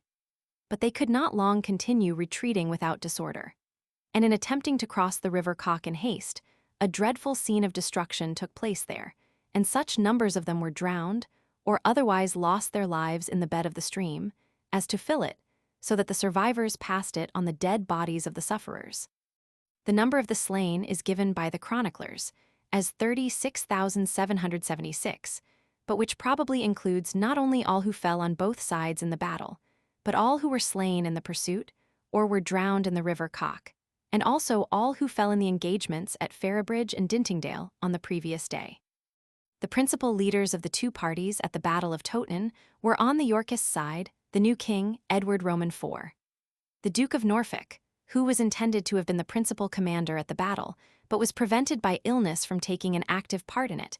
His forces, however, were there and fought for Edward, the Earl of Warwick, his uncle, Lord Falconberg, Sir John Wenlock, Sir John Denham, and a number of the nobles and gentry of the Midland and southern districts of England. On the Lancastrian side, the Earl of Northumberland, the Duke of Exeter, 103A, the Duke of Somerset, 103B, the Earl of Devonshire, 103C, Lord Dacre, Sir Andrew Trollope, and Sir John Heron. 103D, the partisans on the Lancastrian side, comprised most of the noblemen and gentry of the northern and part of the western districts of England. According to Stowe, 103E, the following persons were slain there: Henry Percy, Earl of Northumberland, the Earl of Shrewsbury; 103F, John Lord Clifford, Lord Beaumont; 103G, John Lord Neville; 104A, Lord Willoughby; 104B, Lord Wells; 104C, Lord Roos; 104D, Lord Scales; 105A, Lord Grey; 105B, Lord Dacre, Lord Fitzhugh; 105C, Lord Molyneux; 105D, Lord Henry Buckingham; 106A of knights, two natural sons of Henry Holland, Duke of Exeter, Sir Richard Percy, Sir John Heron; 106B, Sir Gervase Clifton; 106C, Sir Edmund Holmes, Sir Thomas Crackenthorpe, Sir John Crackenthorpe, Sir William Harrell, Sir John Ormond, Sir Andrew Trollope, Sir Roger Mullen, Sir Ralph Piggott, Sir Henry Narbohue, Sir David Trollope; Sir John Burton, Captain of York, and other knights and esquires. Thomas, Earl of Devonshire, 106D, was taken prisoner and beheaded by order of Edward at York. The Act of Attainder, 106E, passed against the Lancastrians soon after the accession to the throne of Edward Roman IV, professes to give a list of such of them as had taken an active part for the House of Lancaster at or immediately before or after the Battle of Towton. The following is an extract from it. And where also Henry Duke of Exeter, Henry Duke of Somerset, Thomas Courtenay, late Earl of Devonshire, Henry late Earl of Northumberland, William Viscount Beaumont, Thomas Lord Roos, John late Lord Clifford, Leo late Lord Wells, John late Lord Neville, Thomas Grey knit Lord Rugiman Grey, Randolph late Lord Dacre, Humphrey Dacre knit, John Morton, 107A, late person of Blokesworth, in the Shire of Dorset clerk. Rolf Mackerel, late person of Riceby, in the Shire of Suff clerk. Thomas Manning, late of New Windsor in Berkshire clerk. John Whelpdale, late of Lichfield in the Count of Stafford clerk. John Naylor, late of London Square. John Preston, late of Wakefield in the Shire of York priest. Philip Wentworth knit, John Fortescue, 107B knit, William Tailbees knit, Edmund Mountford knit, Thomas Tresham knit, William Vaux knit, Edmund Hampton knit, Thomas Finder knit, John Courtenay knit, Henry Lewes knit, Nicholas Latimer knit, Walter Nuthill. Late of Riston and Holderness in the Shire of York, Square, John Heron of the Ford knit, Richard Tunstall knit, Henry Bellingham knit, Robert Whittingham knit, John Ormond otherwise called John Boteler knit, William Mill knit, Simond Holmes knit, William Holland knit, called the Bastard of Exeter, William Joseph, late of London Square, Everard Digby, late of Stokedry in the Shire of Ruthlon Square, John Meafin, late of Southwark in the Shire of Suit Square, Thomas Philip, late of Durdington in Devonshire Square, Thomas Brampton, late of Geisnes Square, Giles Saintlow, late of London Square, Thomas Claymond, the Sade Thomas Tunstall Square, Thomas Crawford, late of Calais Square, John Aldeley, late of Geisnes Square, John Lench of Witch in the Shire of Worcester Square, Thomas Ormond, otherwise called Thomas Bodelier knit, Robert Bellingham, late of Burnelshed in the Shire of Westmoreland Square, Thomas Everingham, late of Newhall in the Shire of Leicester knit, John Pennicock, late of Weybridge in the Count of Surrey Square, William Grimesby, late of Grimesby in the Shire of Lincoln Square, Henry Roos, late of Rockingham in the Shire of Northampton knit, Thomas Daniel, late of Ricing in the Shire of North Square, John Dubbigang, late of the same gentleman, Richard Kirkeby, late of Kirkeby Ireleth in the Shire of Lancaster gentleman, William Ackworth, late of Luton in the Shire of Bed Square, William Wainsford, late of London Square, Richard Stuckley, late of Lambeth in the Count of Sir Square, Thomas Stanley, late of Carlisle Gentleman, Thomas Litley, late of London Grocer, John Maidenwell, late of Curtin in Lindesey in the Count of Lincoln Gentleman, Edward Ellesmere, late of London Square, John Dawson, late of Westminster in the Shire of Mid Yeoman, Henry Spencer, late of the same Yeoman, John Smothing, late of York Yeoman, John Beaumont, late of Goodby in the Shire of Lake, Gentleman, Henry Beaumont, late of the same Gentleman, Roger Wharton, otherwise called Roger of the Holla, late of Berg in the Shire of Westmoreland Grome, John Joskin, late of Branging in the Shire of Hertf, Square, Richard Leicester, the younger, late of Wakefield Yeoman,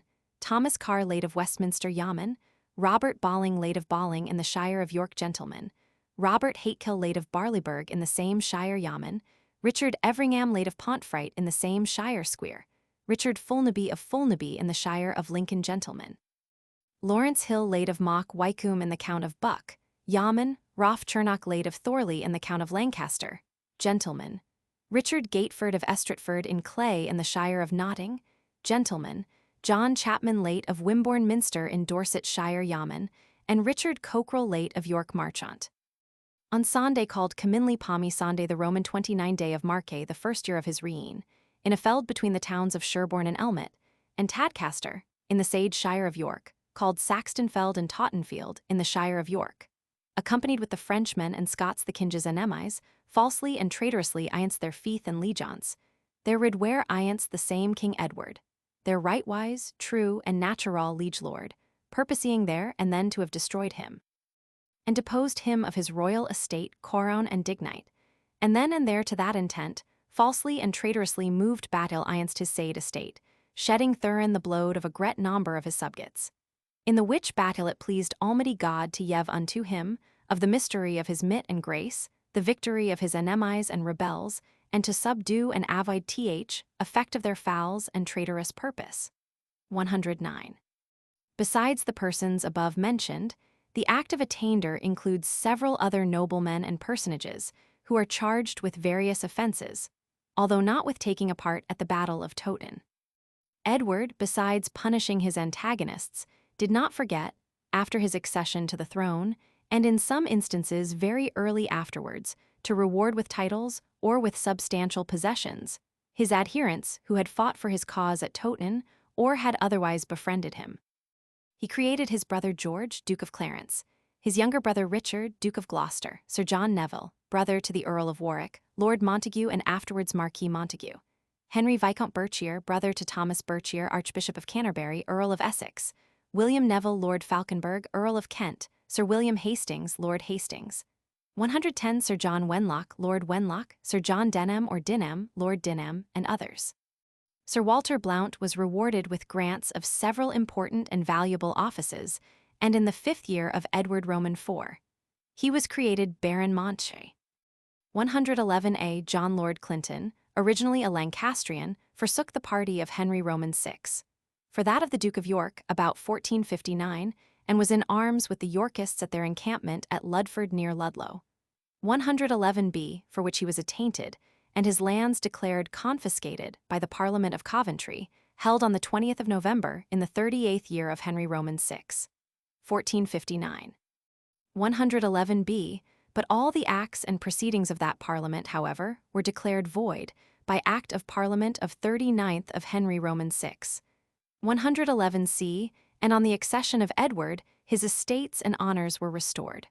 111d.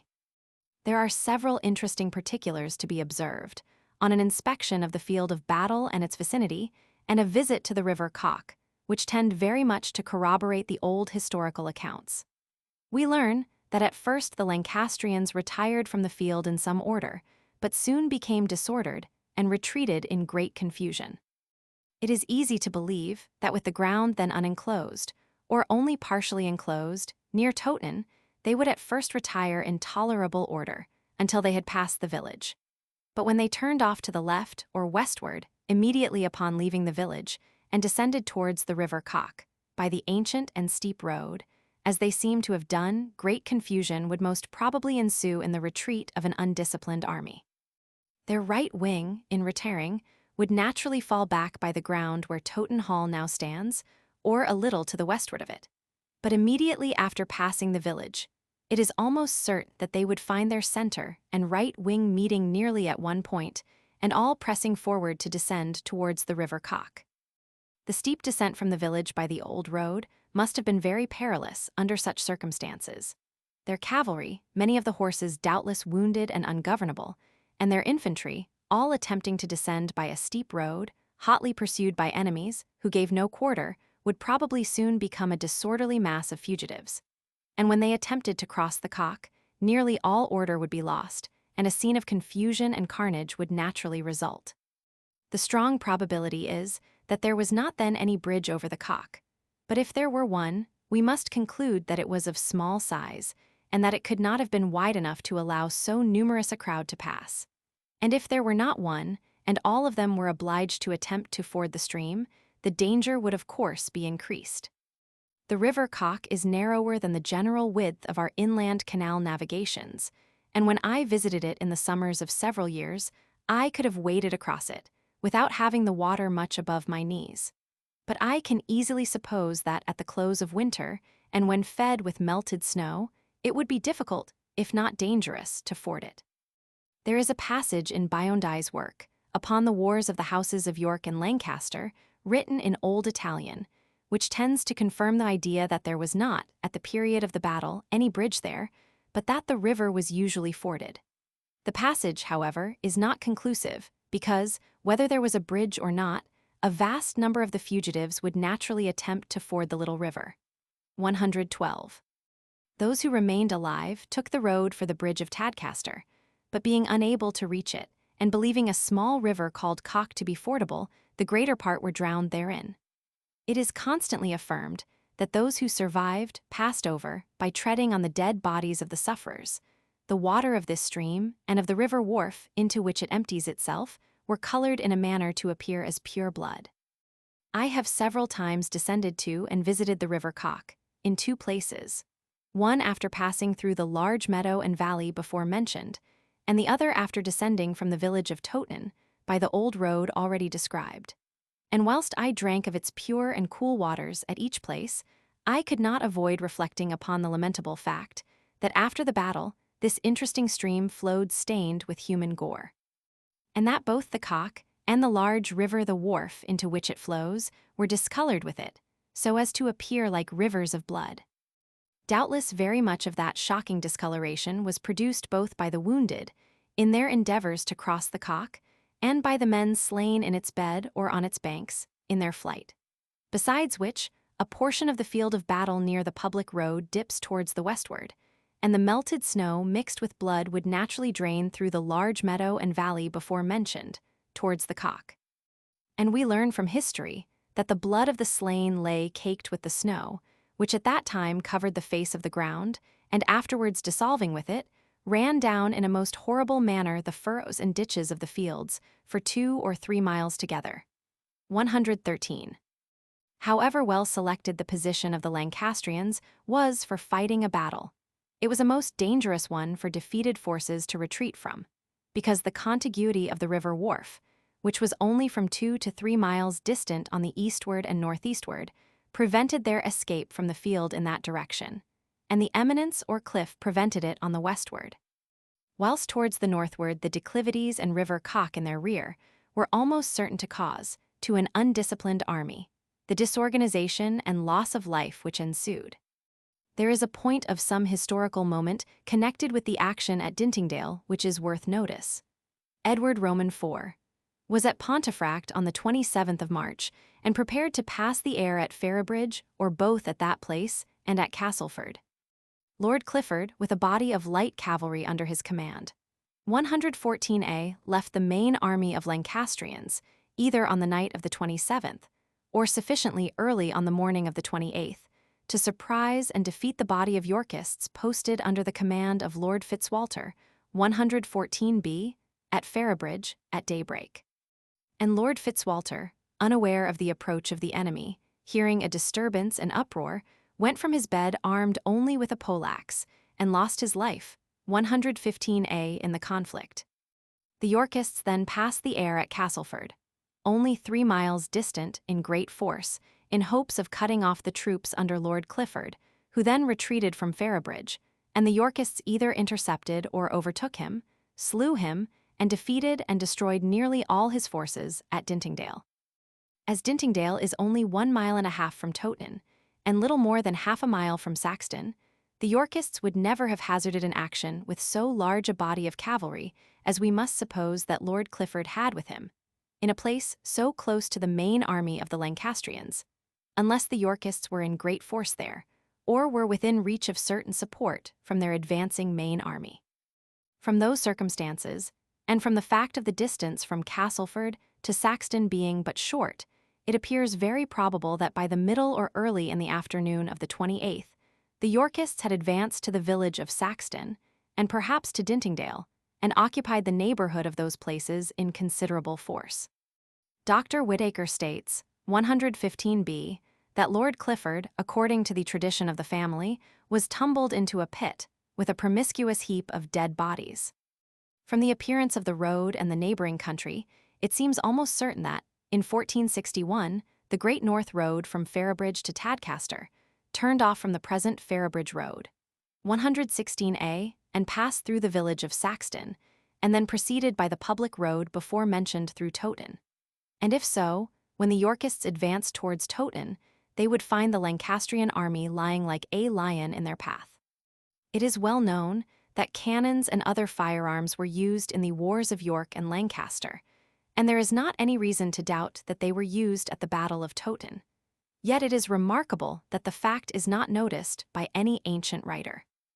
Guns of some kind or other appear to have been used in the following instances in the field, exclusive of sieges, during those wars, viz., in 1455 at the First Battle of St. Alban, 116b in 1459 at the encampment of the Yorkists at Ludford in Herefordshire, 116b in 1460 at the Battle of Northampton, 116c in 1469 at the battle near Hornfield, Lincolnshire, often called the Battle of Lewes Coat Field, 116d in 1471 on the landing of Edward Roman IV.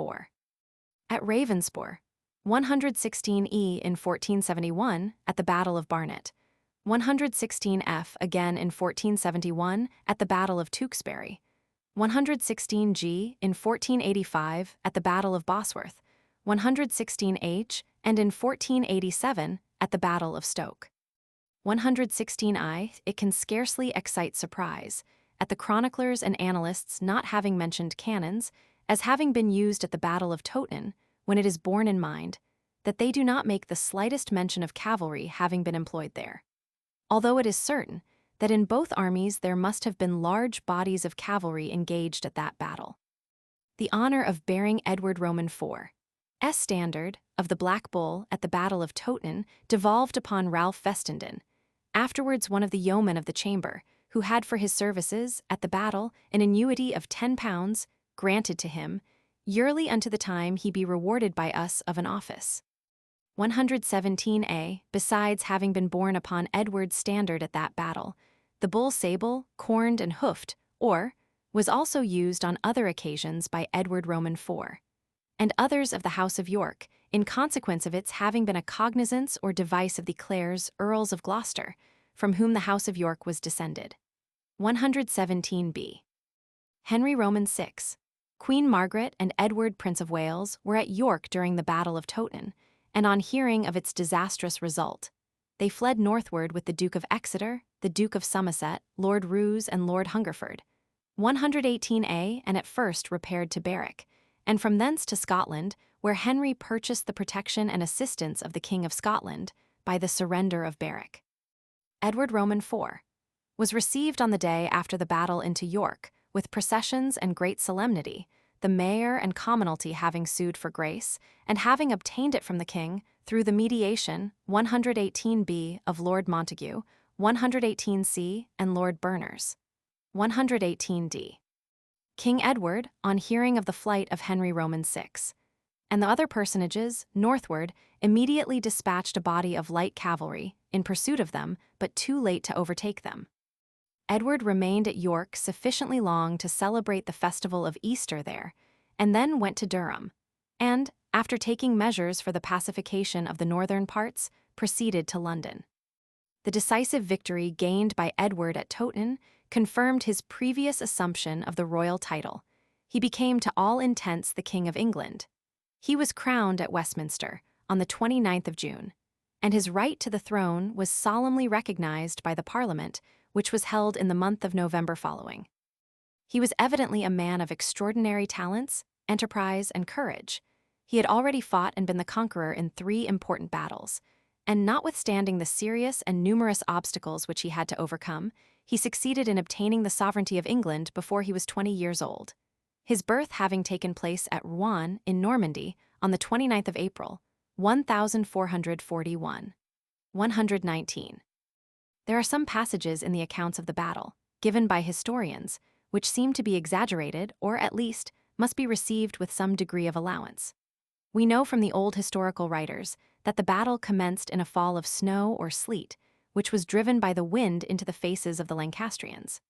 We are told that Lord Falconberg caused some arrows to be discharged during the snow at the Lancastrians and ordered the archers to fall back 3 strides. What difference could 3 paces make? And that the Lancastrians, feeling the shot, but in consequence of the snow, not well knowing the distance between them and the Yorkists, supposed that they were within the range of archery and discharged their arrows until their quivers were exhausted, or nearly so, and that the Yorkists then not only shot their own arrows against the opposite forces, but also picked up and discharged part of the Lancastrians' arrows against them, and planted others in the ground, which sorely galled the legs of the Lancastrians. When they advanced to close quarters, it is easy to believe that some amongst the undisciplined Lancastrian archers would begin to shoot too soon, just as young troops will even now occasionally fire too soon. But when we reflect that there were several men amongst the leaders on both sides, who had served in France and had had much experience in war, it is difficult to suppose that such a circumstance had any material influence in the result of the battle, or that they would allow their men to exhaust their quivers by shooting in such a useless manner. Besides which, if the Lancastrian archers were prevented by the snow from judging accurately of the distance, the same cause must, to a great extent, have operated against the archers of the Yorkists. And with respect to exhausting the quivers, we cannot suppose that the Lancastrian leaders, after deliberately preparing for the approach of the Yorkists, would be so remiss as not to have a plentiful supply of arrows in the rear for the use of the troops. It is barely possible that some instances may have occurred of arrows being stuck into the ground, but it is not credible that it was done on any considerable scale. The Yorkists would have something else to do on such a dreadful morning than to occupy themselves with sticking arrows in any considerable numbers in the ground. Besides which, if such a measure were adopted with any good effect at the Battle of Towton, it is clear that it would be equally useful at other battles fought in the Middle Ages. Yet, as far as I can recollect, we are not informed by any historian of such a measure being adopted on any other occasion, either in the wars of York and Lancaster, or in any battle in which the English were engaged. The real disadvantage, and that was a serious one, under which the Lancastrians labored, was that the wind, with the snow or sleet driven in their faces, would not only baffle their aim, but would cause a deflection in the flight of their arrows. Besides which, even when they came to close quarters, it was a great disadvantage to have the snow and sleet driving against them. There was, however, a good reason for soon coming to hand blows, which would equally operate on both armies. The wet from the snow would affect their bow strings and render the bows of both parties comparatively inefficient. We are also told that the Yorkists pursued the Lancastrians during all the night which succeeded the battle. It seems to be impossible that that can be literally true. After 2 rather severe engagements, and a hasty march which for a considerable space was through cross roads on the 28th of March, and after so long and dreadful a conflict on the 29th without food during the day, except that they might possibly have broken their fast very early in the morning, fighting in severe weather, exposed to cold and wet, and with bad roads, the Yorkists must, from sheer exhaustion and want of bodily strength, have been scarcely able to pursue the fugitives after the day had closed in, about which time the victors would arrive at Lancaster, glad to find food, shelter, and rest there for the night. We hear no more of the fugitives, as an army, after the 29th, and it is more than probable that by the morning of the 30th they had availed themselves of the hours of darkness to disperse, or to move northwards in detached parties merely, and they had one advantage over the victors. The fugitives could throw away a portion of their arms, offensive and defensive, to facilitate their flight. There is one point in the plans of the Lancastrians connected with this battle, for which it is very difficult to account. Why, with superior forces, did they act on the defensive? It is very easy to understand that the Lancastrians retired from before London and proceeded northward, after the junction of the forces of Edward with those of the Earl of Warwick, in consequence of the then superiority of the Yorkists. But if, as we are told, the Lancastrians shortly afterwards mustered for the Battle of Towton about 60,000 men, and the Yorkists only about 660 men, we should naturally have expected that the Lancastrians would have been the assailants. It seems contrary to good policy, in military affairs, to wait with a superior force to be attacked. Such a general as Cromwell, Marlborough, or Wellington, if commanding a force tolerably equal, would not have waited for the attack of an enemy. With the exception, however, of the bold, and at first the successful, exploit by Lord Clifford at Ferrabridge, the Lancastrians were not the assailing, but the defensive parties.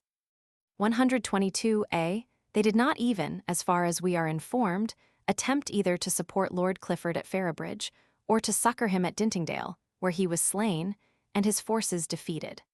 122b, yet that place was only about a mile and a half from Towton, and the shouts of the combatants would be within hearing of the main body of the Lancastrian army. The victors may possibly have exaggerated the number of the Lancastrians, in order to enhance the merit of the victory. If some such reason cannot be given, it seems only left to ascribe their remaining on the defensive, either to ignorance of the numbers of their enemies, or to want of judgment on the part of the Lancastrian commanders. Saxton is a parish containing the townships of Towton and Saxton-cum-Scarthingwell. The living is a perpetual curacy, and Saxton Church is dedicated to All Saints. A great number of the slain were interred, as has been before mentioned, in a large trench or pit on the north side of and close to the church. In June 1848, a short time prior to my first visit to Towton, their bones were exposed to view, when making a vault for the interment of a son of John Kendall, Esquire of Towton Hall. 122c, the trench runs from east to west. Besides which, only a few years before that discovery, another vault was made, nearer to the east than that of Mr. Kendall, and also on the north side of the church, and the workmen found a similar deposit of bones, about 4 feet below the surface, so that there can be no doubt that the bones of hundreds of men were buried in a continuous trench extending along that part of the churchyard. 123a, it has been already mentioned that the teeth in the skulls found there were sound and entire, showing that they had belonged to persons who had died either young or in the prime of life. The tomb of Lord Dacre, called by Leland and Stowe a mean tom, 123b, meaning not a contemptible or shabby tomb, for it certainly has been a handsome one, but one of medium size, also lies on the north side of the church and very near the place where the slain were buried. It is about 2 feet high, with the inscription a good deal worn, so that I was not able to read many words. It stands with its sides nearly corresponding with the 4 points of the compass. It has armorial bearings on each of its sides, and besides various other quarterings which are much defaced by age and weather, I observed the quarters, first and fourth, chequy, or and gules for Vaux of Gillesland. Second and third gules, 3 escallops argent for Dacre, which, though not very plain, are nevertheless still visible. And I consider the engravings of the tomb in Dr. Whitaker's work very like the original. 123c. The tomb is of dark stone or marble, and the slab or lid is very heavy, but broken in 2 pieces, at about 2/3 its length, and it seems likely to sustain further injury from boys playing and climbing upon it. It is much to be regretted that some endeavor is not made by some person of taste to preserve it by putting iron rails round it. Some of the leaders, naturally supposed to be Yorkists, were interred in the church, and within the recollection of Mr. Kendall, some slabs with inscriptions in the Old English letters were in existence there, which were said to have covered their remains.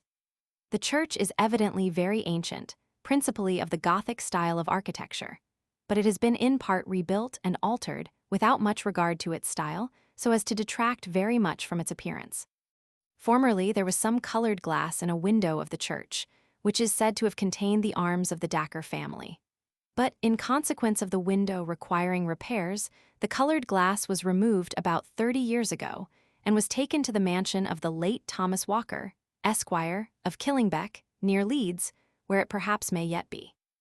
It has an ancient plain Norman arch at the doorway in the south porch, an antique font, large enough to immerse a child, and a piscina in the Hungate Chapel, which is on the south side, and one or two very narrow lancet-shaped windows on the north side of the chancel are still remaining.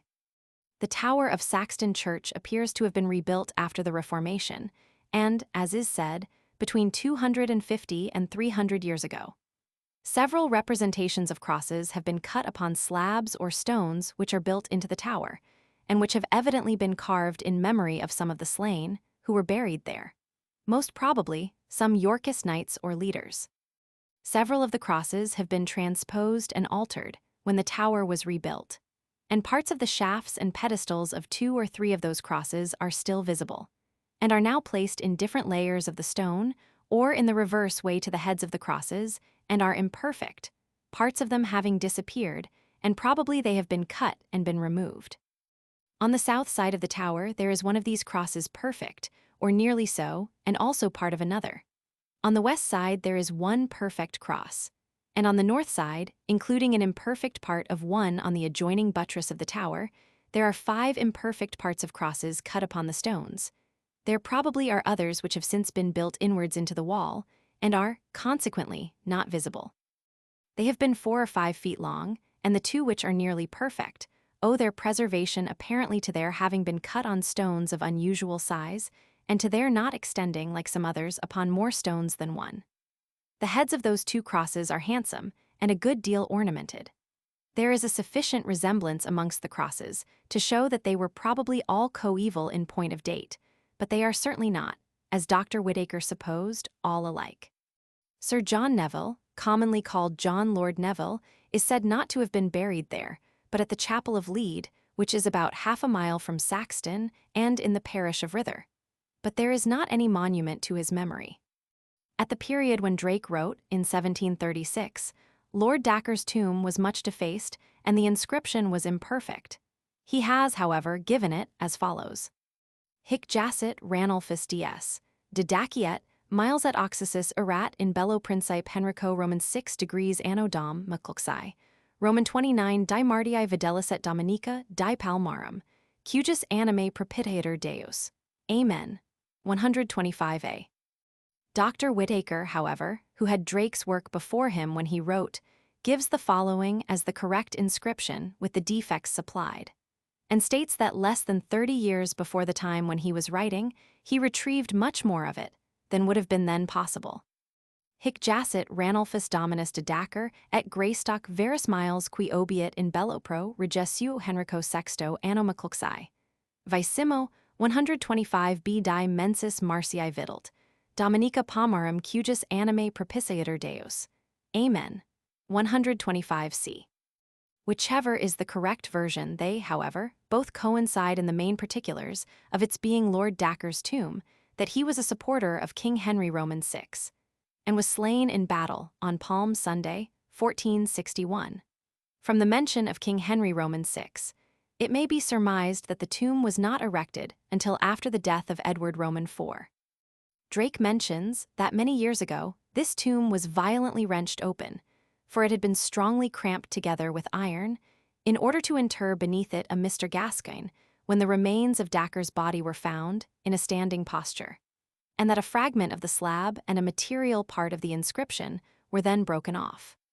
He does not inform us who or what Mr. Gascoigne was when alive, but whoever he was, whether of a high or low sphere in life, whether he was a gentleman or some rag merchant, it evinced bad taste on the part of his relations or representatives to commit such an act, and perhaps some culpable remissness on the part of the then incumbent of the church to permit it. Of Lord Dacre's general character we know little, but from that circumstance we are at least justified in believing that, unlike two great leaders of the opposite parties, he was neither perjured like Clarence, nor a murderer like Clifford. That is certainly only negative praise, but we do know that he was at least a nobleman of high rank, consistent in his principles, and one who died a warrior's death on the field of battle. Circumstances which ought to have preserved his remains from profanation, and ought to have caused us to be spared the disgust and indignation, which we naturally entertain at the bad taste and bad feeling evinced in the violation of a soldier's grave. In the dreadful wars of York and Lancaster, it is said that more than 100,000 Englishmen lost their lives, but that is merely the number believed to have been slain in battle. And however repulsive it may be to our feelings, it must be admitted that it cannot include the numbers who must have perished during that disastrous period, in unimportant skirmishes, in marauding parties, in private warfare, by assassination, by the axe or by the halter, in pursuance of or under the color of judicial sentences, or by open and undisguised murder.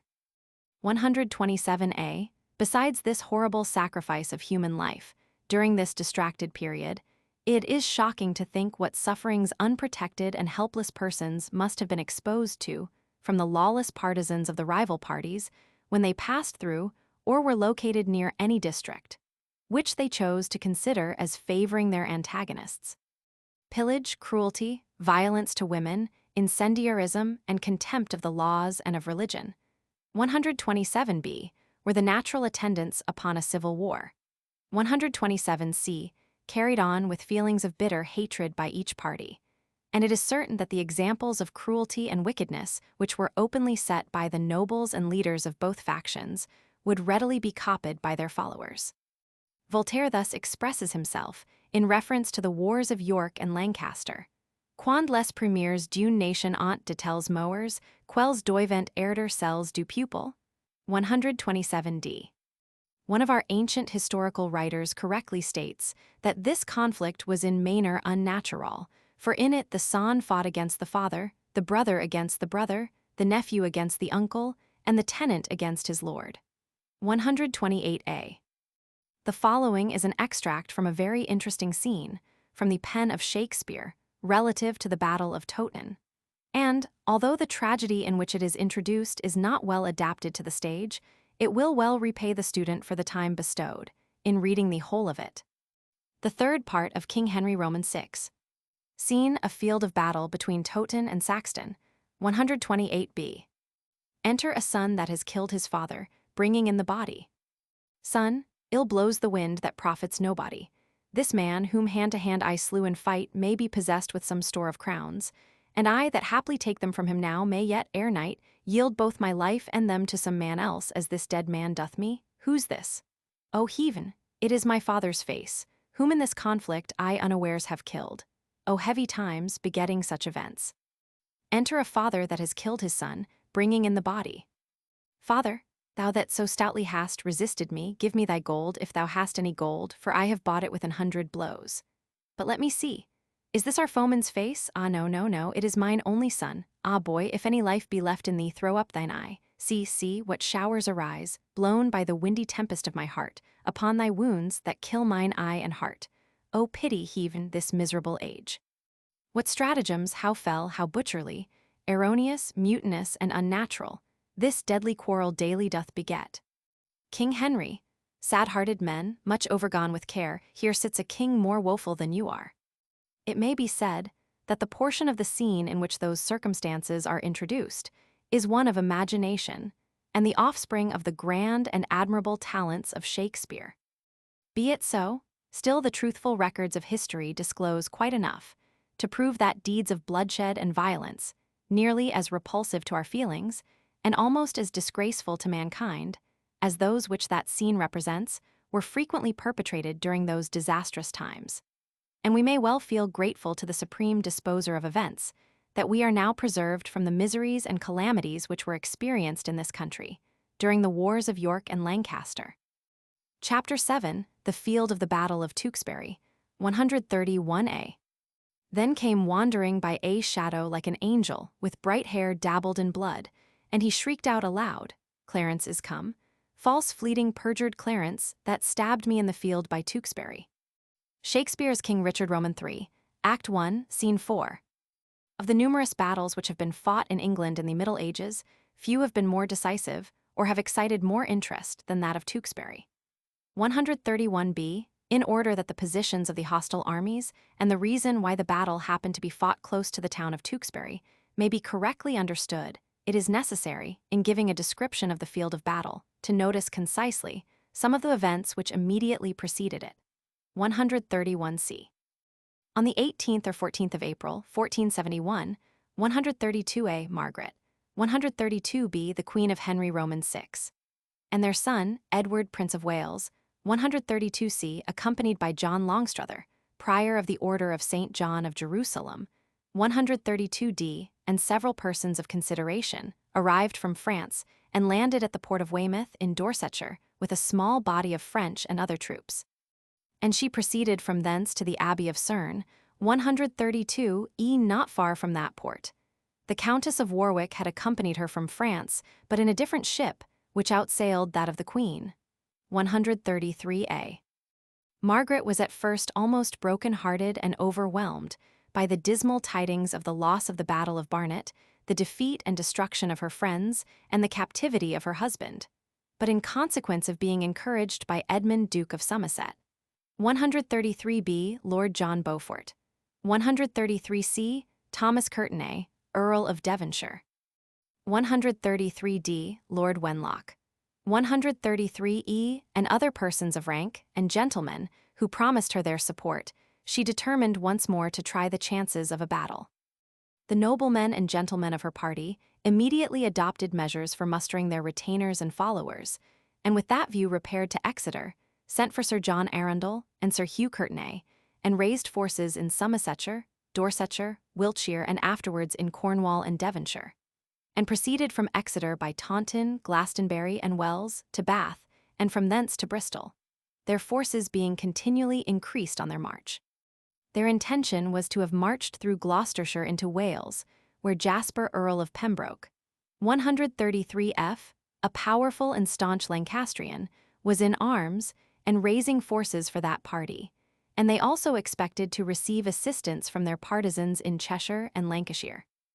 Edward, in the meantime, after receiving intelligence of the landing of Queen Margaret, being uncertain towards what quarter the Lancastrians would bend their course, departed on the 19th of April with some of his forces, furnished with artillery and other things requisite, from London for Windsor, where he remained a short time, for the double purpose of celebrating the feast of St. George, and of awaiting the arrival of other troops, whom he had appointed to assemble there. He commenced his march from Windsor, against the enemy, on the morrow after St. George's Day, the 24th of April. He reached Abingdon on Saturday the 27th, remained there all Sunday, and on Monday the 29th proceeded to Cirencester, 134a, where he received information that on the next day, Tuesday, his enemies intended to be at Bath, and that on the Wednesday they would come forward and give him battle.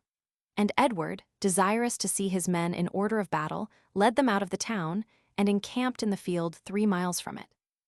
On the next day, Edward, still seeking to encounter his enemies, marched to Malmesbury, when he learned that they had turned aside and gone to Bristol. On Thursday, 134b, Edward arrived at Shrewsbury, and shortly before the arrival of the main body of his army there, a skirmish took place. A few of his men, riding into the town to secure quarters and accommodations, encountered and were attacked by some of the enemy, who had been sent forward from the Lancastrian army, and 5 or 6 of the Yorkists were made prisoners. Edward, having some reason to think that the Lancastrians were near at hand, sent out scouts to endeavor to obtain intelligence of their movements. But not hearing any certain tidings of them, he lodged his vanguard in a valley, beyond the hill, towards the town of Shrewsbury, and lay himself with the residue of his forces at Shrewsbury Hill.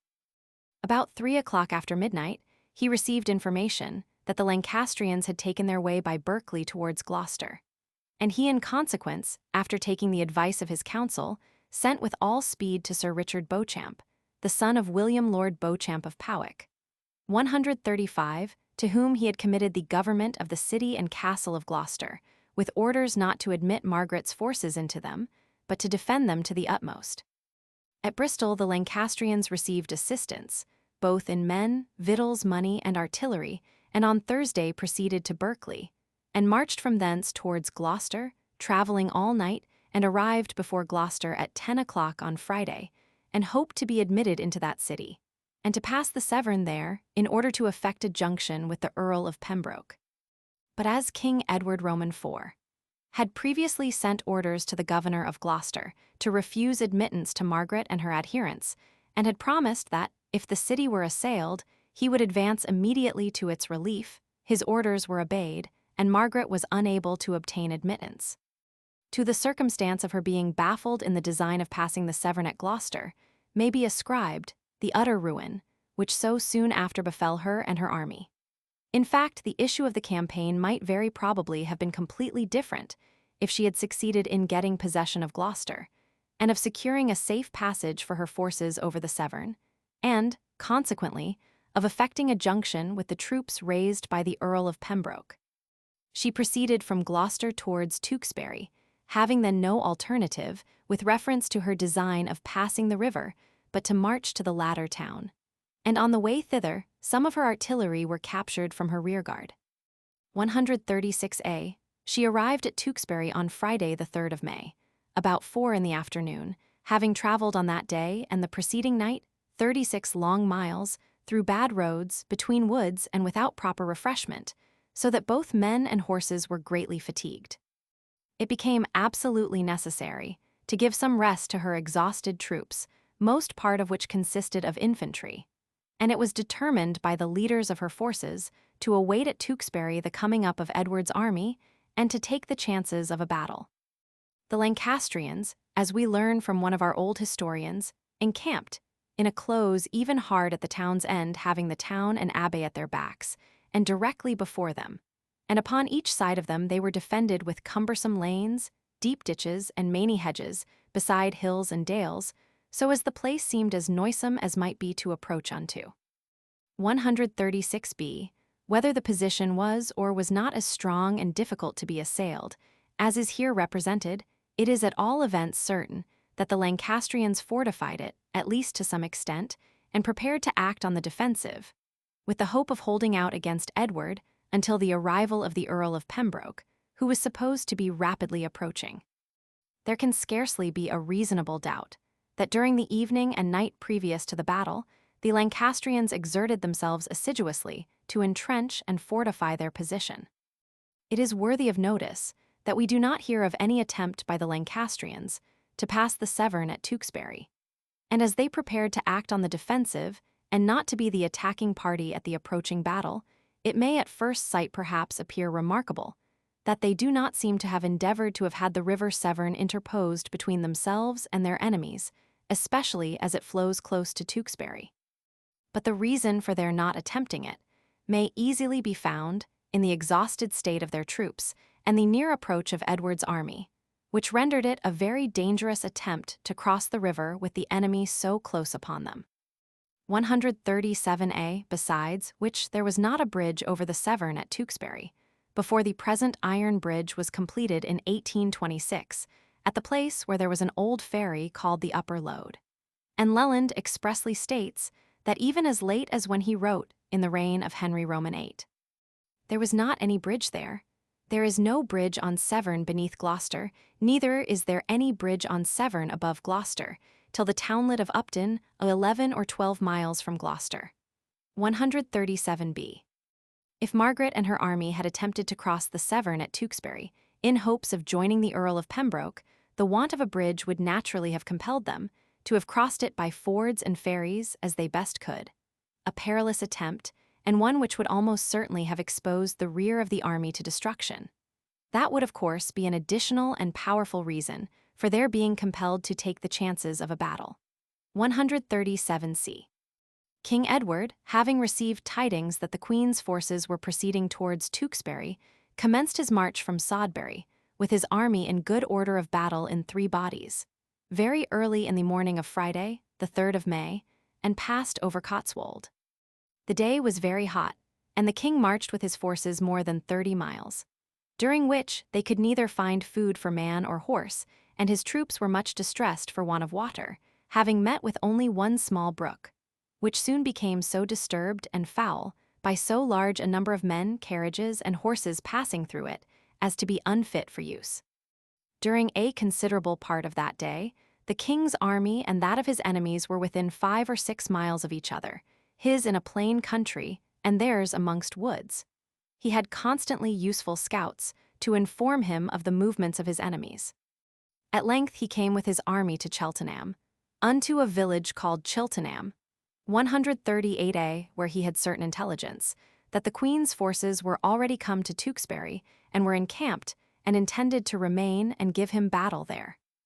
Edward did not remain long at Cheltenham, but after his troops, which consisted of 3,000 infantry and a large body of cavalry, had had some refreshment, they marched forward towards Tewkesbury, and passed the night of the 3rd of May encamped in the field, near 138b, the Lancastrian position. On the next morning, Saturday the 4th of May, 138c, Edward advanced to attack his enemies in 3 bodies. His brother Richard, Duke of Gloucester, 139a, commanded the van. Edward in person, with his brother the Duke of Clarence, 139b, commanded the centre, and the rear was commanded by the Marquis of Dorset, 139c, and Lord Hastings, 139d. Edward, prior to the commencement of the battle, had observed that there was a park, 140a, and much wood growing in it, on the right hand of his enemy's camp. And in order to guard against an ambuscade from that quarter, he ordered 200 spearmen to proceed to it, about 1/4 of a mile from the field. And if there were no ambuscade, then to act and assist the army, in such a manner, as circumstances might seem to render advisable. The Lancastrian army was arranged also in 3 bodies, behind the natural defences of the position, and such entrenchments as had been assiduously formed in so short a time. The Duke of Somerset and his brother Lord John Beaufort commanded the first line. Prince Edward, Lord Wenlock, and the Prior of St. John commanded the second, and the Earl of Devonshire the third. We learn from one of the old historians that the Queen's position was right hard to be assailed, by reason of the deep ditches, hedges, trees, bushes, and cumbersome lanes, wherewith the same was fenced both afront and on the sides. 140b. Some openings were left by the Lancastrians in their entrenchments, in order to enable them, if it should be considered expedient, to sally forth upon the Yorkists, a circumstance which seems not to have been known at first to the leaders of the latter. Before the battle commenced, the Queen and Prince Edward rode about the field, encouraging the men and promising them rewards and booty if they acquitted themselves well. Both of the armies used cannons. The king's army was well furnished with great artillery, which was well placed to annoy his enemies, and the Duke of Gloucester galled them severely with discharges of arrows, and the Lancastrians repaid them in the same manner with shot of artillery, and arrows, although they had not as many guns as the king had. The Duke of Gloucester with his forces made a fierce attack upon the Lancastrians, but was unable to force their lines. In fact, it was scarcely practicable for them to come to hand blows with their enemies, from the peculiarities and difficult nature of their position. And after a short time, he purposely retired from before their entrenchments with his men, and with an appearance of being repulsed, in order to tempt the Duke of Somerset from his stronghold. Somerset rashly quitted the entrenchments through the openings already mentioned, and with his men pursued the Duke of Gloucester into the open field, when the latter suddenly ordered his forces to halt, and recover their ranks, and face their enemies, which was accordingly done. And the Duke of Gloucester with the Yorkists immediately attacked the troops of the Duke of Somerset, repulsed them, put them to flight, and pursued them towards their camp. The 200 spearmen were of great use on this occasion, as they advanced to the assistance of Gloucester, and suddenly charged Somerset and his Lancastrian troops in their flank, when they had already enough to do, from being engaged with the others.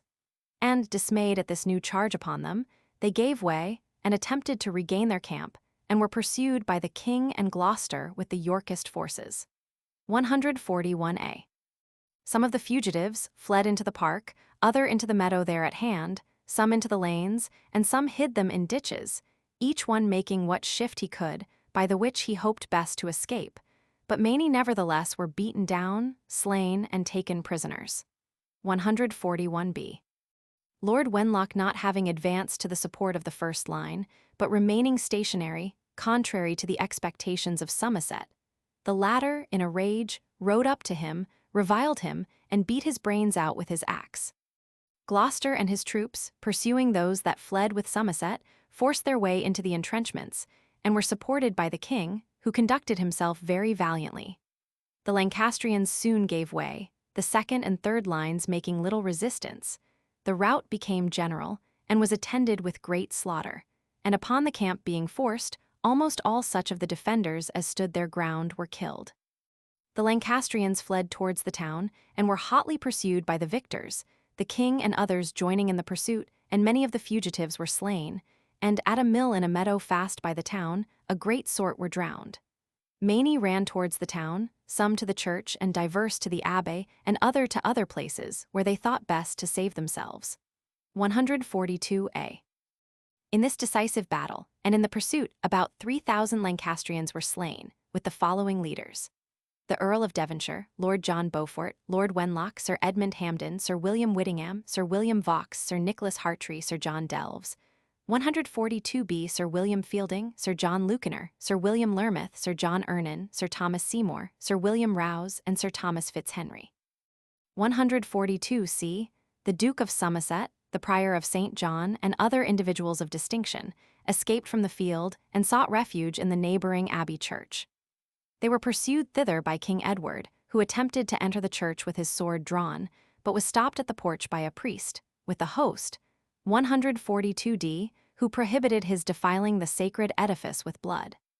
Prince Edward was taken prisoner by Sir Richard Crofts, and in consequence of a proclamation, made by the king's orders, that whosoever should produce the prince should receive an annuity of £100, and that the prince's life should be spared if he were brought forward unhurt, he was conducted by Sir Richard Crofts into the king's presence.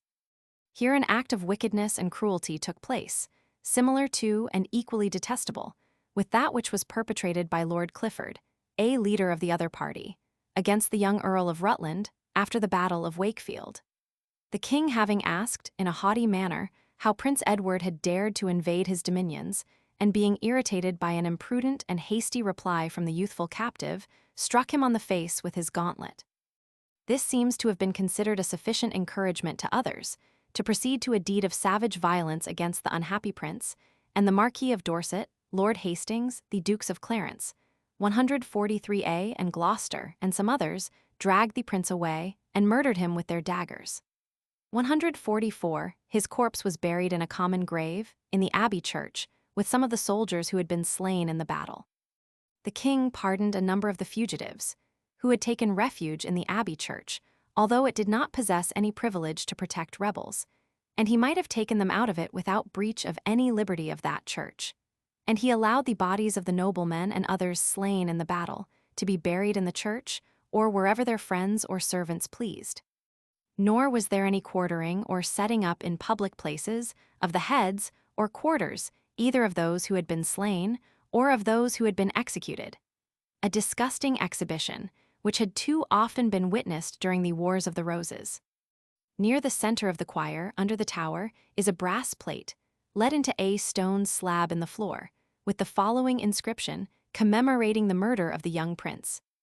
Ni tota perit memoria Edvardi principes vali post praelium memorable in vicinis arvis, depignatum crudeliter oxysi, hanc tabulam honorarium deponi, curabat pietas tucisberiensis, anno domini, 1796. The inscription was written by the late Reverend Robert Knight, vicar of Tewkesbury, and was placed there in 1796, in accordance with a tradition that the body of the prince had been interred there. It was ascertained, by an examination some years ago, that the slab upon which the brass plate is affixed was over a stone coffin. The latter was examined, but it did not exhibit any appearances to denote its having been the place of the deposit of the young prince's remains. 145a. In the addition to Camden's Britannia by Gough, it is stated that there was a monument in the chancel of the church to the memory of George, Duke of Clarence, and Isabel his wife, and that near the entrance of the choir, under a large gray marble flag, stripped of its brasses, Prince Edward was interred after his murder. This deed is supposed to have been done in a house since rebuilt, now Mr. Webb's, an ironmonger, on the north side of the High Street near the Talsey. His bones and coffin were discovered by the breaking of the stone. 145b. 2 days after the battle, Edward caused Somerset and other fugitives to be taken from the sanctuary of the Abbey Church. They were brought before the Duke of Gloucester, who officiated as High Constable, and the Duke of Norfolk the Marshal, by whom they were condemned to death. And accordingly, on Monday, the 6th of May, 146a, the Duke of Somerset, John Longstrother the Prior of St. John of Jerusalem, Sir Humphrey Audley, Sir Gervase Clifton, 146b, Sir William Grimsby, Sir William Carey, Sir Henry Rose, Sir Thomas Tresham, 146c, Sir William Newborough, Knights. Henry Tresham, Walter Courtenay, John Flory, Lewis Miles, Robert Jackson, James Gower, John Delves, 146d, son and heir to Sir John Delves, 146d, and other gentlemen of rank were executed in the marketplace of Tewkesbury, a small triangular space, where the 3 principal streets meet. 146e, the corpses of the Duke of Somerset, Lord John Beaufort, and the Earl of Devonshire were interred in the Abbey Church. On the same day on which those executions took place, Margaret was discovered in a poor religious house, and was conveyed, by Edward's orders, to London and confined in the Tower, until she was ransomed, for 50,000 crowns, by her father, René Duke of Anjou and Lorraine, who also used the empty and unsubstantial titles of King of Jerusalem, Naples, and Sicily. The following are the names of the persons of distinction who, according to Leland, lost their lives, on the part of the Lancastrians, at or immediately after the Battle of Tewkesbury. Prince Edward, buried in the monastery of Tewkesbury. Edmund, Duke of Somerset, taken, beheaded, and buried there. Lord John Somerset, brother of the Duke Edmund, buried there. Thomas Courtenay, Earl of Devonshire, buried there. Lord Wenlock, whose body was removed to be buried elsewhere. Humphrey Handley, beheaded with Thomas Courtenay and buried together. Sir Edmund Havard. Sir William Witchingham. John Delves the Elder, slain in the field, and John Delves his son, beheaded there, buried together, afterwards removed elsewhere. 147a. Sir John Lucanor, slain in the field and buried near the Delves. Sir William Vaux, slain in the field and buried there. Sir Gervase Clifton, taken, beheaded, and buried there. Sir William Carr and Sir Henry Rose, taken and beheaded, buried in the cemetery of Tewkesbury. Sir Thomas Tresham, taken, beheaded, and buried there. Sir William Lermouth, Sir John Ermine, Sir Thomas Semmer, Sir William Rowes, slain in the field and buried in the cemetery there. Sir William Newborough, taken and beheaded and buried there. Henry Whately, Esquire, slain and buried there. Henry Barrow, Esquire, slain and buried there. Fielding, Esquire, slain and buried there. John Gower, sword-bearer of Prince Edward. John Fleur, standard-bearer of the Duke of Somerset, Henry Tresham, Walter Courtenay, and Robert Acton, taken and beheaded. The Prior of St. John's, taken and beheaded, whose body was removed to his own friends at London. Hugh Courtenay, taken and afterwards beheaded. 148a. Life spared by King Edward to each of the undermentioned personages. Queen Margaret. Anne, wife of the slain Prince Edward. Foster, Chief Justice of England. Dr. Mackerel, John Throgmorton, Baynton, and Rotten. 148a. Tewkesbury is a small town, situated 10 miles from Gloucester and 8 from Cheltenham, close to the confluence of the Severn and one of the Avons. It standeth in Lever Ripa Avony, a good flight shot above the confluence of Avon and Severn. There is a great bridge of stone at the north end of the town, and there a little above the bridge Avon breaketh into 2 arms, yet the bridge is so large that both come under it. The right arm cometh into Severn within a flight shot of the bridge, and at the point of this arm is the town quay for ships callied Picards. The other arm cometh down by the side of the town, and the abbey, leaving it on the est, and so passing hard there by Home Castle Goith into Severn. 149a. The field of the Battle of Tewkesbury is close to the first milepost, 149b, on the Turnpike Road, leading from Tewkesbury, through Treddington to Cheltenham and Gloucester. For the information of persons desirous of visiting it, it may be well to observe that on the westward side of the town of Tewkesbury there is a range of elevated ground, called the Home Ground or Home Hill, where a castle once stood. 149c. the rise of which commences very near the town, upon part of which, contiguous to the turnpike road, the Union Workhouse stands, and close behind the latter there is a field called the Gastons. And immediately beyond the Union Workhouse are two fields which were purchased in 1855 for the purpose of, and are now laid out as, a cemetery for Tewkesbury, and are called in the title deeds part of the Gastons, a name which I shall afterwards have again to refer to. This high ground extends on the side of the turnpike road, as far as the first mile post, just opposite to which, and on the eastward side of the road, is a field which has immemorially been called Margaret's Camp, and which is situated upon a part of the elevated ground which is called Gupshill. The battle appears to have been fought at that place, and in the adjacent fields to the southward, and also in those a little to the eastward of it, 150A, and on the spot where Gupshill farmhouses and gardens now stand. The high road from Cheltenham did not formerly pass as close to Margaret's Camp as at present. Within the memory of persons now living, it turned out of the present turnpike road from Cheltenham, in the descent of the hill, 2 or 3 fields breadth before arriving at the first mile post from Tewkesbury, and wound with a considerable curve round the westward side of Gupshill farmhouses and buildings, at which place part of the old road still remains, and joins the turnpike road at a spot 60 or 80 yards nearer Tewkesbury than the first mile post. 150B.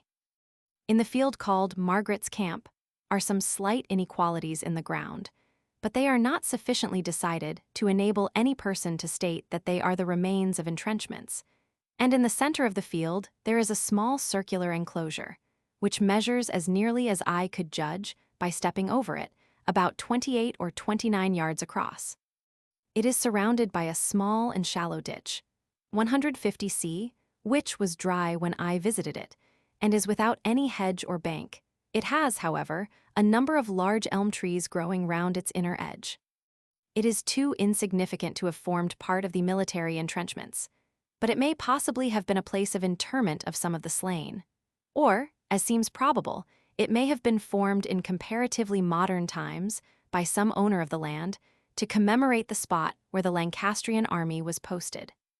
It may readily be admitted that the Lancastrians might have formed their encampment in some place possessing greater natural strength, on the north instead of the south side of the town. But in that case, they must most unwisely have abandoned to their enemies the advantages of the possession of the town and the command of the river, and would have enabled them to intercept the reinforcements which were expected. It seems impossible to find any place near the town where an army intending to await and give battle to the Yorkists, when they advanced by the road from Cheltenham, could have been so advantageously posted as at the spot before mentioned. Although perhaps not naturally very strong, the position was, of course, strengthened by artificial defenses, which we may conclude were then adopted, as has frequently occurred on similar occasions, as for example by baggage wagons, fallen trees, and entrenchments. And it had the additional defenses of hedges, ditches, brushwood, and it was approached on 3 sides by ascents, which, though not steep, were at least disadvantageous to the assailants. And it was situated at the end of the tract of elevated ground before noticed. 151, the field before mentioned belongs to Mr. Haywood, and is tenanted by Mr. John Phillips, and I was informed by elderly people, when I visited it, that human bones had formerly been discovered in the immediate neighborhood of it, but I was not able to learn that any other indicia of the battle had been found there. It is not possible for any intelligent person to mistake the spot if he is desirous to find it when he has walked a mile from Tewkesbury on the turnpike road. The place is called Gupshill and is in the parish of Tewkesbury. 152. The old annalists and chronicles have left us much in the dark as to the exact place near the camp of the Lancastrians, where Edward's forces passed the night prior to the battle. But on the morning of the battle, and immediately before it commenced, his army, according both to tradition and probability, took up a position upon some elevated ground, adjoining the turnpike road, and to the southward of, and scarcely half a mile from, the Lancastrian army. From that position, a small tract of ground now enclosed fields slopes downwards so as to form a depression between it and the spot occupied by the Lancastrians. This tract of ground was formerly called the Red Piece, and is intersected by the turnpike road leading towards Cheltenham and Gloucester, and at present forms two fields, one of which on the right side of the road is called the Near Red Close, and the other on the left side of the road is called the Further Red Close, belonging to Mr. Nayish of Bristol, of which the tenant is Mr. William Brown, a farmer and cattle dealer. The portion of it on the left side of the road extends to the field called Margaret's Camp, and it was on the southward side of the latter that Edward's forces appear to have made their attack. A meadow rather in the rear of the Lancastrian position, but lying on the westward side of the Turnpike Road, half a mile from Tewkesbury and within a few hundred yards of the Tewkesbury Union Workhouse, is called the Bloody Meadow. It belongs to Miss Shapland and is tenanted by Mr. William Trotman, innkeeper and farmer. And an idea is generally entertained that it derived its name from the slaughter of many of the fugitives, who fled from the battle towards the meadow, probably in hopes of getting over the Severn, as there is a ford and ferry called Lower Lode near it. On the 27th of May, 1856, when I last visited the field of battle, a husbandman who was at work in the garden of Gupshill Farm informed me that when he was working a few years ago in a field near Lower Lode Ferry in the immediate neighborhood of the Bloody Meadow, he found a quantity of horses' bones and a considerable number of horseshoes in the ground there. Mr. William Trotman informed me that 14 or 15 years ago he found in the Bloody Meadow a long piece of iron, which, from its appearance, he believed had been part of a sword blade. He also showed me a cannon ball of small size, weighing 1 pound 6 ounces, which had been dug up in the same meadow. 153a. Besides the importance which we may fairly attach to tradition, and to the name Margaret's Camp, it is very remarkable how many strong proofs are afforded, by the works of the ancient annalists and chroniclers, that the before-mentioned spot, contiguous to the high road from Tewkesbury to Cheltenham and Gloucester, was the place where the battle was fought. We know from one of the old writers, 153b, that Edward advanced by the road from Cheltenham towards Tewkesbury. The spot above mentioned is on that road, on a slight eminence, which was the best position near Tewkesbury that could have been selected by an army with a view to giving battle to Edward's forces on their advance from Cheltenham. We are also told by one of our old chroniclers, with reference to the position selected by Somerset, that he so fixed in a fair park adioning to the town he pitched Heisfelda. 153c, and we learn from another of them that the position occupied by the Lancastrians was even hard at the town's end. 153b, the field called Margaret's Camp, may be very correctly said to be adjoining to the town, for it is only 1 mile from it by the Turnpike Road, and is in fact at the town's end, because it is little more than half a mile in a direct line from the outskirts of the town. We also find from the same authority that the Lancastrians had the town and abbey at their backs. 154a, this also tallies precisely with the position already described, as being occupied by them, as the abbey is visible from it, and the town and abbey must of necessity be in their rear when they faced an enemy advancing towards Tewkesbury from Cheltenham. The field is stated in Warkworth's Chronicle to be not far from the river of Severn. 154b, that account is also very important, for the place is not more than about half a mile from the river Severn. Leland, in his itinerary, 154c, in adverting to the battle, uses the following remarkable expression: Edwardus princeps Henric Roman 6 filius venet cum exercitu ad Tewkesbury, and intravit campum nomen gastum, and c. And again, nomina oxysorum in bello gascensis prop Tewkesbury. And c. I have already mentioned that, upon part of the elevated ground before noticed, and at the back of the Union Workhouse near Tewkesbury. And very near the spot called Margaret's Camp, there is a place called the Gastons. And after allowing for the difference in spelling at the time when Leland wrote, it can scarcely admit of a doubt that the latter was the place which he meant, when, in adverting to the battle, he used the expression campum nomen gastum and in bello gascensis prop Tewkesbury. 154d.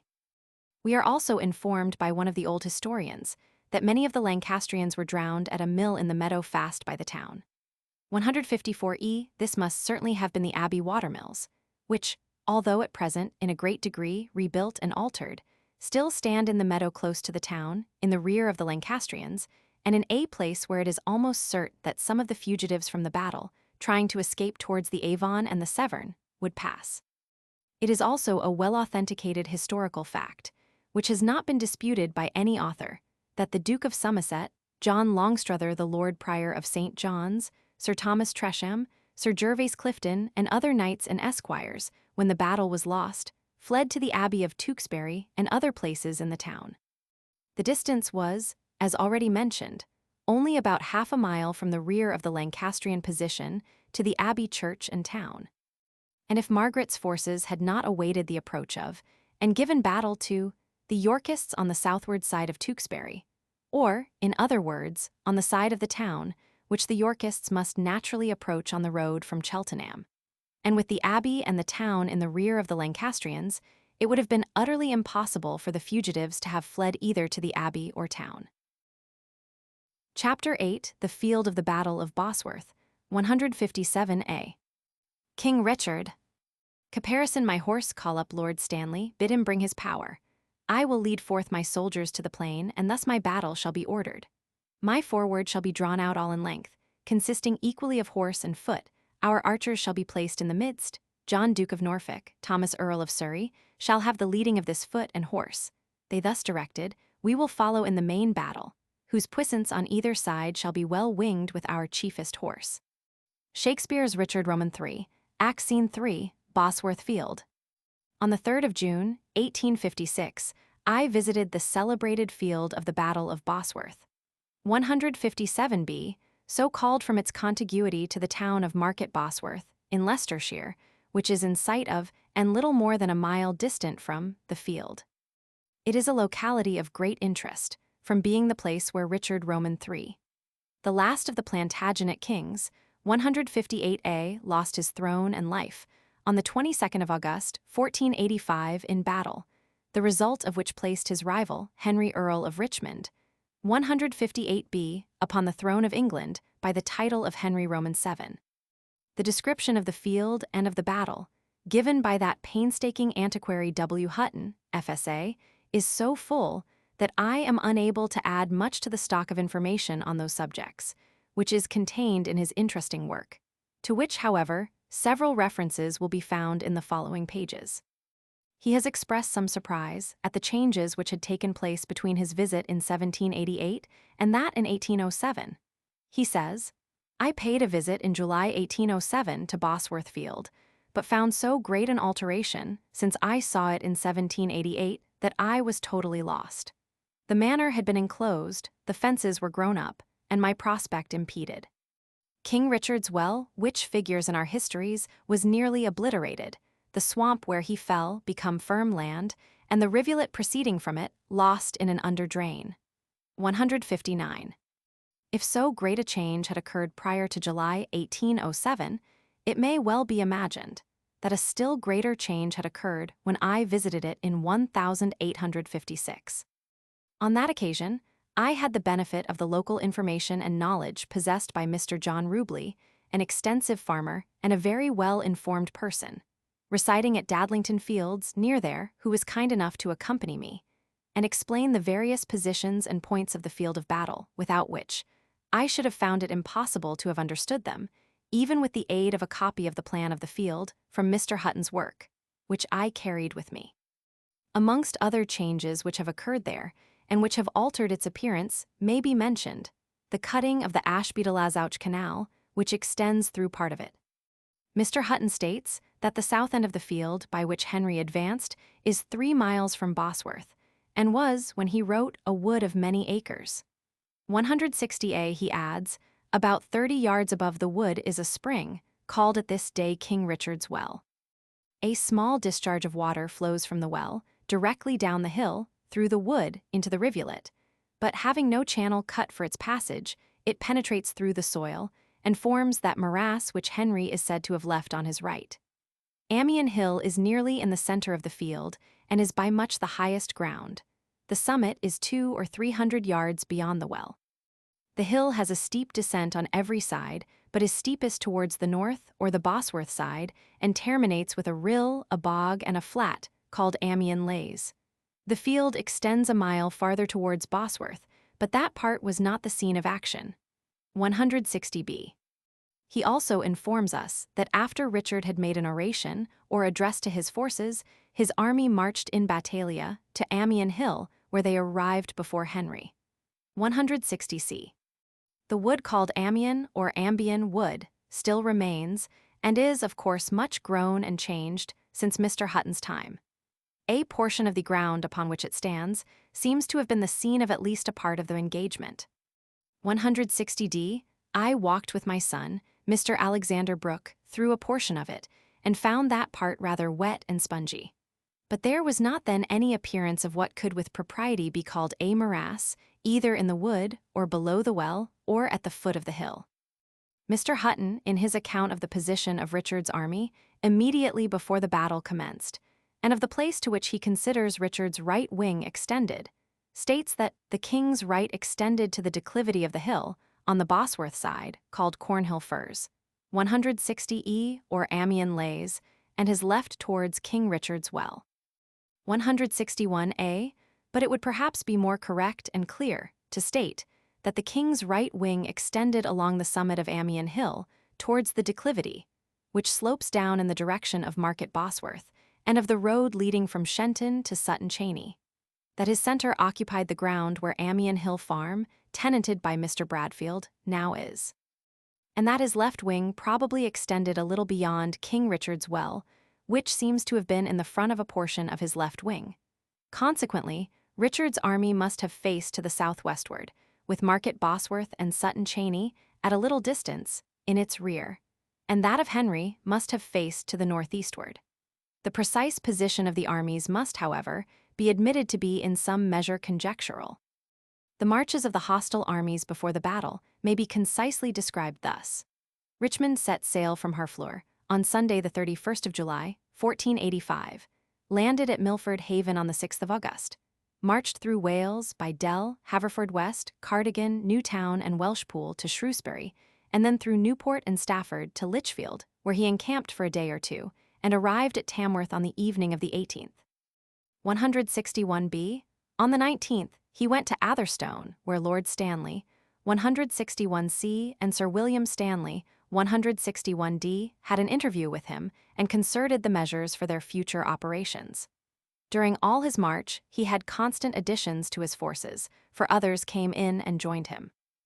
On the 20th, he encamped at Atherstone, and on the 21st, both armies were in sight of each other for the whole day. 161 E. Henry having encamped at Whitemoors, close to the place where the Battle of Bosworth was fought on the next day. It is impossible to suppose that Henry could have acted with such folly as to sail from France with a very small body of men, described by Comines as a very sorry and unsoldier-like set, from jails, hospitals, and sea, and land in Wales, and from thence march into the heart of England, where any serious disaster must have caused the utter ruin of himself and his adherents, unless he had been well assured beforehand of the co-operation of Lord Stanley, who was the third husband of his mother. 162a. Such a course of proceeding, by Henry, without being previously certain of Lord Stanley's deserting Richard at a convenient opportunity, would have been an act of madness. Everything had, no doubt, been arranged between them before Henry embarked in France. The fatal error which Richard committed was previously to the battle in entrusting the levying of forces to Lord Stanley, when he could not confidently trust him. Richard imagined that, by retaining in his custody George Lord Strange, the son of Lord Stanley, by way of hostage, he had sufficient security for his fidelity.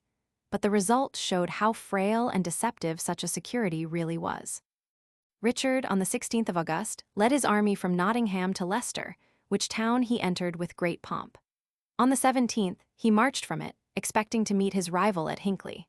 That night he passed at Amsthorpe, where his officers slept in the church. On the 18th, he removed to Stapleton, where he pitched his camp on the ground called Bradshaw's and remained until Sunday, the 21st, when both armies came in sight of each other.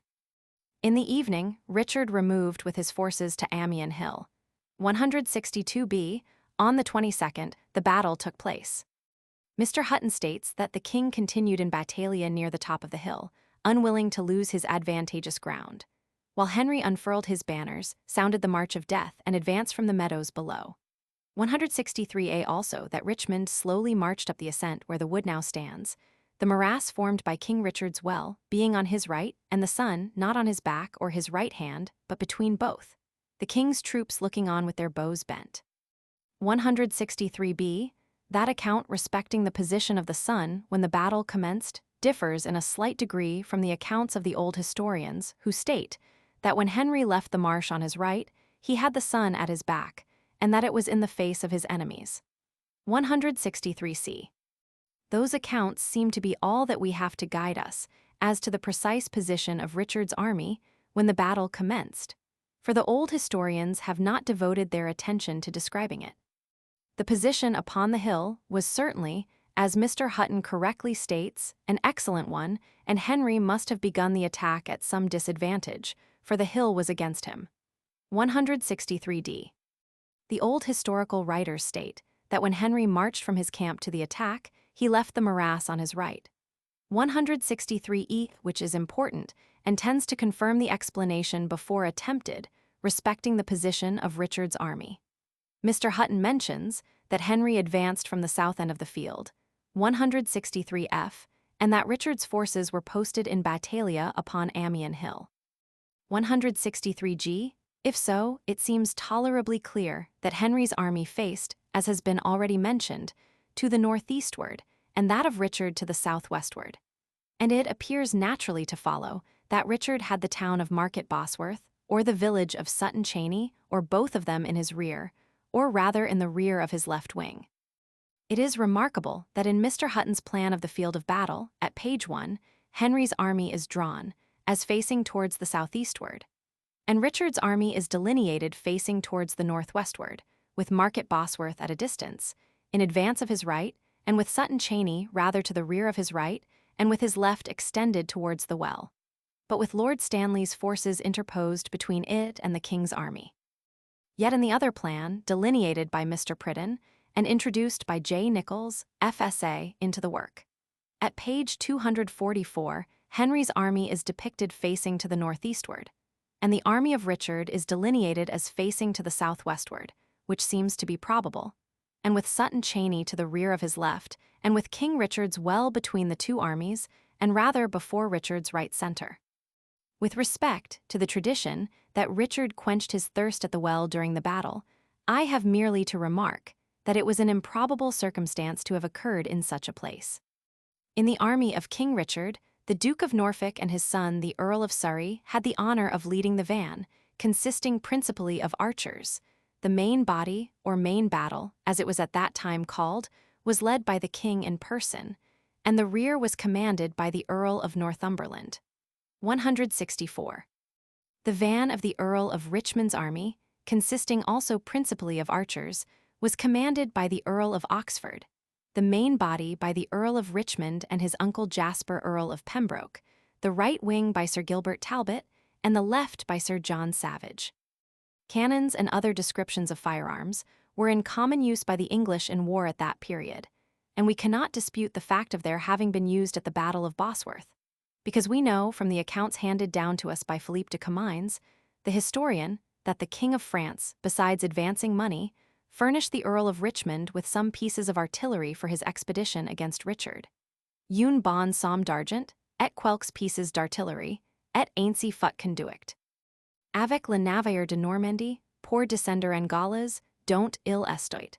165a, besides which, guns are mentioned in the Act of Attainder of 1 Henry Roman 7. 165b, passed against the adherents of Richard who took part in the battle, and cannon balls of a small size have been dug up upon Bosworth Field. 165c.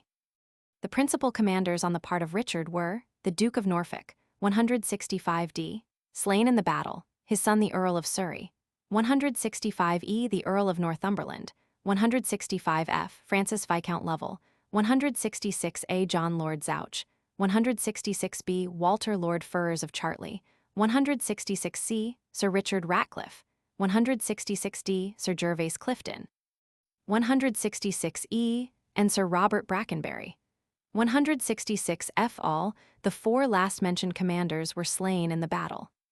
The principal commanders on Henry's part were the Earl of Pembroke, 166g, the Earl of Oxford, 166h, Sir William Brandon, 167A, who was Henry's standard-bearer, Sir Gilbert Talbot, 167B of Grafton in Worcestershire, Sir John Savage, 167C Sir John Byron, 167D, and at an opportune time after the battle had commenced, Lord Stanley. 167E, the only person of note of Henry's army who was slain in the battle was Sir William Brandon, his standard-bearer, and historians inform us that he was slain by Richard with his own hand. Richard made a courageous and intrepid charge, 168A, and attempt with some of his forces to cut his way to Henry and to terminate the battle by dispatching him, and in his charge slew Sir William Brandon and unhorsed Sir John Cheney. Richard's daring enterprise at first seemed likely to be attended with success, but was frustrated by Sir William Stanley, 168B, who then declared for Henry and threw the weight of 3,000 fresh soldiers into the scale of the latter and attacked Richard's right flank. This appears to have been the important period of the battle, alluded to by Shakespeare. Catesby, rescue my lord of Norfolk. Rescue? Rescue? The king enacts more wonders than a man, daring and opposite to every danger. His horse is slain, and all on foot he fights, seeking for Richmond in the throat of death. Rescue, fair lord, or else the day is lost. Shakespeare's Richard Roman III, Act 5, Scene 4, Bosworth Field. It was at a critical moment that Sir William Stanley declared for Henry, because, if he had deferred his aid a very short time longer, he might have deferred it forever. For fortune seemed at that moment to be propitious to Richard's enterprise and invincible courage, and Henry was in the utmost danger, and it was probable that he must either have perished or fled. The consequence of Sir William Stanley's opportune and most valuable assistance was that Richard and most of the noblemen, knights, and soldiers who accompanied him in the charge were surrounded by superior numbers and slain, and Henry obtained the victory. 169A. It is not known with any degree of certainty what the respective numbers were in the hostile armies, but it is supposed upon reasonable grounds that Richard brought into the field about 12,000 men, that Henry brought 7,000, Lord Stanley 5,000, and Sir William Stanley 3,000. 169B. Consequently, Richard's forces were considerably more numerous than his enemy, S, at the commencement of the battle, but were considerably outnumbered by those on the side of Henry, after Lord Stanley and Sir William Stanley had joined him. Authors differ very much respecting the number of the slain. Some state it to have been very considerable. Mr. Hutton, on the contrary, inclines to think that it was only about 900 on both sides, 169C, of which by far the greatest carnage was in the pursuit. Probably his estimate is too low. But, as the battle did not last very long, and as the principal part of Richard's forces were indifferent or reluctant to fight in his cause, it may perhaps be reasonably inferred that the slain did not very greatly exceed that number. Hall, Holinshed, and Grafton concur in stating that the number of the slain was not much more than 1,000, which may probably be correct. Henry, with great pomp, proceeded the same evening to Leicester. Richard's corpse was found amongst the slain, covered with wounds, dirt, and blood, and was hung perfectly naked across a horse, the feet dangling on one side and the hands on the other, behind Blanc Sanglier, pursuivant at arms, so called from the Boar Argent, the cognizance of Richard, and was carried in triumph to Leicester that afternoon. This disgusting spectacle was meant as a disgrace to Richard, but it was really a disgrace to Henry. Insults offered by the victor to the corpse of a soldier slain in battle, be he whom he may, evince a great degree of meanness or cowardice on the part of the former. The body was exposed to public view during 2 days in the town hall, and was then interred in the Grey Friars Church. At the destruction of religious houses, his remains were turned out of it by the townspeople, and there is reason to believe that they were got rid of by being thrown into the river at the end of Bow Bridge at Leicester, borne out of the city and contemptuously bestowed under the end of Bow Bridge, which giveth passage over a branch of Stour, upon the west side of the town. See Speed's Annals, Foe, 936. See also Thoresby's Views in Leicestershire, p. 338. A stone coffin in which they had been deposited was converted into a watering trough at the White Horse Inn in Gallow Tree Gate, and was early in the last century broken to pieces. 170. Happening to be in Leicester on the 5th of June, 1856, I did not omit to inquire for the Grey Friars Church. but although I discovered the street where it had stood, I found that every vestige of the church had disappeared.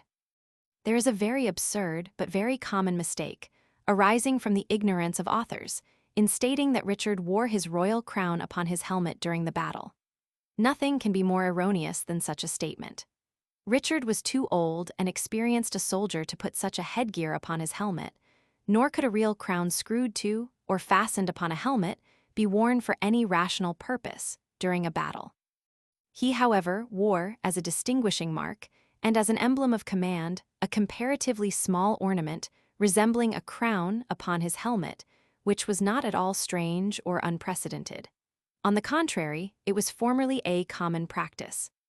King Henry V wore a similar ornament upon his helmet at the Battle of Agincourt in 1415, which was of some use, in sustaining the stroke of a battle-axe from the Duke of Alençon, which cleft it.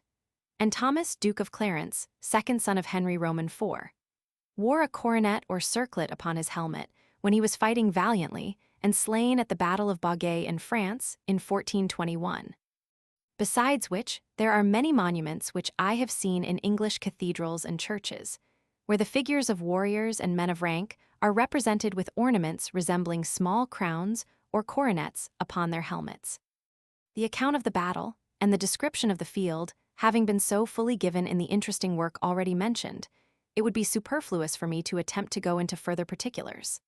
I may, however, add that the battle terminated in the defeat and death of Richard, rather in consequence of the defection of Lord Stanley and of his brother Sir William Stanley, and the indifference or disaffection of others, whom Richard relied upon, than of any valor or skill in Henry or his army. Henry was immediately saluted as King of England by his forces, and without waiting for the ratification of his claim by Parliament or any other recognized authority, assumed the title of Henry Roman VII.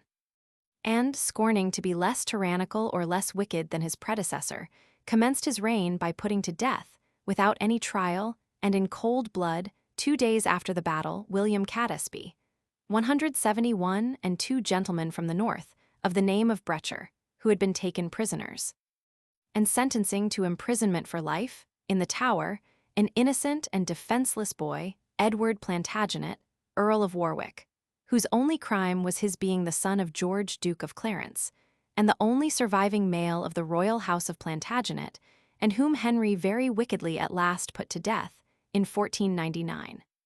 Henry also caused an Act of Attainder, 172a, to be passed by Parliament, shortly after the battle, in which he had a great number of persons, who had been the subjects and adherents of Richard Roman III, attainted and declared guilty of high treason, and all their lands and possessions confiscated on the alleged ground of their support of Richard against Henry, although Henry had never, previously to the Battle of Bosworth, been recognized as king. Nor had he even assumed the royal title or functions. It was therefore not only an iniquitous proceeding, but was an insult to the understandings of men, to treat any acts done by any persons in the service of the then reigning king, at the Battle of Bosworth, as treasonable actions committed against Henry. Those attainders and confiscations, affecting as they did the lives and property of many persons, whom Henry wished to destroy or crush, were acts of gross despotism and tyranny. 172b. Many years ago, I saw in the collection of Colonel Stretton of Lenton Priory in Nottinghamshire some spurs and bridle bits said to be relics of Bosworth Field, and Groves, in his Military Antiquities, gives an engraving of a helmet found there. 173. Many relics of the battle are described in Mr. Hutton's work, which had been discovered there. Besides which, human bones were found, about 4 years ago, in cutting a drain in a field in front of the farmhouse standing upon the slope of the hill, and called Amiens Hill Farm, mentioned before, belonging to Mr. Stewart, and occupied by Mr. Bradfield. The field where they were discovered adjoins that in which King Richard's well is. Mr. John Rubley informed me that not many years ago he found a sword hilt upon the field of battle, which was afterwards given to Mr. Stewart. There are also a few relics of the battle preserved in the Public Museum at Leicester. Persons desirous of visiting the field of battle will find it expedient to go from Atherstone to Shenton, and soon after passing that village instead of pursuing the road to Market Bosworth, to turn off to the right, by the road which leads from Shenton to Sutton Chaney, until they arrive at a large farm on the left, called Suttonfield Farm, occupied by Mr. Cooper, a considerable farmer. They should then turn off to the right into a field road, which is passable in a carriage, but is not a good one for that purpose, and therefore walking is preferable, which ascends the northward side of Amiens Hill, frequently mentioned before, and cross its summit. And on the slope of the hill, on its southward side, is Amiens Hill Farm, which is upon the field of battle, and close to it, in an adjoining field, is King Richard's Well. It is covered in with a small pyramid, built of rough stones, but is open on its south front. And on the inner wall, opposite to the open part, is the following inscription, cut in small Roman characters, from the pen of the Reverend and learned Dr. Parr. Aqua ex hoc pivitio, havstacidum sedivit Ricard's turdives, rex Anglii CVM Henrico comite de Richmondia, acerime acv infensisime praelians, et vita peritor ac sceptro anti noctum caratvovs, Roman 11 cal. Sept AD MCCCCLXXXV. The Battle of Bosworth is often called the last of the wars of York and Lancaster. That is an error. The last battle in those wars was the Battle of Stoke, fought in 1487. It is a lamentable fact that deeds of violence and bloodshed on a large scale did not cease in England with the death of the last Plantagenet king. For during the reign of the two first Tudor kings, the crimes and offenses disclosed by history are so shocking as to make us amazed at the wickedness and cruelty of man. Although the habits and characters of Richard Roman III and of Henry Roman VII were widely different, each was sufficiently iniquitous in its way. 174, and it would be a task of great difficulty for any well-read historian to decide which of those two men was the most wicked. Both of them were usurpers, and neither of them had any legal right to the throne. And if they had lived nearer these times, and in humble life, it is not improbable that the intrepid disposition and invincible courage of Richard might have made him a daring robber or highwayman, and the mean and avaricious propensities of Henry might have caused him to become an adroit pickpocket or sordid miser. It was very much the fashion for historical writers, who lived in the times of the Tudor sovereigns, in order to court popularity with them, to calumniate Richard, blacken his memory, and in their accounts of him, to represent him as a kind of monster, deformed in person and malignant in mind, with not a few other strange assertions, which subsequent generations have been induced to consider either as absurdities or exaggerations. Upon a cool and dispassionate comparison, however, of the characters of Richard Roman III and Henry Roman VII, both of them wicked and unscrupulous men, the contrast is not favorable to Henry. Richard committed sanguinary crimes in order to obtain the crown, but even his enemies do not accuse him of any tyrannical or unjust actions as a king. Henry had not the opportunity of perpetrating such offenses before he obtained the crown, but history is replete with instances of his tyranny and injustice during the whole of his life after he became a king. Richard possessed great talents and natural capacity, but his reign was so short that he had not many opportunities of evincing his abilities for exercising the royal functions. Yet he passed some excellent laws for the benefit of his subjects. Henry was sagacious and clever in many respects, and during his rather long reign, he also passed some very good laws. But, as has been correctly observed, his laws were ever calculated with a view to his own profit. 175, he encouraged commerce as it improved his customs and brought money into his subjects, which he could squeeze out at pleasure. 175, Richard was munificent and liberal, Henry was mean and avaricious. Richard was bold, enterprising, and courageous. Henry was timorous, selfish, and cautious.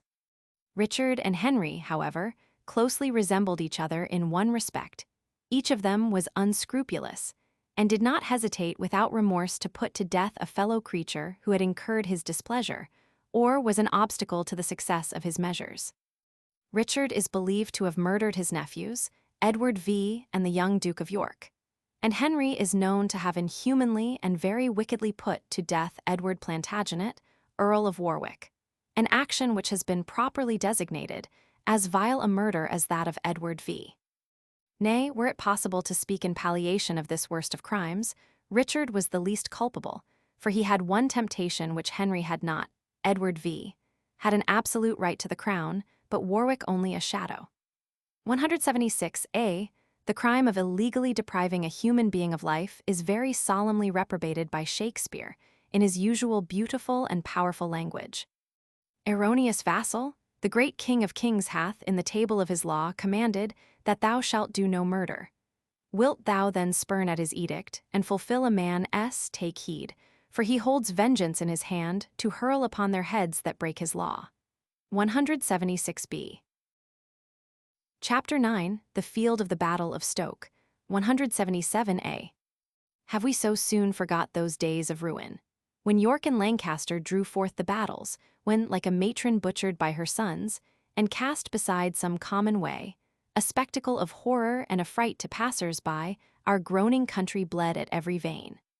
Rose Jane Shore, Act 3. Before commencing a description of the field of the Battle of Stoke, in Nottinghamshire, it may be advisable to mention concisely the nature of a very formidable insurrection, which was suppressed by that battle. John de la Pole, Earl of Lincoln, 177b, a man of talents, courage, and enterprise, was a nephew of Edward Roman IV, and of Richard III, and also of Margaret, 177c, the widow of Charles the Bold, or the Rash, Duke of Burgundy. Margaret was an uncompromising and implacable enemy of Henry Roman VII. 178a, and in 1487, a formidable conspiracy was set on foot by her and the Earl of Lincoln, of which the object was to raise an insurrection in England against Henry. It was given out that Edward Earl of Warwick, son of George Duke of Clarence and nephew of Edward Roman IV, had effected his escape, notwithstanding the vigilance of Henry Roman VII, and had gone abroad, and Lambert Simnel, 178b, the son of a joiner named Thomas Simnel of Oxford, 178c, was tutored by Richard Simons, a priest of that city, to personate the young prince. Margaret furnished the Earl of Lincoln with 2,000 Germans, veteran troops, commanded by Martin Swartz, an officer of talents and experience. With these forces, and with Lambert accompanying him, the Earl landed in Ireland, and Lambert was soon afterwards crowned as king in the cathedral at Dublin. They remained some short time in Ireland, where the Earl raised a body of Irish forces and provided transports, and having at length sailed from Dublin, the Earl landed with his army on the 4th of June, 178c, near Pile of Foudry, at Furness in Lancashire, where Sir Thomas Broughton, who had become a party to the conspiracy, had considerable possessions. And the spot near the village of Broughton, where, according to tradition, they encamped after landing, is even now called Swart Moor, after the commander of the German troops. The insurgents were there joined by Sir Thomas Broughton and others with additional forces. Lord Lovell, 178d, was also a principal mover of the insurrection, and we are informed by Dugdale that he accompanied the Earl of Lincoln from Flanders to Ireland, and afterwards came over with him and the rest of the insurgents into England. Whether that was the case, or whether Lord Lovell joined the Earl at the same time that Sir Thomas Broughton did, or afterwards, during the march of the insurgents, does not seem quite certain.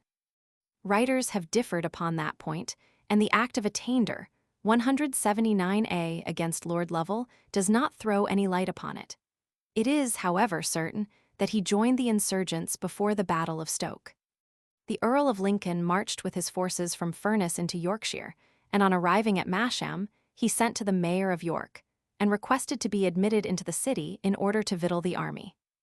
179b, this having been refused, it made a great and serious change in the Earl's plans and prospects, and it is not improbable that it determined him at all hazards promptly to seek and fight the king.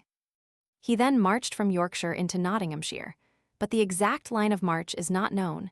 It may, however, be fairly concluded that he took the route by Mansfield. He proceeded to Southwell and continued his march in the direction of the Trent, and he appears to have crossed that river at Fiskerton, which in the summer time is shallow and easily fordable by men and horses. As Newark was preoccupied by the king's army, Fiskerton was the only safe place near Southwell, where the Earl's forces could pass the Trent. After crossing the river, they took up a position on the elevated ground to the southward of, and overlooking, the little village of East Stoke in Nottinghamshire. In the meantime, the king, apprised of the landing of the insurgents in Lancashire, assembled a considerable army under the command of his uncle, Jasper, Duke of Bedford, formerly Earl of Pembroke, 180A, and John Earl of Oxford, 180B, and with these he marched from Kenilworth through Coventry, Leicester, Loughborough, and Nottingham. The valuable services rendered to Henry by Thomas, 1st Earl of Derby, when Lord Stanley, 180C, at the Battle of Bosworth were too important and too recent to be forgot, and the king was, of course, happy to call for and avail himself of his influence on this occasion. On Corpus Christi Day, the king was joined at Nottingham by Lord Strange, son of the Earl of Derby, with a great body of troops, principally consisting of the followers and tenants of the Earl. He was also joined there by the Earl of Shrewsbury, 180D, and by several knights and gentlemen, with additional forces. The king marched to the village of Ratcliffe, where he passed the night.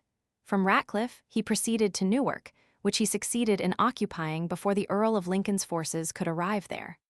180E from Newark, the king advanced with his army and took up his position on the road leading to East Stoke and about 3 miles on the southward side of Newark. These introductory observations may possibly cause the positions, which will now be described, of the hostile armies to be the more readily understood. In approaching the village of East Stoke, by the fosseway leading from the southward towards Newark, the road gradually ascends, until the traveler attains an eminence or hill distant little more than half a mile from the village, commanding an extensive view of Newark and the neighboring country. Upon its highest elevation to the left or west of the foss road is a windmill in Stoke Fields, and to the right or southeast is another mill in Elston Fields, but both are in the parish of Stoke. This eminence decreases in height towards the latter mill, but extends past the former towards the northwest, and it ends in a steep cliff, the foot of which is separated from the River Trent and Fiskerton Ferry by Stoke Marsh. The marsh is of narrow width, and the distance is not much more than 1/4 of a mile from the ferry to the foot of the hill. That part of the hill upon which the mill in Stoke Fields is erected was, at the time when I visited the field of battle, and probably still is, called the Rampare, a name sufficiently significant, and the inhabitants of its vicinity are in the habit of pointing it out, as the place where the Earl of Lincoln's forces were encamped. It is by far the strongest military position within some miles of the village, and tallies exactly with the accounts in the old historical works. This being premised, the Earl's center would naturally be at the place where the mill is now erected. His right wing would extend a little way across the Foss Road, in the direction of the other mill standing in Elston Fields, and his left wing would occupy the strong position on the summit of the eminence. 181, the hill rapidly decreases in height and slopes down towards Stoke Village and the Vicarage House, which stands in Elston Fields, although in Stoke Parish, close to the village, and about 50 or 60 yards to the right or east of the Foss Road. It was down this slope that the Earl's troops descended to attack the forces of Henry Roman VII, at the Battle of Stoke. In proceeding to describe the situation of Henry's camp, and to compare the two positions with the accounts given by the old historians, it is proper to mention that after passing the village of Stoke, and at less than half a mile on the Foss Road, towards Newark, and between 3 and 4 miles from the latter town, the road gradually rises until the traveler arrives at the toll bar, which is on slightly elevated ground. 182A. From the accounts given by the old historical writers of the movements of Henry Roman VII. 182B, there is great reason to suppose that at that place, or very near to it, his forces were encamped previously to the Battle of Stoke. And as the country between Newark and Stoke is nearly level, with the exception of the elevated ground just before mentioned, it was the only place, 3 miles from Newark, where eligible rising ground could be found to encamp upon between that town and Stoke Village. And it tallies in its distance from Newark and its contiguity to the village of Stoke, with the accounts given by the old historians. The two positions above described correspond in a remarkable manner with the accounts of the old annalists and chroniclers. Polydore Virgil, after describing the Earl of Lincoln's putting to sea with his forces from Dublin to England, says that Haud procul Lancastrio in terram descendunt, Fredi opibus Tommi Brigtoni, qui princeps erat conjurationis socius. He then mentions the course pursued by Henry, and states that comes Lincolnices interi eboresensum agram ingressus cum sociis, lento incedabat gradu, ac sine ullo maleficio incolarum, quipque sperabet aliquam populi concursum ad se feri. And, after mentioning the earl's reasons for venturing upon a battle, he proceeds as follows. Ex agro eboracensi New Yorkum versus iter facere coepit, ut ibi octis copiis, in regem, quem veneer obvium, and vix bidui abes intellixerat, recta via contenderit. Ceteru priusquam ille eo pervenirt, Henricus cui nulla hora operis comitis erat ignota, sub vesperu Elias die, qui ante pralii diem alluxit, Celerius opinioni aerum, obvium venientibus factus, New Yorkum accessit, parumque alic moritus, tria milia passuum progressus est, ibec positus castris pernictavit. Comes viro cognito regis adventum nihil terratus in coeptum iter continuat, iademque dipervenit ad viculum proximum adversarium castris, quem vocet stachum, iacu loci castra facit. Postero direx ex omnibus copiis triplici instructo assi, stachum proficissiter, ac prop castra comitis consistit, ac facit equo in loco pugnandi potestatum. Potstate facta, comes copias educit, signoque sues dato, insurtamen dissedit. As Polydore Virgil wrote in the reign of King Henry Roman VIII, numbers of persons present at the battle must have been living, from whom he probably obtained information. Hall also wrote in the reign of King Henry Roman VIII, and died soon after the accession of King Edward Roman VI. In his chronicles, the mentions that the Earl of Lincoln and his troops landed at the Pile of Foudry within Little of Lancaster, that he marched into Yorkshire and afterwards directed his way from York to Newark-upon-Trent, to Thentent that there he, as he trusted, augmenting his capani might set upon the king, who he knew to be but Roman 2 days' journey from him. Albeit before he came there, King Henry was in his bosom, and knew every hour what the Earl did, came the night before that he fought, to Newark, and there approcht near his enemies sooner than they loked for him, and there tarrying a little went Roman 3 miles further and pitched his fielda, and lodged there that night. The Earl of Lincoln certified of his coming was nothin afeard, but kept style on his journey, and at a little village called Stoke, nig to the king and his army, planted his camp. The next day following, the king divided his whole number into 3 battles, and after in good array approcht nigh to the town of Stoke, where was an equal and plain place for both parties to arraign the battle. When the place was appointed and ordained to try the bittermost by stroke of battle, the Earl set forth his army, and giving a token to his compani, set upon his adversaries with a manly courage, desiring his soldiers that day to remember his honor and their own lives. Holinshed's account, in his chronicles written in the reign of Elizabeth, is nearly in the same words. Lord Chancellor Bacon, Viscount St. Albans, in his Life of King Henry Roman VII, as given in Kennet's Lives, says that the Earl of Lincoln marched towards Newark, thinking to have surprised the town. But the king was somewhat before this time come to Nottingham, and, a battle being resolved upon in his council, marched speedily, so as he put himself between the enemy's camp and Newark, being loth their army should get the commodity of that town. The Earl, nothing dismayed, came forwards that day unto a little village called Stoke, and there encamped that night upon the brow or hanging of a hill. The king, the next day, presented him battle upon the plain, the fields being open and champion. The Earl courageously came down and joined battle with him.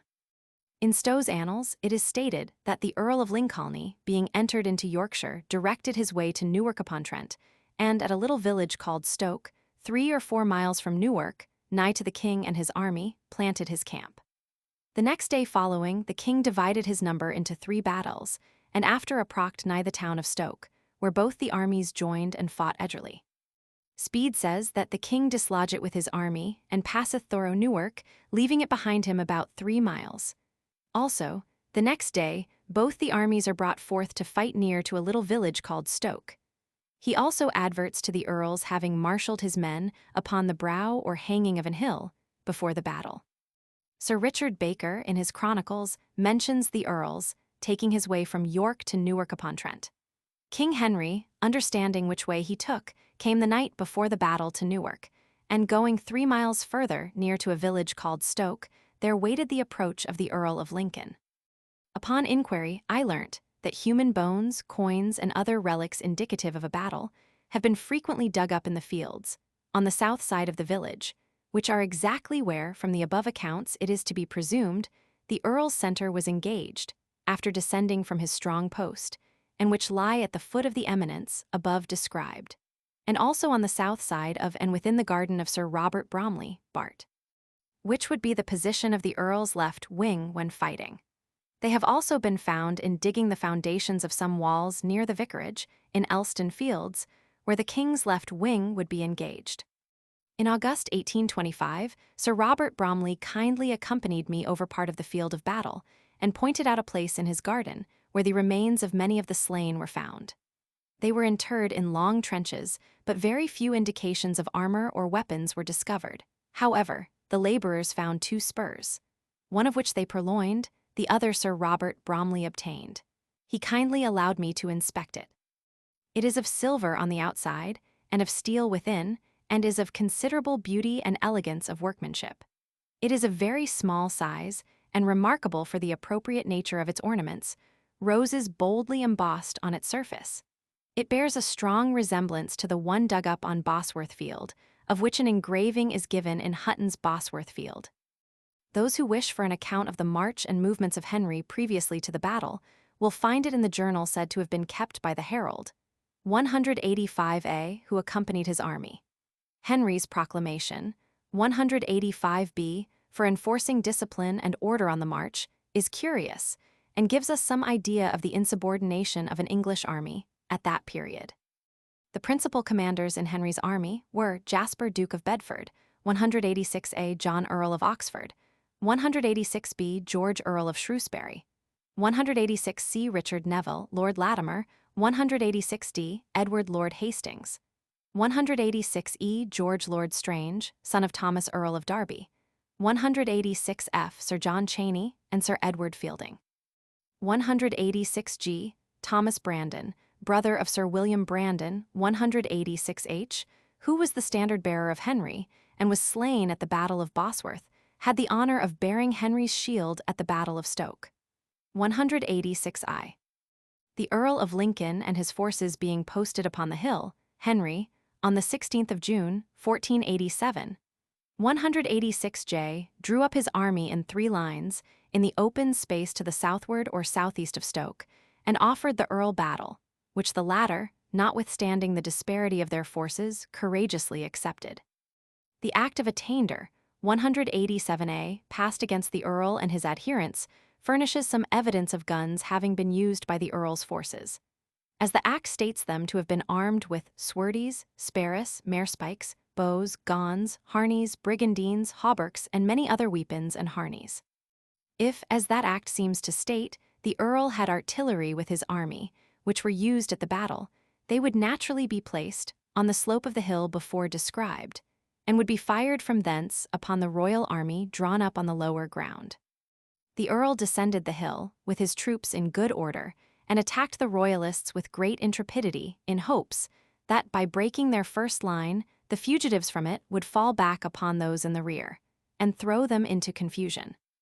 But after bravely fighting for 3 hours, during which the half-naked Irish, undisciplined, and only armed with darts and skins, obstinately maintained their ground, although Henry's archers kept constantly thinning their ranks, and the English and Germans fought with the utmost valor, they were totally routed, with great slaughter. The Earl of Lincoln, Lord Kildare, or, as several authors call him, Lord Thomas Gerardine or Fitzgerald, Sir Thomas Broughton, Martin Swartz, the commander of the foreign auxiliaries, and most of the other leaders of the Earl's party, died sword in hand. 187b, the impostor, Lambert Simnel, and the priest his tutor were taken prisoners.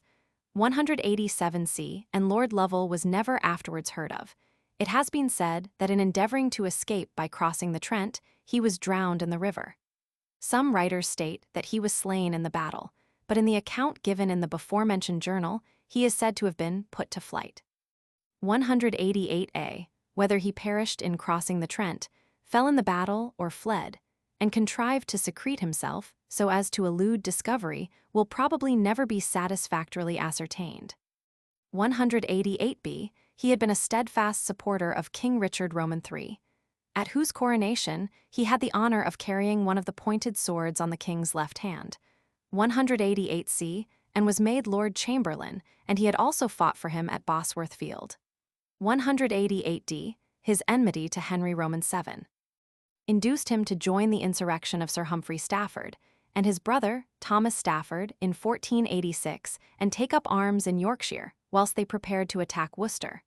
But his troops dispersing, he was obliged to fly to Furness in Lancashire, where Sir Thomas Broughton received and afforded him an asylum, and from thence he proceeded into Flanders to Margaret, Duchess of Burgundy. 188 E. Many of the Earl of Lincoln's forces were destroyed in their flight from the field, and in attempting to escape over the Trent by Fiskerton Ferry. A ravine or gully, which descends from the high ground on the southwest side of the cliff, is now pointed out, as being the place through which the fugitives endeavored to pass in order to get to the ferry, and which, tradition says, ran with blood, and where a great slaughter was inflicted upon them. It is from that circumstance, called Red Gutter, and human bones and other indicia of slaughter have been dug up in it. It is rather difficult of access at present, from being covered with a plantation of trees, but there is still a path through it, and it opens upon Stoke Marsh, about 30 or 40 yards to the southward of the modern road leading over the marsh, to the ferry, towards which the fugitives would naturally endeavor to pass through this ravine, as the steepness of the cliff would render it difficult, in most places, to descend in any other direction. And the contiguity of the right wing of the Royal Army would prevent a retreat over the flat ground by the high road past the church to the ferry. The Trent, in the summer time, and the battle was fought in the month of June, is fordable for horses and men, and as far as I could judge by the eye, it is thereabouts 160 or 180 yards wide, and if the wreck of the defeated army could have gained the opposite bank, it would have furnished some chance of escape, in comparative safety. That the hill in Stoke Fields above described, is that on which the Earl of Lincoln was encamped, seems to be satisfactorily proved, independently of tradition, from the circumstance that when he entered Nottinghamshire from Yorkshire and marched towards Newark-on-Trent, as stated in Leland's Collectanea, 189, enemies and rebels drew towards Newark Ward, passing by Southwell and the Firside of Trent. He found the castle and town of Newark preoccupied by his enemy, in which Hall, Holinshed, Polydore Virgil, Bacon, Speed, and Baker all agree, and he could not well get to Stoke without passing through or close to Southwell and then crossing the Trent. And the ford and ferry nearest to Southwell, and to those parts of the country through which he is said to have marched, is Fiskerton, which is close under the hill. Besides which, the hill is by far the strongest military position in that part of the country. In fact, the cliff occupied, as before observed, by his left wing, was almost inassailable. And the parts of the hill where his center and right were posted must have been exceedingly difficult of approach by hostile forces, because they would labor under the disadvantage of having to ascend an eminence, probably strengthened by artificial defenses and by the natural obstacles of brushwood and other inconveniences incident to uncultivated ground. It is the only elevated ground near Stoke, of sufficient elevation to warrant the word descends, used by Polydore Virgil, comes copias educit, signoque suis dato insertim and descendit. And, after a very careful survey of the country for miles round Stoke, no other eminence presents itself worthy of Bacon's appellation. The brow or hanging of a hill, or to which his words came down can apply. The Earl courageously came down and joined battle with him. The bones, coins, and other relics which have been dug up show that the conflict took place at the spot before mentioned, near the village and close to, and in the garden of Sir Robert Bromley, Bart, in Stoke Fields, and also upon a small portion of Elston Fields. 190. A great part of the church has evidently been rebuilt, and, except a Gothic arch communicating from the tower to the body of the church, it has not many claims to antiquity. A few brick and slated cottages have of late years been built amongst the others, in the village, but its appearance conveys to the spectator the idea of its having undergone little change for centuries past. The places where the human bones and sea have been dug up show that the village of Stoke, previous to the battle, was occupied by part of Henry's forces, because, as it was the Earl of Lincoln who commenced the attack, it is obvious that, if the village had been occupied by his troops, the battle would have been fought on the north or the northeast side, and not to the southward of the village. Besides which, that idea receives corroboration from the expression of Polydore Virgil, in reference to Henry's movements. Stacham proficiter, ac prop castra comitus consistit. 191a Henry could not have drawn his forces out of the village and approached the camp of the Earl if the former had not preoccupied the village. This memorable battle was the last that was fought between the adherents to the rival houses of York and Lancaster, that in 1485, called Bosworth Field, being often erroneously so considered, in which one of the House of York attempted, by arms, to obtain the crown, and it firmly secured the House of Tudor upon the throne of England.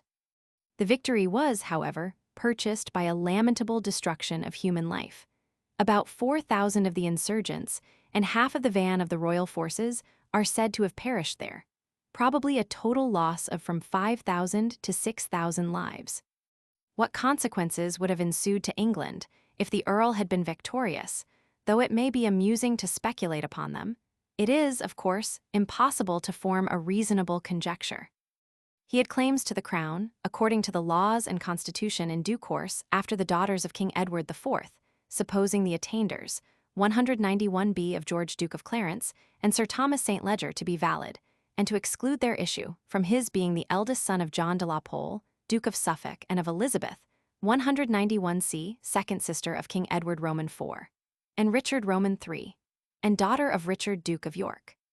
He is described as one who possessed talents and courage, and he was encouraged by the known intentions of his uncle, King Richard Roman III, who had declared him successor to the crown, 192a in case that monarch should die without issue, and at his coronation the Earl had the honor of carrying the ball and cross, whilst the scepter was confided to his father, the Duke of Suffolk. 192b. It is very clear that the Earl was not at the Battle of Bosworth, fighting on the side of his uncle, not only from the total silence of historians, 192c, but from the fact that his name does not appear in the list of noblemen, knights, and gentlemen who were attainted, 192d, when Henry Roman VII called a parliament for taking a part in that battle, and also from the fact of his being one of the nobles allowed to attend a council of Henry Roman VII. 192e he appears not to have acted with sincerity when he could so far demean himself as to bring the impostor, Lambert Simnel, forward as a stalking horse, and, in the words of Bacon, neither did the Earl refrain the business, for that he knew the pretended Plantagenet to be but an idol. But contrariwise, he was more glad it should be the false Plantagenet than the true, because, the false being sure to fall away of himself, and the true to be made sure of by the king, it might open and pave a fair and prepared way to his own title. He must have been aware of the imposture, and appears to have been actively concerned in the insurrection, with the intention of benefiting himself and the hope of successfully advancing his own claims to the crown. It is a remarkable circumstance that at the time of the Earl of Lincoln's death, his grandmother, Cecily Duchess of York, was still living, a woman who was doomed to witness, in her own family, more appalling and extraordinary calamities and vicissitudes than are to be found in the history of any individual allied to any of the other royal families of Europe. I might perhaps even be allowed to go further, and to state, in the known history of any other human being. Her nephew, Humphrey Earl of Stafford, was slain at the First Battle of St. Alban, in 1455. His father, Humphrey Stafford, Duke of Buckingham, who married her sister, Anne Neville, perished at the Battle of Northampton in 1460. Her husband, Richard Plantagenet, Duke of York, when the crown of England was almost within his grasp, and her nephew, Sir Thomas Neville, son of her brother, Richard Neville, Earl of Salisbury, and her husband's nephew, Sir Edward Berkshire, son of Henry Earl of Yu, afterwards Earl of Essex, by Isabel his wife, were slain in 1460 at the Battle of Wakefield. Her brother, the Earl of Salisbury, was taken prisoner there and put to death. Her second son, Edmund Earl of Rutland, although a mere child, was at the same time murdered after the battle by John Lord Clifford. Her half-nephew, Sir John Neville, commonly called John Lord Neville, 193a brother to Ralph Neville, 2nd Earl of Westmoreland, perished in 1461 in the action of Dintingdale, prior to the Battle of Towton. Her nephew, Sir Henry Neville, son of her brother, George Neville, Lord Latimer, was made prisoner and put to death after the Battle of Banbury in 1469. 193b her two nephews, Richard Neville, the great Earl of Warwick, the proud setter-up and puller-down of kings, and John Neville, Marquis of Montague, and her husband's nephew, Humphrey Berkshire, Lord Cromwell, the son of Henry Earl of Yu and Essex by Isabel his wife, were slain at the Battle of Barnet in 1471. Edward, Prince of Wales, who married her great-niece, Anne Neville, the daughter of her nephew, the great Earl of Warwick, was barbarously murdered after the Battle of Tewkesbury in the same year. Her son George, Duke of Clarence, was put to death in the Tower of London in 1477-8, his wife Isabel, who was her great-niece, having previously died, as was suspected, by poison.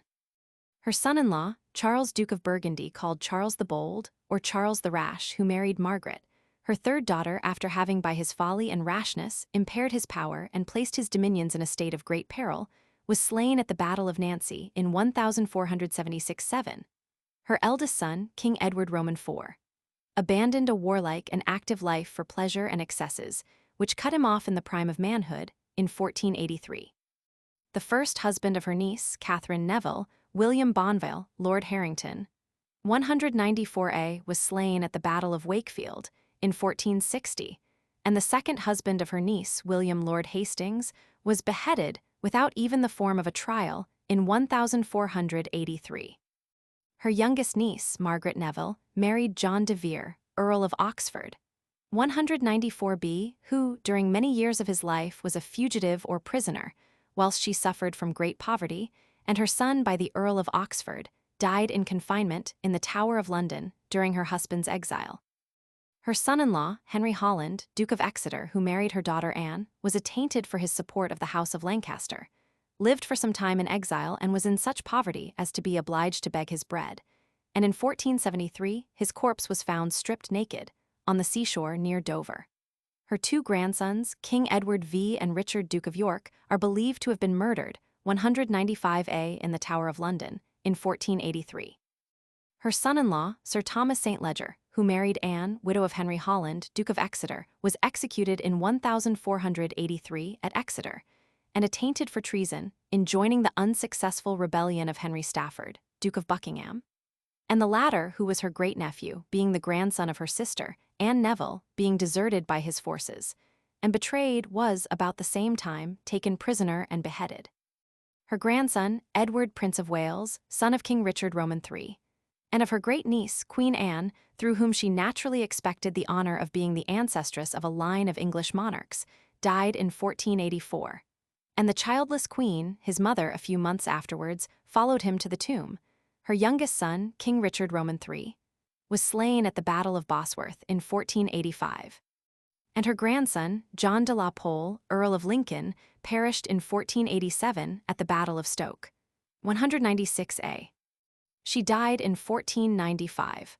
196B, after three princes descended from her, had succeeded to the crown of England, without taking into the account her granddaughter, Elizabeth, Queen of Henry Roman VII, and more than one had been murdered. And by her death was saved the additional affliction of the loss of her grandson, Edward Plantagenet, Earl of Warwick, the last male of the House of Plantagenet, who was tyrannically and wickedly put to death in 1499 by Henry Roman VII. On a reference to the following pedigrees, although they only give some portions of the descents and alliances of the illustrious houses of Plantagenet and Neville, the reader will observe the degree of consanguinity or connection in which each of the before-mentioned distinguished but unfortunate personages stood, with reference to Cecily, Duchess of York. It would be foreign to the object of this work, and would be an undertaking of great labor and difficulty to give on a more extensive scale the pedigrees of either of those houses. After perusing such a list of frightful calamities occurring in the lifetime of a single individual to the members of her own family, the reader may rejoice in living in a civilized age, under the mild and gentle sway of a sovereign of the House of Brunswick, and may well exclaim of the Duchess of York, in the language of Voltaire, whilst narrating the misfortunes of the royal House of Stuart. Il n'est pas d'exemple sur la terre d'une suite de calamités, aussi singulières et aussi horribles. Que celles qui avaient affligé tout sa maison.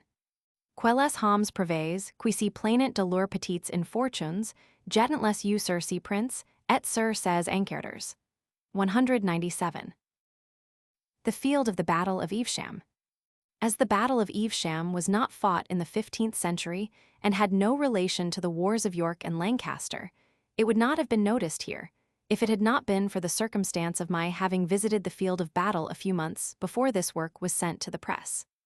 Very little information, however, respecting that sanguinary conflict can be obtained by inquiry upon the spot.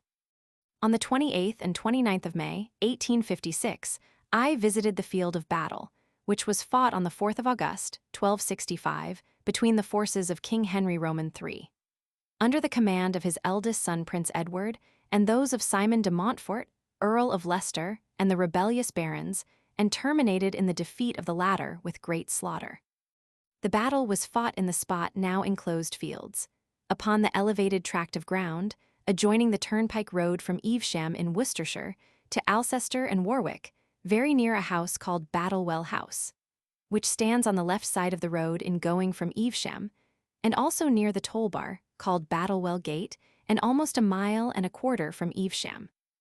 A lane turns off from the turnpike road near the toll bar towards the river Avon, by which the defeated forces are said to have fled, and to have attempted to descend to the meadows in order to cross the Avon at a place now called a Fenham Ferry. The lane was, until about 1741, the great high road from Worcester towards London.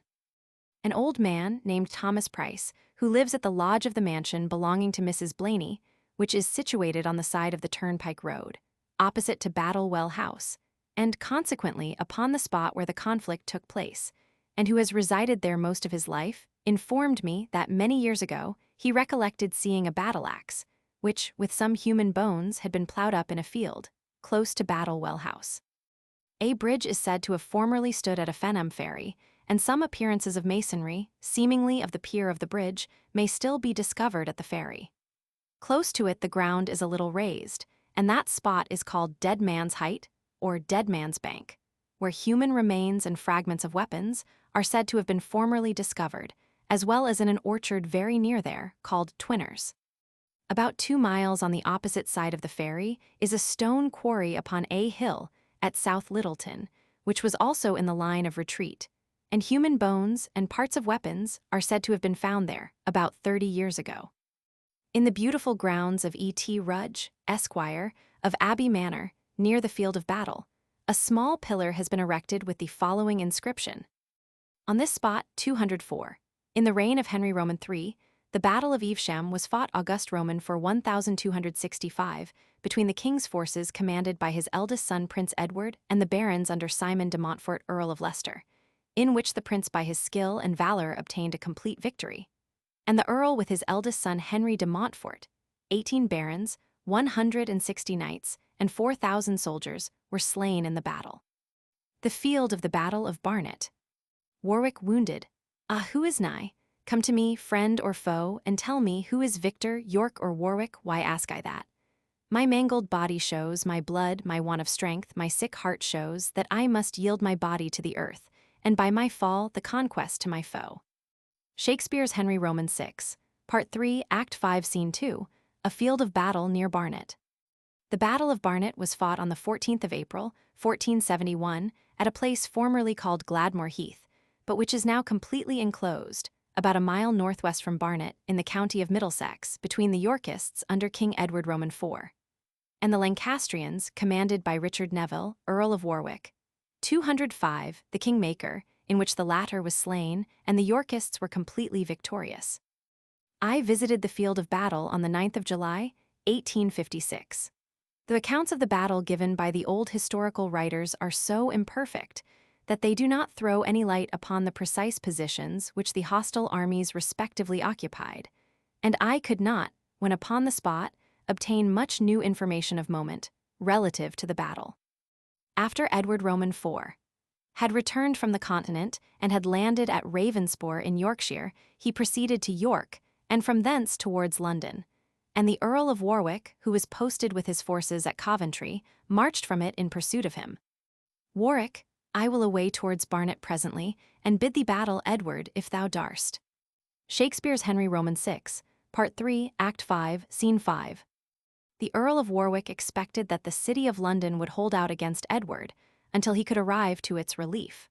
On his march, he received the disastrous tidings that Edward had been joyfully received into London, that Henry Roman VI was a prisoner, and that Warwick's son-in-law, George, Duke of Clarence, 206A, had renounced his engagements and had gone over near the town of Warwick with all his forces to Edward. The Earl of Warwick was now in a situation of great peril, and under other circumstances would probably have attempted a retreat, but he was in the face of a superior army and was some days' march from any place of safety. He was too far advanced to retreat, and although Clarence offered his mediation between Edward and Warwick, the latter proudly rejected it and resolutely prepared for battle.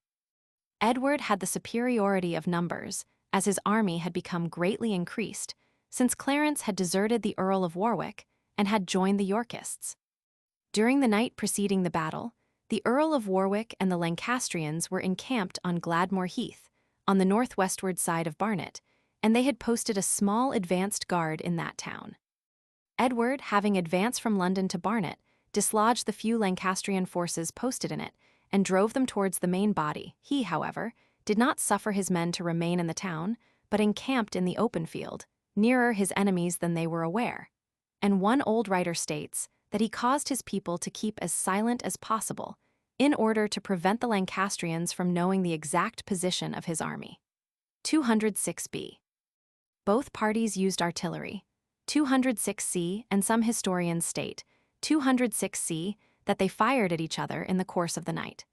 We are also told that the guns of the Earl of Warwick were constantly fired at Edward's forces during the night, but with little effect in consequence of overshooting them from their lying nearer than was supposed. 207a. On Easter Sunday, the 14th of April, 1471, the day commenced with a thick fog, and both armies were placed in order of battle. On Edward's part, the van was commanded by Richard, Duke of Gloucester. 207b, the middle, by Edward in person, assisted by the Duke of Clarence, having with them King Henry as a prisoner, and the rear was under the command of Lord Hastings. 207c, besides which, Edward had a considerable body of men in reserve. The Earl of Warwick gave the command of the Lancastrian right wing, which consisted of horse, to his brother, the Marquis Montague. 207d, and the Earl of Oxford. 207e, the left wing, also consisting in a great measure of horse, was under the command of the Earl of Warwick and the Duke of Exeter. 207f, and the middle, which consisted principally of archers and billmen, was commanded by the Duke of Somerset. 207g. The battle commenced very early in the morning, Edward, having between 4 and 5 o'clock, advanced his banners and caused his trumpets to sound for battle. And as soon as the opposite forces got sight of each other, the conflict commenced with archery, and they shortly afterwards encountered each other with hand blows. In consequence of the fog, the armies were inadvertently not drawn up exactly opposite each other. The Earl of Warwick's right wing, under the command of the Earl of Oxford, extending a little beyond Edward's left, which stood to the westward. And in consequence of it, that part of his army was rather overmatched. 207h, and we may readily believe that from the same cause, Edward's right wing outflanked Warwick's left. By reason of that circumstance, and the fierceness and intrepidity with which the Earl of Oxford attacked his enemies, he had at first a considerable degree of success. He broke a part of the ranks of the Yorkists, and several of the fugitives fled to London and gave out that the Lancastrians were victorious.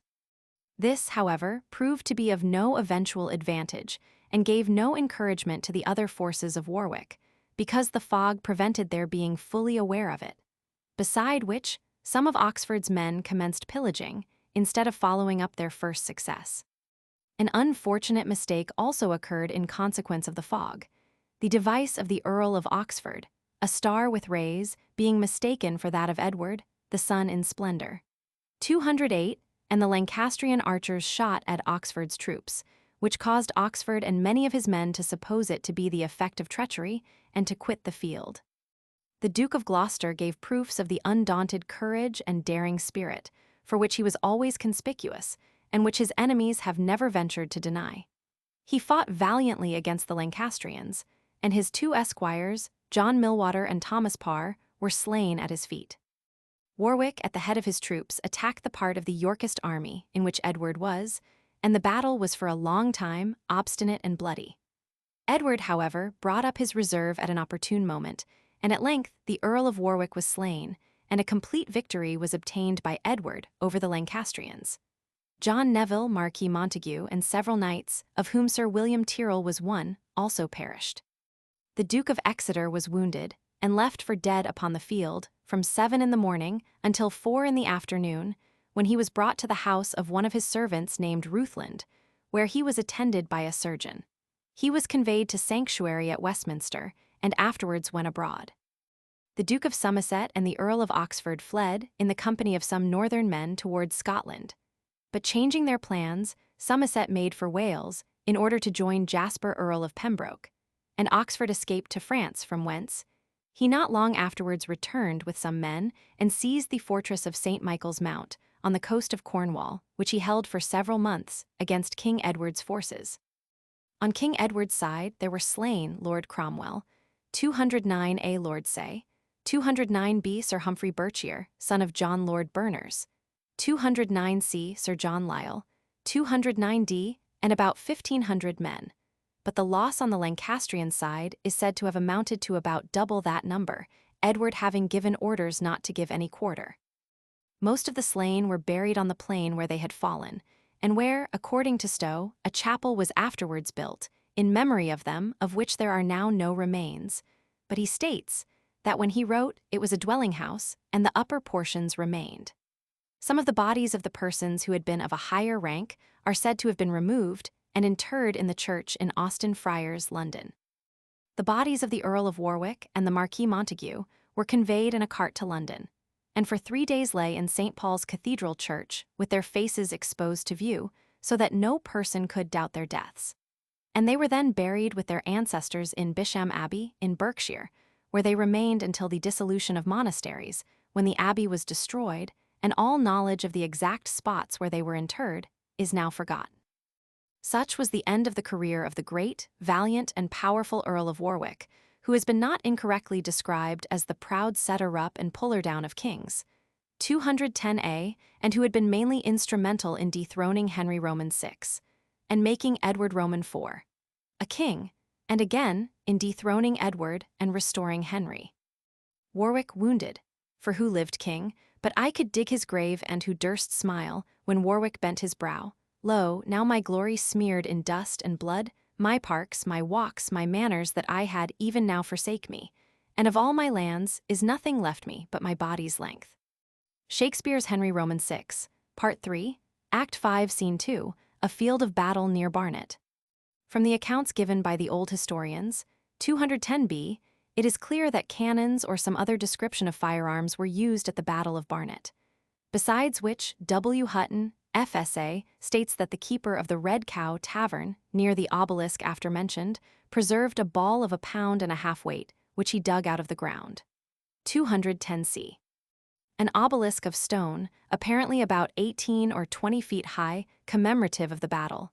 210 and of the place 210 where it was fought, was erected by Sir Jeremy Sambroke, Bart, in 1740. It stands about a mile beyond Barnet, and just beyond the small village of Hadley, and is in the county of Middlesex, but near the borders of Hertfordshire, and on the right side of the high road, close to the point where the roads diverge in one direction to South Mimms and St. Alban, and in the other to Hatfield. It stood originally close to the tavern called the Two Brewers, to which it is still very near. But about 14 or 15 years ago, it was removed 32 yards more towards the South Mimms side, where it now stands. 211. The obelisk is often called Hadley High Stone, and contains the following inscription. Here was fought the famous battle between Edward IV and the Earl of Warwick, April the 14th anno, in which the Earl was defeated and slain. Chapter 10, on the general use of firearms by the English in the 15th century. 213. Enter on the walls the Master Gunner and his son. Master Gunner, Sirrah, thou know'st how Orleans is besieged, and how the English have the suburb won. Son, father, I know, and oft have shot at them howe'er, unfortunate, I missed my aim. Master Gunner, but now thou shalt not. Be thou rolled by me, chief Master Gunner am I of this town, something I must do to procure me grace. The prince's espials have informed me how the English, in the suburbs close entrenched, want, through a secret grate of iron bars in yonder tower, to overpeer the city, and thence discover how, with most advantage, they may vex us with shot or with assault. To intercept this inconvenience, a piece of ordnance, gainst it I have placked, and fully even these 3 days have I watched if I could see them. Shakespeare's Henry Roman VI, Part 1, Act 1, Scene 4, Before Orleans. It is a fact admitted by historians that in the reign of King Edward Roman III, the English, not unfrequently, made use of cannons in sieges during their wars with the French, but whether they ever used them in the open field in the 14th century, as has been asserted, is a point which may well be doubted. History is replete with instances of the extreme caution and reluctance with which the English adopt innovations upon ancient customs, even when recommended by the probability of improvement. Their implicit belief in the excellence of the long bow, and the proud recollection of the splendid victories which they had obtained by means of it, would, for a considerable period of time, render it a useless task to attempt to convince them of the superiority of the newly discovered military engines.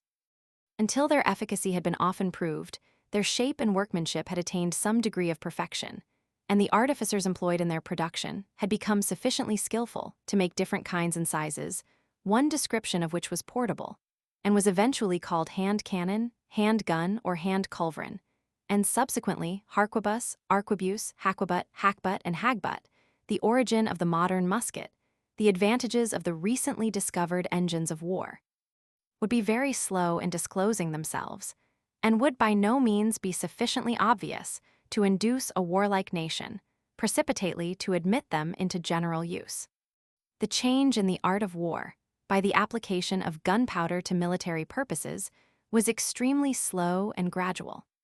If any person, ignorant of or not reflecting upon that circumstance, should ask at what period the ancient weapons were laid aside and firearms introduced in their stead, the answer is readily and correctly given.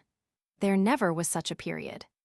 More than 2 centuries elapsed after the common application of gunpowder to warlike purposes in Europe, before the English and the other European nations entirely relinquished the use of bows and arrows, and in lieu of them, but by slow degrees adopted the use of firearms. Archery for the purposes of war had not been altogether abandoned in this country, even at the breaking out of the Civil War, in the reign of Charles I.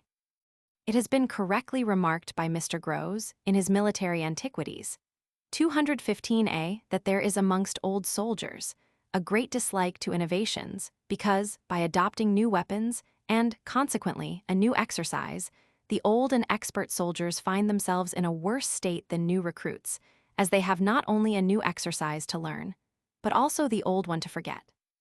Indeed, as late as the year 1557, so evenly did the public opinion run between the comparative efficacy of the ancient and new systems, that in that year, by an Act of Parliament of the 4th and 5th of Philip and Mary, 215b, respecting the providing of armor and weapons, various persons in Wales, Lancashire, and Cheshire were required to provide and keep a haquebut. Or, in lieu of one, the alternative was given to each of them, to keep a long bow and sheaf of arrows, in such instances where he was required by that act to provide himself with the former. Some interesting and curious examples may be found of the use of cannons of various kinds, by the English, in their wars with the French in the 14th century, in the reign of Edward Roman III. 215c, but although it is indisputable that they were then made use of in sieges, and in the defense of fortified places, there does not appear to be any evidence that they were made use of in that century, in the field, by the English. 216a, and the defective construction of the cannons of the time of Edward Roman III, and the silence of the English and French historians raise very strong doubts whether they ever were so used at that period. It is, however, the use of them in the 15th century to which our attention is at present to be devoted. Although writers admit the occasional use of cannons and other firearms by the English, in that century it has been commonly imagined that they were not generally used by them until the following one. I therefore shall endeavor to show that that idea is not correct, and that in the 15th century firearms of various descriptions and sizes were in general use by them as principal and important military weapons, that they appear seldom to have undertaken any warlike expedition of magnitude without them, that they constantly attacked and defended towns and fortresses with them, that they used them in the open field, and also that there is some evidence of guns being in use even on shipboard. The English, as early as in the middle of that century, were also sometimes armed with portable guns or small arms, then called hand culevrines or handguns, and they are expressly mentioned by Monstrelet by the name of culevrines à main, and he states that they were reserved to the English at Caen in 1450, when they capitulated under the Duke of Somerset. This was considerably earlier than the period when Mr. Grose, in his work on military antiquities, 217a, supposes that they were first used in England, as he mentions the year 1471 on the occasion of the landing of Edward Roman IV at Ravensbourne as the period of their introduction into this country. Monstrelet, as will be afterwards noticed, mentions Petty's cannons as having been carried in 8 little boats across the Seine by the English in attacking Pont de l'Arche in 1418, which, and also the artillery menu, occasionally mentioned by him, probably apply to guns of a size small enough to be portable. 217b. We cannot well entertain doubts of the fact of the English having made use of portable firearms in the 15th century, when we reflect that there is undisputed historical evidence of the use of them, at that period, by continental nations, who reckoned them by thousands in their armies, and that before the close of that century, they appear to have been even used on the continent by cavalry as well as by infantry. 218a. Very early in the 15th century, firearms varied very much in size, appearance, and denomination. And even as early as in the year 1406, the Duke of Burgundy and the King of France, in preparing for the siege of Calais, had, according to Monstrelet, bombards, cannons, artilleries, and C. And C. We also learn from the same authority that in 1430, in raising the siege of Compiègne, which was defended by the English, the Duke of Burgundy was obliged to abandon his ordnance, consisting of bombards, cannons, vuglaires, serpentines, culevrines, et autres artilleries. The word artillery and also the word engine did not, however, apply in the 15th century exclusively to cannons, for both words were frequently used to designate all projectile weapons, such as ballistae, longbows, crossbows, guns of various descriptions, bombards, somewhat resembling the modern mortars, and also portable firearms. Some descriptions of cannons, as for example those called bombards, 219a, which are considered to have been the first in use, threw large stones or balls by a parabolic curve against places besieged, whilst others were afterwards introduced of a different description, which sent balls direct or point blank. In 1414, one Nicholas Murbury was master of the ordnance to Henry V, Magistro Operationum Ingeniorum and Gunnarum. 219b, there was also a master of the ordnance in 1481 in the reign of Edward Roman IV, and a warrant was then issued for the payment of £100 to the master of the ordnance for the purchase of draft horses.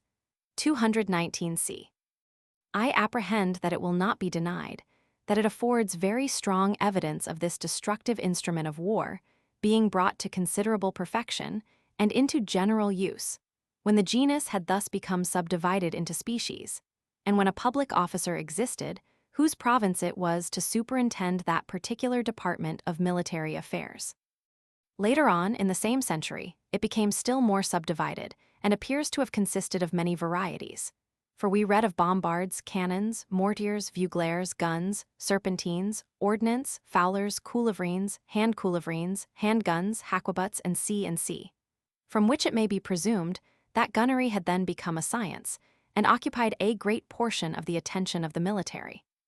The bombard is supposed to have derived its name from the sound proceeding from its explosion, the mortier or mortar from its death-dealing or destructive nature, the serpentine, basilisk, and culevrine from some fancied resemblance in their appearance or effects to a serpent, the fowler to the rapid and bird-like flight of its ball, and some of the large bombards were jocularly called bourgeois from their constant residence in one place, their weight rendering them inconvenient to move. 220. Under whatever name or form, however, this destructive engine appeared, its general effects were, to a certain extent, similar. And I venture to think that the authorities, which will now be referred to in chronological order, furnish strong proofs of its having become, not an occasional, but in general use for warlike purposes by the English in the 15th century. Chronological references, 1400 to 1500. 1403, 8th September. Warrant of the 4th Henry Roman IV. Relative to the safe custody of the castle of Laghedon in Wales, utpote in personis defensilibus, victualibus armaturis artilleriis et omnibus aliis rebus, pro hujus modi munition garnistura et custodia adjustum castri, necessariis et opportunis. 8 Reimers Foedera, Fo. 328, folio edition. 1404, 29th August. Warrant of the 5th Henry Roman IV. Respecting the giving up of the castle or fortalice of Fastcastle, in Scotland, to the warden of the East Marches, unicum artilleria et aliis rebus nostris, quibuscumque in eadem castro sive fortalitio existentibus. Same, Fo. 370.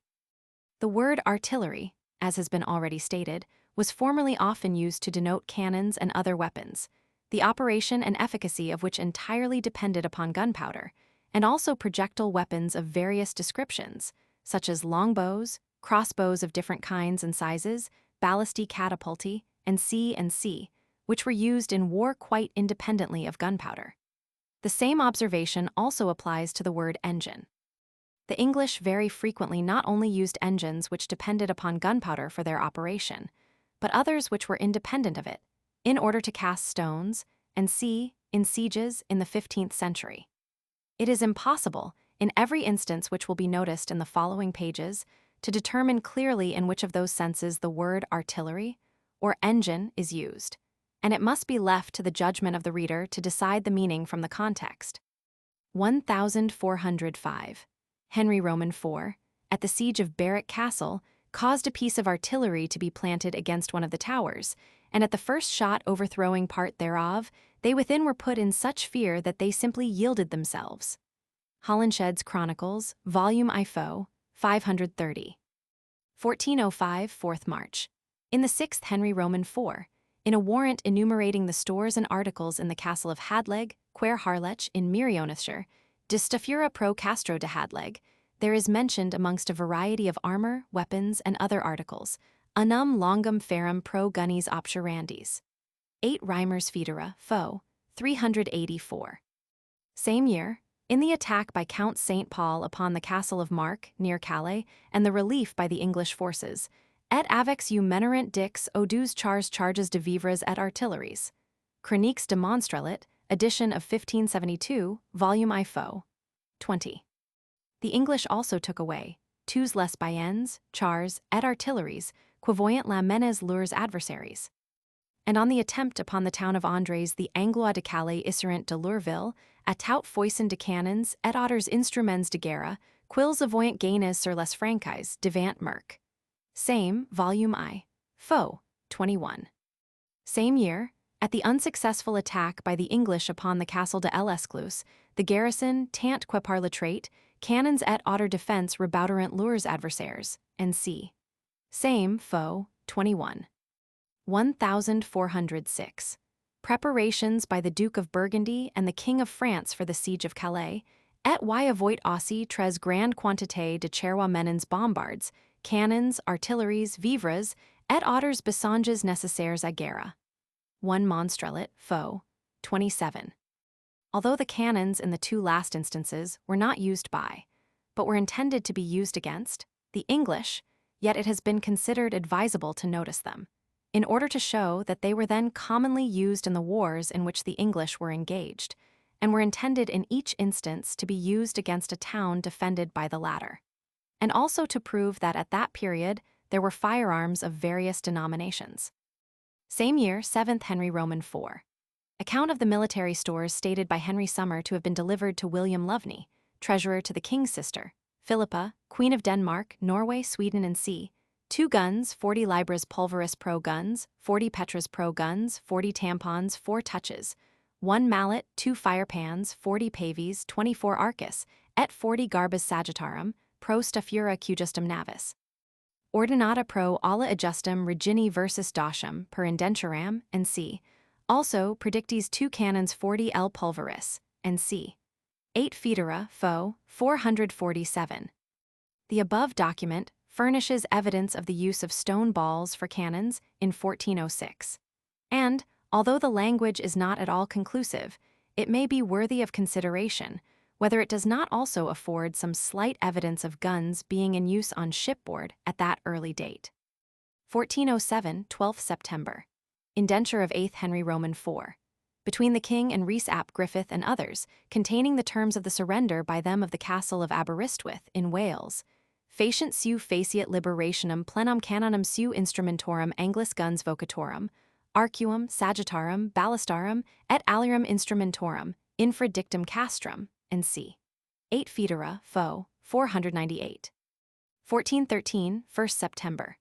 Warrant of the 1st Henry V to John Sprong and John Louth, empowering them to take and provide ad tot equos, boves, plaustra, et cerctas, quat pro cariagio sertorum gunnorum nostrorum, ac alhurum rerum pro istum gunnis necessarium, avilla Bristolii usque civitatum nostrum Londonii indigerent, and c.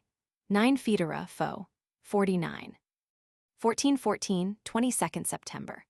Warrant of the 2nd Henry V to Nicholas Merbury, magistro operationum, ingeniorum et gunnorum nostrorum, ac aliarum ordinationum nostrarum pro guerra, and to John Louth, clerico irundum operationum, to take and provide ad tot lethomos, carpenterios, serrators, fabros, et laborators, quat pro operationibus ingeniorum gunnarum, et ordinationum predictorum, necessarii furent, cum sufficienti meremio ferro. And c. same fo. 159. In that warrant Nicholas Merbury is distinctly mentioned as the master of the ordnance. Yet, notwithstanding the existence of that document, and of another which will be afterwards referred to, of 22nd Edward Roman IV. Mr. Grose, in his Military Antiquities, volume I, page 198, states that the first master of the ordnance that he could find on record was only in the first year of the reign of Richard Roman III. And it is strange that, in a note in volume I, page 401, he afterwards mentions Nicholas Merbury as having been master of the ordnance in the second year of Henry V. But he does not allude to the existence of any such officer in the reign of Edward Roman IV. 1414, 26th September. Warrant of the 2nd Henry V to the collectors of the customs and subsidies, and keepers of the passages of the Port of London, and c. prohibiting the exportation of gunpowder without a special permission, aliquad gunpowder versus parts exturas, in portu predicto, obsc specially mandato nostro, transmitti permitatis. 9 foedera, fo. 160. 1415. The army of Henry V, on landing in France, is stated to have been composed of environ 6 mil bassinets, et 24 mil arqueers sans les cannoneers, et otters usins de flindels et engines. 224. Ils avoyat grad abondance. Monstrelet, volume I, fo. 218. It appears very difficult to ascertain the kind of instrument meant by flindels. It seems far-fetched to consider it as a corruption of the words fronds, slings, besides which there is not, as far as I am aware, any authority for supposing that the English used slings in battle. A word nearly similar, fondeffels, also occurs in 1 Monstrelet, p. 27, and is used in conjunction with echelles, which is evidently scaling ladders, which raises the presumption that it was some engine used in sieges. Same year, at the siege of Harfleur, the English assailant lures gros engines, 224, les lu plus convenables in tour la dictville, et pressment isel molt travailerant par grosses piers et de magians les mers, and c asterisk, le tract et putter de cannons, envoyas à Isux par le roi de France furent rencontres, et prins des dits Monstrelet, volume IP 218. 1418, 10th February. Warrant in 5th Henry V to John Louth, clerico operationum ordinationis nostri, and to John Bennet of Maidstone Mason, to press workmen to make septem millium lapidum pro guns de diversis sortibus. 9 foedera, fo. 542. John Louth, clerk of the ordnance, and this warrant in which he is named, are noticed by Grose, volume IP 198. Same year, warrant to the same John Louth to procure workmen and materials. Quat pro factura trecentorum pavis grossorum pro gunnis quaterviginti block, et septem millium tampons pro istum, quinquaginta jugorum deligno pro bobis infratrahendis, centum cathanarum pro istum, duodecim charactarum grossarum pro gunnis grossis supercariandis, viginti piparum de pulver de carbonibus silicis, necessaria furent. Fo. 543. The use of the words pavis grossorum pro gunnis goes a long way to prove that gunners, like archers, were covered or protected in action, at that period, by the shield-like instruments called the paves, pavis, or pavesh. Same year, in the passage of the Seine, in his advance upon Pont de l'Arche, the English commander, vint pour passer senatout huict petit naviox, didans lescals ilsimate en elo a compagnie de sun, fils odd de quins ens de succante combatants et un seul cheval, avec petits cannons, et otters habilemens de guerre. Si fate nager en une petite isle qui estoit au milieu de elo, de laquelle ils pouviant plainement traire sur les François de Sustits, qui gardient le rivage. Monstrelet, Volume IFO, 262. 1418. Henry v. Avec tout sa puissance et gens de guerre, et grande multitude d'engins et artilleries, assigia la très puissante et noble ville de Rouen, au mois de juin, and C, and directed against the gates and walls, plusieurs grosses bombards et daughters engines, and C. And the besieged used bombards, cannons, engines volans, arbilsters, et otters instruments de guerre, and C. Monstrelet, Volume I Fosse, 264-265. The artillery, cannon, and powder, on the surrender of the undermentioned cities, towns, or castles, are stipulated in the treaties of surrender, to be given up to the English, or to remain for their use. 1417. Tauch, Vitalas et artillery, and c. 9 Fo, 480 Reimers Federa Villiers, Vital et artillery, and c. Keen, arbalasters, trait et otters artillery, and c. Falaise, artilleries, trait, putter, cannons, and c. 1418. Cambrai, putters, cannons, and c. Hambai, twos lures artilleries, and c. Saint Lo, powders, cannons, et otters abilemens de guerre, and c. Hamet. Touts lures artilleries, and c. Constance, twos vivres et artilleries, and c. Charenton, cannons, putters, et tout otter manner de trait, and c. Saint Sauveur le Viscount, lure artillery, et les otters armures, and c. Jugery, powders, cannons, and c. 1419.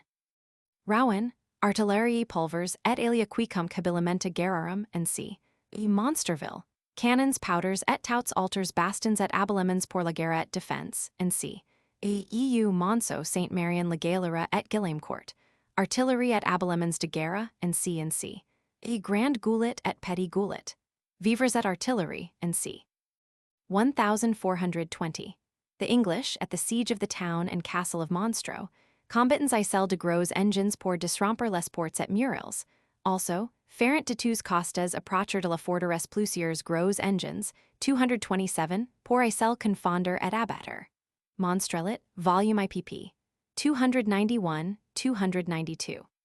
Same year, at the siege of Melun by the English, ferent and plusieurs louisioir lures engines volans, bombards, cannons et otters instruments et habilemens de guerre pour disromper confonder et abatter les murs de la ville, and c. Same, Fo, 293. Same year, in the treaty between Henry V and the Duke of Bourbon, as given at length in Goodwin's Life of Henry V, a stipulation was introduced for the restoration of ammunition and artillery. Goodwin's Life of Henry V, Book 7, p. 295. 1421. At the Siege of Moulx, by Henry V.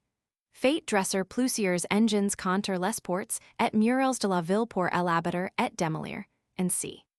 Et brief ensuivant gagne une petite isle assaise prise du marché en laquelle il fait asseoir plusieurs grosses bobards, qui molt terriblement greveret les masons du dit marché et aussi les murels d'Isel, and c. Monstrelet, Volume I Fosse, 310-312. 1422. At the Siege of St. Valery, by the English under the Earl of Warwick, they commencerent à abatter la dicte ville de leurs piers et engines sans cesseur, jettons contre les murs d'Isel en les dérompant en plusieurs lieux. Same, Fo, 317. Same year, At the siege of Meulan by the Duke of Bedford, he la fate dresser compters les ports et murels grands engines pour icelle confonder et abetter.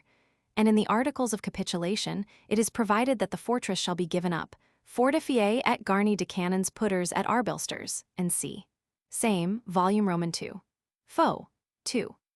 1427. The French and Bretons, on raising the siege of St. James de Buron, defended by the English.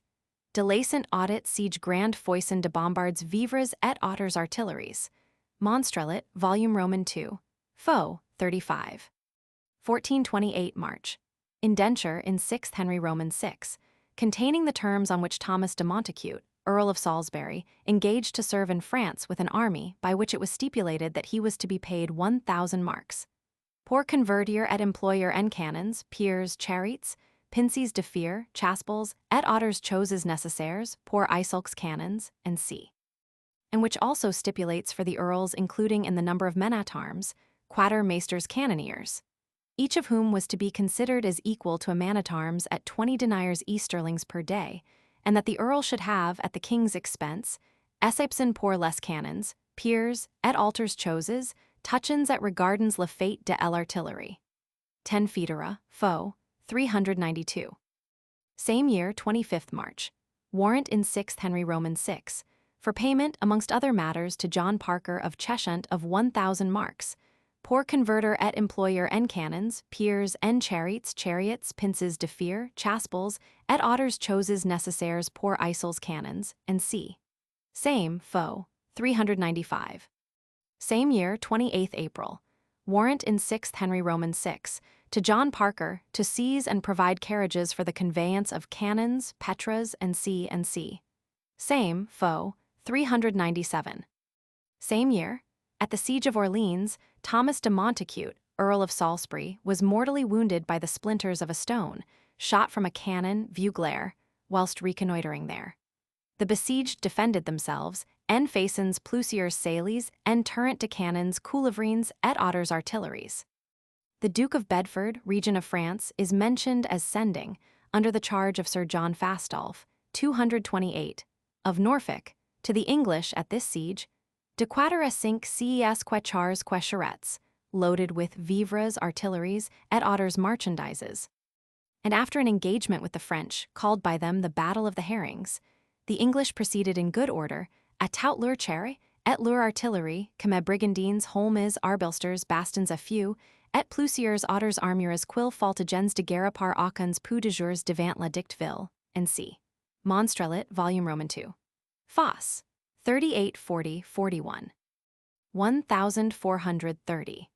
At the siege of Compiègne by the English, under the Earl of Huntingdon, and the Burgundians, the unsuccessful result of an attack by the French upon part of the works of the besiegers is ascribed to la grande défense de ciudad de dans qui estuant en une grosse compagnie de combattants et bien pourvus d'artillerie.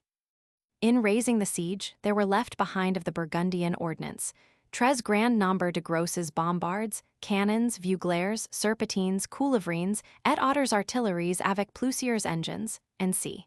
Same, volume Roman 2. Faux. 64. 1431. The French, after a temporary success against the castle of Rouen, were compelled to give it up again to the English, on account of the want of provisions, and being combatis de plusieurs gros engines, quelestits anglois ferent asseoir contre la grosse tour. Same, Faux. 78. 1432. The English under the Earl of Arundel, advancing from Paris towards Ligny-sur-Marne, had foisoned de chars at charrettes, cannons, artilleries, et otters instruments de guerre, and c. And at Ligny, si fate le Comte d'Arundel asseoir une grosse bombarde contre l'arche du pont Levis de la Ville, lequel du premier couquel jecta rompit la dictarchie, and c. Also, why assist grosses bombards, don't ils avoyant fate batter at travailer la murelle des selles. 2 Monstrelet, Faux. 81. 1435. The Earl of Arundel, in advancing to attack the castle of Gerberoy, took with him vivres et viands artilleries, et otters plusieurs instruments de guerre, atout lescles il si made a kemen, but was attacked and discomfited by the garrison, which ferret a porter une coulevrine quills avoyat and leur fort, laquelle au secad cuquils la ferent jetter, ferit le dit comte parmi la jambe vers la cheval du Pied. Of which wound he soon afterwards died at Beauvais. Same, volume Roman 2, Foss, 101, 102. 1435. At the Siege of St. Denis, by Lord Talbot. Tautus fois les de Sustix ports et murels furent fort empereurs en plusieurs lieux par les engines dicia assigians. Same, Faux, 116. 1436. At the Siege of Calais, by Philip Duke of Burgundy, his forces had a great number of ribald equins, portons cannons, coulevrins arbelsters, et plusieurs otters gros engines, and c. Same, volume Roman 2. Faux, 129. Whilst he was riding to reconnoitre the town, which was defended by the English, vint une grosse pierre de canon, au plus prise de laquelle oxist une trompette et trois chevox, dont celui du seigneur de Savuses estuent elun. Same, Faux, 130. In the above quotation, the word engine seems to apply to such instruments of war as cannons, culverins, crossbows, and c. And it tends to confirm what has been stated before, that the word was used both in describing those projectile weapons which were used with gunpowder, and also those which were used without it.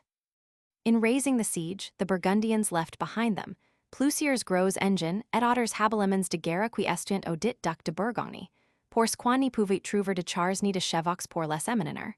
And upon the Duke of Burgundy's ordering Jean de Croix to withdraw from the siege of Gisnes, he accordingly dislodged mais aucuns gros engines demeurant là, par si quani les pouvait charger sur les chars, and c. Same, Faux, 133.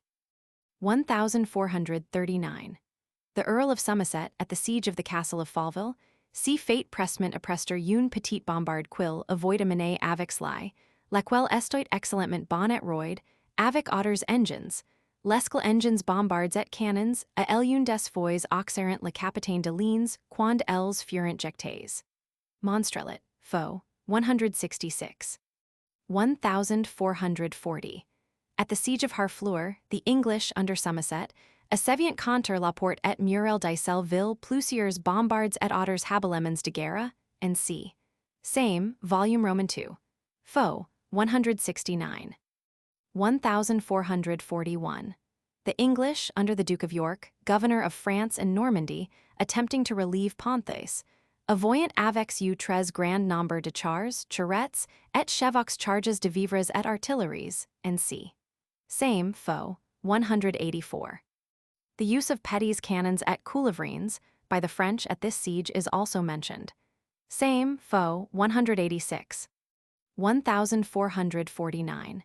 At the siege by Count St. Paul of the castle of Nogent, defended by the English, the French vanguard entered the Basse-Court and gained the barrier. Mais pour quils doutant fort les cannons ils se retrahirent pour attendre leurs compagnons. Same, volume Roman 3. Faux, 10. 1449. Assault of Ponto de Mer, defended by the English, when the French, under Dunois, intrurent tous dedans Isselleville autant d'une coste quedater, moyennant aussi et par le feu de fusées qui y furent jetés par dedans les fosses aux ils estuent en lo jusques au col, and c. Monstrelet, volume Roman 3. Faux, 11. Same year, the French, under Dunois, having come against Harcourt, defended by the English, the former in making their approaches, escals fut toé d'un canon un molt valent hom d'armées de la garnison de Louviers, et un anglois fut perlement toé d'une coulevrine, and c. Same, Faux, 15. Same year, at the capitulation of the palace and castle of Rouen by the Duke of Somerset, he stipulated for the departure in safety of himself and the English forces, with their goods, reserve prisonniers et grosses artilleries, and c. 3 Monstrelet, Faux, 21. 1449. At the siege of Honfleur, defended by the English, under Curson, who, faciant grand devoir du defender et de tirer cannons et otters traques sur les François, and c. Same, Faux, 26. 1450. At the siege of Bayeux, by the French, defended by the English, desquels du parties en yout plusieurs de morts de tract et de coulevrins, and c. Same, Faux, 28. Same year, at the siege of Saint-Sauveur-le-Vicomte, defended by the English, Fut toe Duncannon, unvaillant escar du pays de Berry, nonne Jean de Blanchefort. Same, fo. 28. Same year, on the surrender of Caen by the Duke of Somerset to the French, he stipulated for the departure of the English, with their effects, but with a proviso as to delivering up the prisoners, acquitting the burgesses and others in the town of all demands, and not taking away anything of theirs. Et avec si quils lasseroyant tout artillerie grosse et menu, reserve arcs, arbalists et coulevrins à main. Same, fo. 30. We have therefore here the hand coulevrine, hand culverin or handgun, distinctly mentioned as in use amongst the English. It was in all probability an iron cylinder or barrel, of clumsy and unwieldy form, let into a wooden stock, and fired from a rest or crutch by means of a match. Mr. Grose seems not to have been aware of the above, and, in his Military Antiquities, Volume I, page 153, and Volume Roman II. Page 29, he mentions the year 1471, upon the landing of Edward Roman IV. At Ravensbourne, in Yorkshire, as the period of the first introduction of handguns into this country. 1450. Amongst the charges against William Duke of Suffolk was that having the custody of the castle of Wallingford, he hath fortified it and repaired it, and also stuffed it with guns, gunny powder, and other habilimentes of ware, and sea. Rot. Parle. 28 Henry Roman VI. Volume V. Fo. 177. Same year, in the 28th Henry Roman VI, Cannae ap Rice was called Yaman Goner of Ores City and Cassel of Westchester, and c. Rot. Parle. 28 Henry Roman VI, Volume V. Fo. 198. Same year, a representation appears on the parliamentary rolls of the insufficient state of defense of the Isle of Wight, and that the castle was not then provided with gons, gunpowder, crossbows, querelles, longebows, arrows, longe spears, axes, and glaives, and c. Same, fo. 204. Same year, and also that Harry Brine, Esquire, who had been appointed lieutenant of the Isle of Wight, had bestowed a great good of his own both in Gonnes and in Arcery, and c. in that island. Same, fo. 205. Same year, upon the insurrection of Jack Cade, when he and his followers came to London, the mayor applied to Lord Scales, who commanded in the Tower of London, for assistance against the rebels, and he promised his aid with shotting of ordnance, and c. Hall, fo. 150. The Lord Scales promised his aid with shooting off the artillery in the Tower, and c. 1 Holinshed, fo. 634. 1451. At the siege of Bayonne, the English made a sortie, and were attacked by Bernard de Bayern and his forces, when he was wounded by the shot from a culverin, which pierced through his shield and injured his leg. Et ainsi quelidit mesger Bernard essen retournit de la dict escarmouch, il fut frappé d'une coulevrine, qui perque son pavoit entre la plumée d'edes sa jambe, and c. Monstrelet, Volume Roman III. Fo. 38. 1452. The Duke of York, at Brent Heath near Dartford, encamped his army very strongly both with trenches and artillery. Hall's Chronicles, fo. 163. 1454. In the 32nd year of Henry Roman VI, the castle of Calais and the castles and fortresses in the marches of it were directed to be provided with vital ordnance habiliments of ware and artillery. 5 Rot. Parle. Fo. 255. At the first battle of St. Albans, the Yorkists are mentioned in the rolls of Parliament as being assembled, with great multitude of people harnized and other habilimentes of ware, as gons and other, and come to the town of St. Albans, and c. Rot. Parle. 38 Henry Roman VI, Volume Fo. 347. 1457-8. A letter has been published from John Bocking to Sir John Fastolf of Norfolk, 234, from which the following is an extract. And my lord of Contbury told me yet ye Frenchmen have been before yow, and it ye shot many gons, and so he told all ye lords, I have desired him to move ye counsel for refreshing of ye town of Yermouth wt stuff of ordnance and gons and gon powder, and he said he wold. Fenn's collection of original letters, occasionally called the Paston Letters, Volume IP 156. 1459. The Act of Attainder of the 38th year of the reign of Henry Roman VI mentions the encampment of the Yorkists at Ludford near Ludlow, and states that they traitorously ranged in battle, fortified their chosen ground, their carts with gons set before their battles, And there shot their sade gons, and shot as wheel at your most royal person, as at your lords and people with you then and there baying. Rot. Parle. 38th Henry Roman 6. Volume Vifo, 348.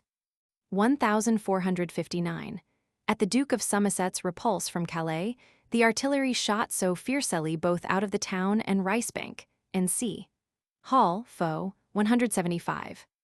Same year, attack by Sir John Denham upon Sandwich, where he took the principal ships of the King's navy then leaing at the port, well furnished with ordnance and artillery, and c.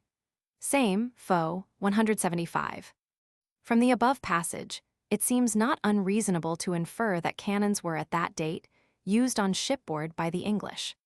Same year, Osbert Mountforth was sent towards Guisnes to assist the Duke of Somerset, and was attacked and captured whilst lying in Sandwich by John Denham and John Wenlock, and the former was badly wounded in the thigh by a bombard, in crir cum bombardo. Annals W. Weisestre. 1460. At the siege of the Tower of London, which was defended by the Lancastrians under Lord Scales, who daily shot their ordnance out, and had likewise great ordnance shot at them. Hall's Chronicles, Foe, 176. Same year, and they that were within the tower cast wild fire into the city, and shot many small guns, whereby they brent and slew men, women, and children in the streets. Also they of the city laid great guns on the further side of the Thames against the tower, and brake the walls in divers places. Stowe's Annals, pp. 408-409.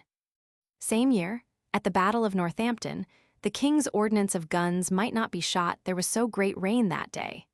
Stowe's Annals, Foe, 409, see also Speed S. History, Foe, 844. The exact date uncertain, but in the reign of Henry Roman 6.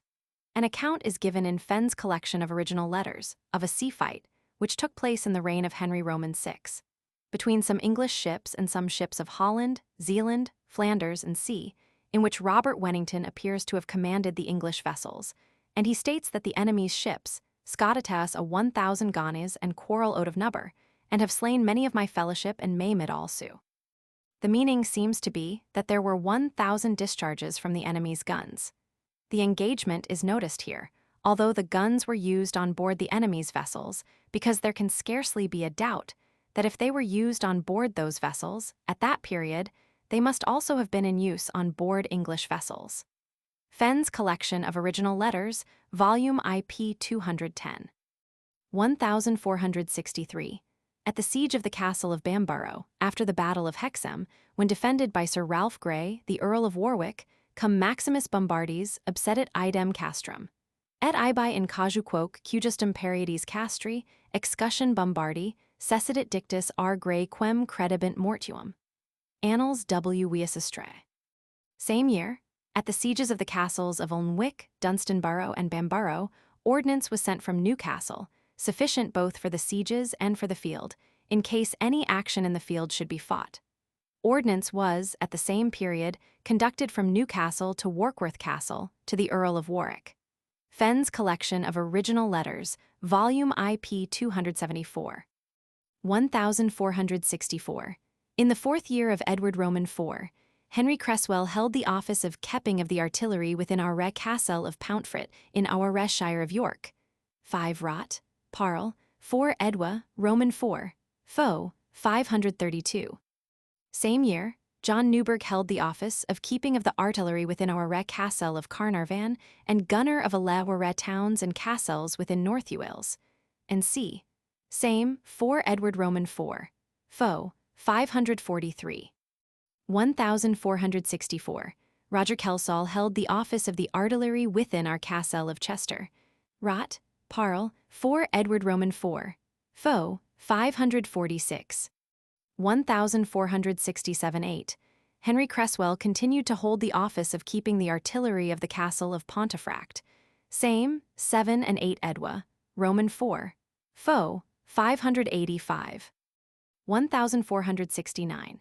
A letter of permission of this year from the Duke of Norfolk has been published, authorizing John Paston and the persons who had held the manor of Caister in Norfolk against the Duke Caister Castle had been besieged by him, to depart with goods, horses, and harness, except gons, crossbows, and quarrels, and alle other hosselments warlike implements, to the said manure annexed and belonging. Fenn's Collection of Original Letters, Volume Roman II. p. 27. Same year, at the battle fought near Hornfield, Lincolnshire, often called Lewes Coat Field, the forces of Edward Roman IV set on the Lincolnshire men and sparkled them with his ordnance, and c. Tulel call, foe, 502, p. 719. And losed his gonnes of his ordnance upon them and fought with them, and anon the commands fled away. MS. Chronicle by J. Warkworth, p. 8, printed for the Camden Society. 1470. Vauquelin and his forces, on the Earl of Warwick's attempting to enter Calais, lie tyrant de grands coups de canon. Philippe de Comines, c. Roman IV. Foe, 65. Same year, on the Earl of Warwick preparing to return to England, the Duke of Burgundy equipped a fleet of vessels of war, tous fort avatales et garnes d'artillerie, et gens de guerre, d'Anglois, Burgonguins, Picards, et Otters. Otters Nouvelles Chroniques added to Monstrelet, foe, 164. Same year, the Earl of Warwick, on his arrival in England, went to Bristol, et alec avoit laisser son artillerie, et de ses bags, quand il s'en alla en Normandy. Same, foe, 165. 1471, 5th March. Warrant after the restoration of Henry Roman VI. To Thomas Mainwaring, Thomas Corwin, Thomas Atton, and c. to provide for conveying a cannon from Bristol to Hornby Castle, and to deliver it to Sir Thomas Stanley of Stanley, for the purposes of the siege of that castle, cum nasa punctuaverimus quendam canonum nostrum vocatum mile end, una cum toto apparatu, et aliis necessariis idem pertinentibus, and c. 11 Foedera. 699. 1471. Edward Roman IV landed at Ravensbourne with Lord Hastings, Lord Say, and Ixk Englishmen and Eek Flemings with hand guns. Tulel. Call foe. 503, p. 721. It can scarcely admit of any doubt that handguns must have been the weapons there meant, and that they were so called from being sufficiently light to be portable by the hand. The word hange seems to be merely a corruption of the word hand. 238, which is confirmed by the following authority. And had with him Ixk of Englishmen and 300 of Fleminges with handguns. MS. Chronicle by Warkworth, p. 18, printed for the Camden Society. 1471. On the occasion of Edward Ivth's public entry into London, before the Battle of Barnet, the 11th of April, King Edward quietly made his entry into the city with his power, having 500 smoky gunners marching foremost, being strangers, of such as he had brought over with him. 1 Holinshed, foe, 683.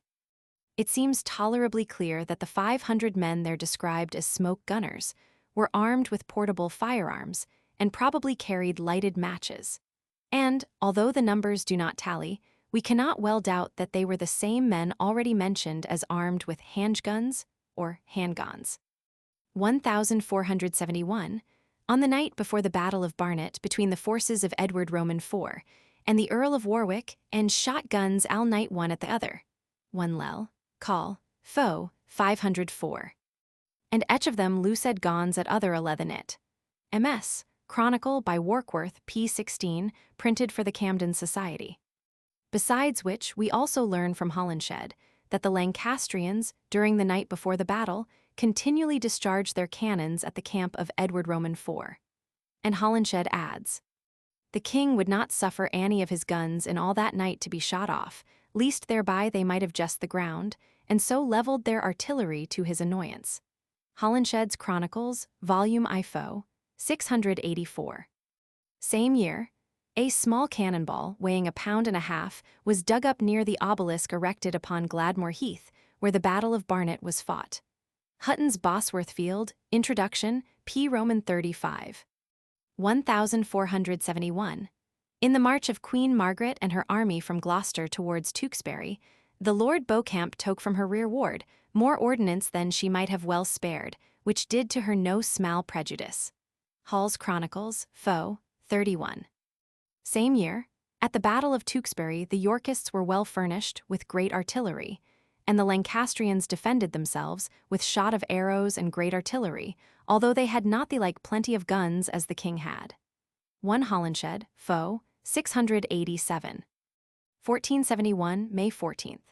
Thomas Neville, called the bastard of Falconbridge, and the common people and undisciplined forces under him, being denied a passage through the city of London, set upon divers parties thorough, as Bishop's Gate, Aldgate, London Bridge, and along the water's side, and shot guns and arrows, and for the gates with cruel malice as Bishop's Gate and Aldgate, and fought, and c.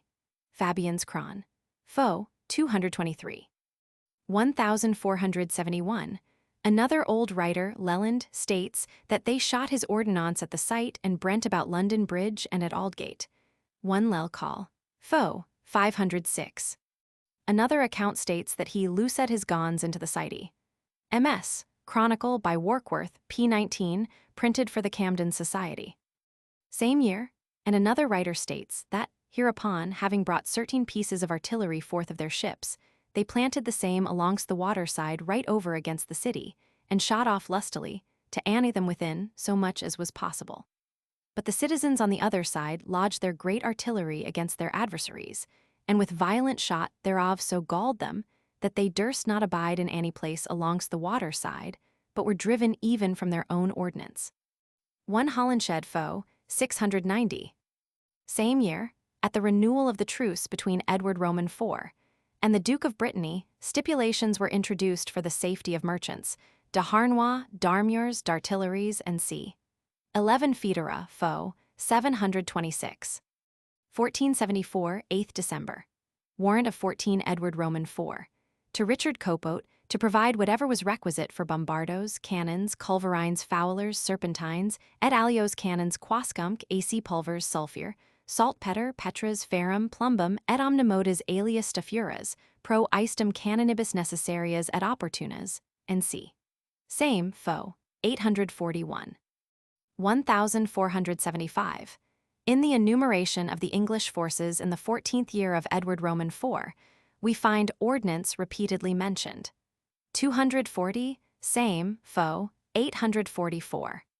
Same year with the forces of Edward Roman IV, when in France there were a great number of men whose province it was to pitch their tents, attend upon their artillery, and enclose their camp, pour servir allure artillerie et clore allure cap. Philippe de Comines, Book 4, ch. V. Foe, 93. 1475.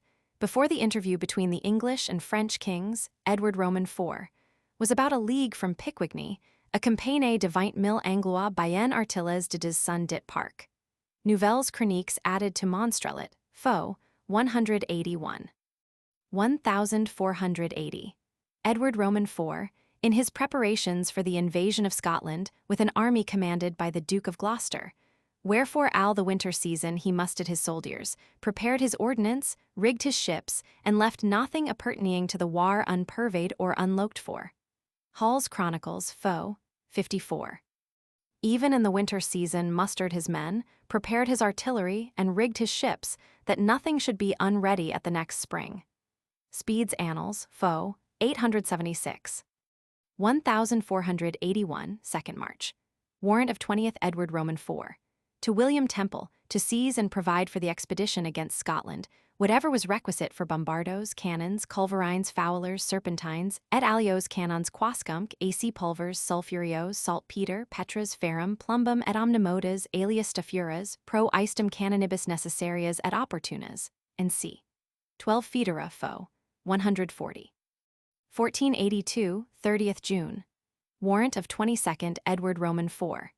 To the Bishop of Lincoln, Keeper of the Privy Seal, authorizing him to cause John Ebrington, Treasurer of the Household, to pay £200 unto our most dara brother Richard Duck of Gloucester, for the carriage of his ordnance into Scotland.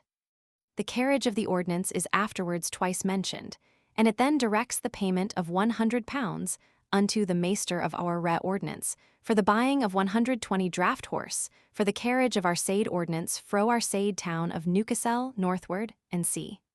12 Foedera, Foe, 158. 241. That document consequently furnishes another instance of a master of the ordnance prior to the reign of Richard Roman III. 242. 1483 to 1485. King Richard Roman III, in altering the north part of Warwick Castle, began and half finished a mighty tower or strength for to shoot out guns. 4 Lel. Itten. Fall, 163b. 1483. On the 30th of December there was a great fire at Leadenhall, in London, which, besides other damage, burnt all the stocks for guns and other like provision belonging to the city. Stow's Annals, Faux, 466. 1485. In the account given by Philippe de Comines of the assistance afforded by the French king to the Earl of Richmond for his expedition to England, it is stated that Pudetemps apres, au lipea trois quater milhams, pour le passage seulement. Et fut bailli par le roi qui est de présent, et qui estuent avec lui, une bonne somme d'argent, et quelques pieces d'artillerie. Et ainsi fut conduict, avec le navire de Normandie, pour descendre en Gauls, dont il estoit. Philippe de Comines, 5 liver, Faux, 151. Same year, in the Act of Attainder passed after the Battle of Bosworth, it is stated that the forces and adherents of Richard Roman III were with banners spread, mightily armed and defenced with all manner arms, as guns, bows, arrows, spears, glaives, axes, and all other manner articles apt or needful to jeff and cause mighty battle agent or said sovereigny lord, and see rot. Parle, 1 Henry Roman 7, Volume Roman 6. Faux, 276, see Appendix No. Roman 3. 1485. Cannon balls of a small size have also been dug up in the field of the Battle of Bosworth. Hutton's Bosworth Field, pp. 82 and 97. Same year, in the First Henry Roman 7, Nicholas Leventhorpe held the office of keeping of the artillery within the castle of Pountfret, parcel of the Duchy of Lancaster, within the county of York, and c. Rot, Parle, 1 Henry Roman 7, Volume Roman 6. Faux, 341. 1487. Documents selected from the municipal archives of the city of York, connected with the Earl of Lincoln's rebellion and the imposture of Lambert Simnel in the reign of Henry Roman 7, have been published, one of which is of the 23rd of April, 1487, from the mayor, aldermen, sheriffs, and common council of York to the king, representing that the said city is not well furnished with artillement and stuff of ordnance, and praying that some of your ordnance and artillement of ware might be sent hither. Collection of original documents relating to Lambert Simnel's rebellion in the second year of King Henry Roman 7. Selected from the municipal archives of the city of York by Robert Davies, Esquire, FSA, communicated to the meeting of the Archaeological Institute of Great Britain and Ireland, held at York in 1846. Published in 1847, p. 10. A reply of the 30th of April, written by order of the King to the application, has been preserved, stating that William Tunstall, constable of the Castle of Scarborough, was ordered by royal letters to deliver to them 12 serpentines, some more some less of divers sorties, garnished with chamber and powder thereunto according. Ibid. p. 15. A further communication of the 14th of May was made from the mayor, aldermen, sheriffs, and see of York, to the King, representing that he had addressed William Tunstall, the constable of the Castle of Scarborough, by letter, for 12 serpentines with chamber and powder garnished sufficiently for the same, to be delivered to that city, and that they had applied accordingly for them, and had been answered by your said constable, that there is not 4 serpentines within your said castle. And praying the King to provide for ordnance to be sent to this your said city for the more defense of the same. Ibid. pp. 20-21. 1487. In the Act of Attainder, passed after the Battle of Stoke, against the Earl of Lincoln and his adherents, it is stated that they were with force and arms, that wise to say, swordies, sparris, marespikes, bows, gons, harneys, brigandines, hauberks, and many other weapons and harneys defensible, and c. Rot, Parle, 3 Henry Roman 7, Volume Roman 6. Faux, 397, see App, No. v. 1492, 8th Henry Roman 7. In the request and application to Henry Roman 7, by the commanders of the English army before Boulogne, for concluding peace, one reason assigned is, the King's ordnance and artillery must needs come by sea from England and Calais, and c. 12 Foedera, Faux, 492.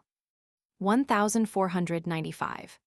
The Act of Attainder against Sir William Stanley and others, alleged to have been adherents of Perkin Warbeck, states that the latter landed at Deal, in Kent, on the 3rd of July, in the 10th year of Henry Roman VII. Accompanied by a great multitude of people, rebels and traitors, with banners displayed, and with armors defensives, as jacks, salettes, brigandines, bows, bills, hauberks, cuirasses, guns, spears, marispikes, crossbows, and other enhabilments of wars, and c. Rot, Parle. 11 Henry Roman VII, 1495, Volume Roman 6. Fo. 504. 1497. In the preparations for the Battle of Blackheath, between Henry the Roman VII, TH's forces and the Cornish insurgents, some of the commanders in the army of the former were appointed, with some cornets of horse and bands of foot and good store of artillery wheeling about, to put themselves beyond the hill where the rebels were encamped, and c. Bacon's Life of Henry Roman VII. In Kennet's Lives of the Kings and Queens of England, Fo. 619. Chapter 11, The Ancient Family of Witch or de la Witch of Alderley, Cheshire. 245a. The ancient family of Witch or de la Witch was located at a very early period at Davenham, and afterwards removed to Nether Alderley in Cheshire, where the members of it possessed an estate, and a mansion called Sauce Moss Hall, 245b, which, after being for several generations in the family, were purchased by Sir Edward Stanley, Bart. In 1753, from William Witch, Esquire, 245c, and are now the property of Sir Edward's descendant, Lord Stanley of Alderley. The family appears to have been of great consideration, and of long standing in the county, and one of the family, Sir Peter Witch, was ambassador to Constantinople in the reign of Charles I. 245d, he was first cousin of Richard Witch, the first of the family who settled ad Alderley. The armorial bearings of the members of the family were azure, a pile ermine, crest, an arm embowed azure, cuffed ermine holding a trefoil vert. 246a, in the second volume of Edmonson's Heraldry, the crest is rather differently stated, viz., crest, a dexter arm embowed, habited gules, turned up or, holding in the hand proper a sprig vert. In license, Magna Britannia, the family is named 246b, amongst the Cheshire families still resident in the county, whose descent has been continued in an uninterrupted male line for more than 3 centuries, and some of them for a much greater length of time. 246c. In Ormerod's Cheshire, 246d, it is stated that some of the descendants of the family of Witch were still remaining in the neighborhood of Sauce Moss Hall. That work was published in 1819, and in license, Mag. Britannia, 246e, which was published in 1810, it is stated that the immediate descendant of this ancient family, then, in 1810, rented a farm in the neighborhood. It lies in my power to corroborate those statements. William Witch, a tenant of my father, Richard Brooke, Esquire of Liverpool, resided when those works were written, and during many years previously on a farm which belongs to my father. 247, rather more than a mile from Sauce Moss Hall. The farm, which is called the Peck Mill Farm, is in Little Warford, in the parish of Rosthern, and there is not any reason to doubt that William Witch, the tenant, was, as he claimed to be, a lineal descendant of this ancient family. He was an old man, of limited education even for a small farmer, so much so that if he could read, he could not write perfectly. He died about 1821, and the farm was then occupied by his widow, Elizabeth Witch, for several years, and afterwards by his son, Samuel Witch, who was in very poor circumstances, and left it in 1839. On the 28th of April, 1822, and again on 26th of December, 1831, I went to look at Sauce Moss Hall. And on the 4th of September, 1848, I happened to be at the Peck Mill Farm, and feeling a desire once more to examine the seat of this ancient family, I walked from the farm to Sauce Moss, to amuse myself with another inspection of the old hall, and I found little or no change in it since my first visit. It stands about 300 yards to the southward of the public road at Sauce Moss, in Nether Alderley, and about half that distance from the London and North Western, formerly the Manchester and Birmingham Railway, which lies between the road and the mansion. It is 2 stories high, besides having 1 or 2 rooms in the roof, and is of very antique appearance, principally built of timber and plaster, the timber being disposed in squares, in the style sometimes called pillar and panel. On the east end is the following inscription, cut in antique letters, in stone, on a projecting stack of chimneys or range of chimney flues of great size. Which no doubt gives the correct date of the building or rebuilding of the eastern wing. In a room in the western wing, used as a dairy or milk room, is a stone slab, similar to those used in dairies for placing vessels of milk upon, with the letters cut on it in similar characters. EWWW, of course, they relate to other members of the family of which. On entering the edifice, we come into a room on the ground floor, now used as what is there termed a house place, partaking in some degree both of the nature of a sitting room and a kitchen, lighted by a large window with small panes of glass let into lead in the cottage style. Over it is a border of carved small round ornaments resembling the roundels of heraldry. This room has evidently been once the large hall, or part of the large hall, or principal room of the mansion. It has much the appearance of having had a portion of the east end cut off to form other rooms, on the ground floor, which are now used for various purposes. At present, it looks small and insignificant for such a mansion. The ceiling of this room is formed of oak planks, quite black, with strong heavy beams of oak of the same color. It has had a very large projecting chimney, with chimney corners and a fireplace, but although the form and appearance remain, it is in part built up, and a common modern grate and fireplace are substituted. The principal staircase is of oak planks, and its balustrade is of the same wood, with large flat balusters and a heavy carved handrail, all black with age. On the first floor, up the stairs, on the landing, in one of the bedchambers, and in a cheese room, the old oak floors remain nearly entire. And the oak floor also partially remains in another room at the eastern end of the building, on the same story. Into this room, a communication was not long since made from the bedchamber before mentioned, and in making it the workmen discovered that they were merely reopening an old doorcase, which had been long blocked up, with its jambs and lintel. The room into which the communication was so opened had formerly been let off as part of a distinct dwelling. It lies at the eastern extremity of the mansion, and is now used as a bedchamber. It is remarkable for being the place of discovery of an ancient painting, which it is to be regretted was never seen by any person capable of copying or properly describing it. The old hall is now tenanted by a farmer, who informed me that in 1847, when he was making a fireplace in it at the east end, and close to the range of chimney flues before mentioned, with which the fireplace now communicates, he caused some plaster to be removed, and by that removal exposed to view a painting on stone, representing several men and females, about 5 or 6 inches in height. The only description which he could give me of them was that they appeared to him to have very droll dresses, like long flowing robes, of different colors, with ornaments, which he supposed to represent large buttons, that some of the figures had curiously shaped hats. His description of them conveyed to me the idea of there being something in the style of Spanish hats. And he stated that the painting did not appear to him to represent any scripture subject. It was covered over again with building materials when the fireplace was completed.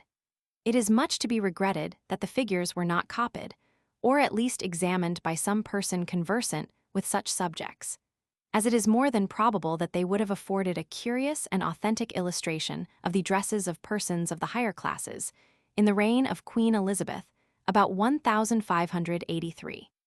Some slight indications of a similar painting were once visible, over the fireplace, in a room on the ground floor under the room which will be next described. There is also, on the first floor, and at the east end of the mansion, another chamber, which once had a door of communication with the room in which the painting was discovered, but of which the doorway, though visible, is now built up, and which is at present entered from the outside of the building, by a modern staircase and door. In this chamber there is a closet, built of stone, and ingeniously built into and forming part of the stack or range of chimney flues before mentioned. The chamber has a fireplace, on the left of which is the stone closet before mentioned, which was once entered by a thin oaken door, of which the lower half still remains, the upper portion having been sawn off. The closet has been lighted from the outside by 2 small apertures in the stone work at the back of it, now built up. 250a. I could not discover that there were any traces of the old hall having ever been surrounded by a moat, as is the case with some other halls near that part of Cheshire.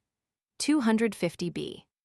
Upon the whole, considering that it belonged to a family of eminence in the county, I was disappointed with the size of Sauce Moss Hall, the appearance of the rooms, and the want of the conveniences and comforts which, even 3 centuries ago, such a family might be reasonably supposed to require. Nor does the hall convey to a spectator the idea of a mansion formerly inhabited by a leading family in the county. Besides which, the situation of the hall is bad. It is quite in a flat, the soil is poor and sandy. The public road near it was bad in several places within my recollection, and from the appearance of bog earth in many situations close to it, there cannot be a doubt that, less than 3 centuries ago, the land about it must have been wet, and almost a swamp. And certainly it was not the situation which we should expect a family of a certain rank in the county to select for their principal mansion. The last time that I heard anything of the son of old William Witch was in September 1848, when I learnt that he had been for some time an ostler at a small inn at Knutsford, and had since been a labouring gardener at Manchester or in its vicinity, and was then in very indifferent circumstances and out of work. Such has been the falling away and sad reverse in the fortunes of the old and once high and influential Cheshire family of Witch, or de la Witch. Chapter 12, Wilmslow Church, Cheshire, 253a. The village of Wilmslow is in the hundred of Macclesfield, in Cheshire, and before the introduction of railways, the mail coach road from Manchester to Birmingham passed through it. It has not the advantage of having a market, but has some little trade, and possesses the convenience of being one of the stations of the London and North Western, formerly the Manchester and Birmingham Railway, which passes close to it, and it is pleasantly situate on the south bank of the River Ballen, which there flows through a picturesque and beautiful valley. The parish of Wilmslow, anciently called Le Ballen, contains 4 townships: Ballenfee, which comprehends the hamlets of Ballincombe, Norcliffe, Hoe, and Dean Row; Pownall Fee, which comprehends the hamlets of Morley and Stile; Chorley, also comprehended in the manor of Pownall Fee; and Fulsha. Wilmslow, in strictness, singularly enough, consists exclusively of the parish church with its churchyard, and of a small plot of land, now covered with buildings, near the church, and nearly the whole of the town is built in the hamlets of Hoe and Dean Row. The church is dedicated to St. Bartholomew, and is built of dark-colored stone, close to the river, and consequently derives no advantage from elevation or position. The tower is ornamented with battlements and pinnacles, and has a peal of 6 bells, and both the tower and the church are of the Gothic style of architecture, though with some modern alterations.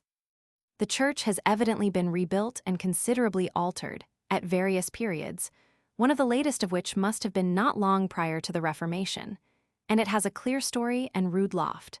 The nave of the church is spacious, and on each side of it, and of the chancel, are lofty and pointed arches, supported by octagonal pillars. The pulpit has some handsome carved work, of a style which was common in the time of Elizabeth and James I. On each side of the chancel is an oratory or chapel.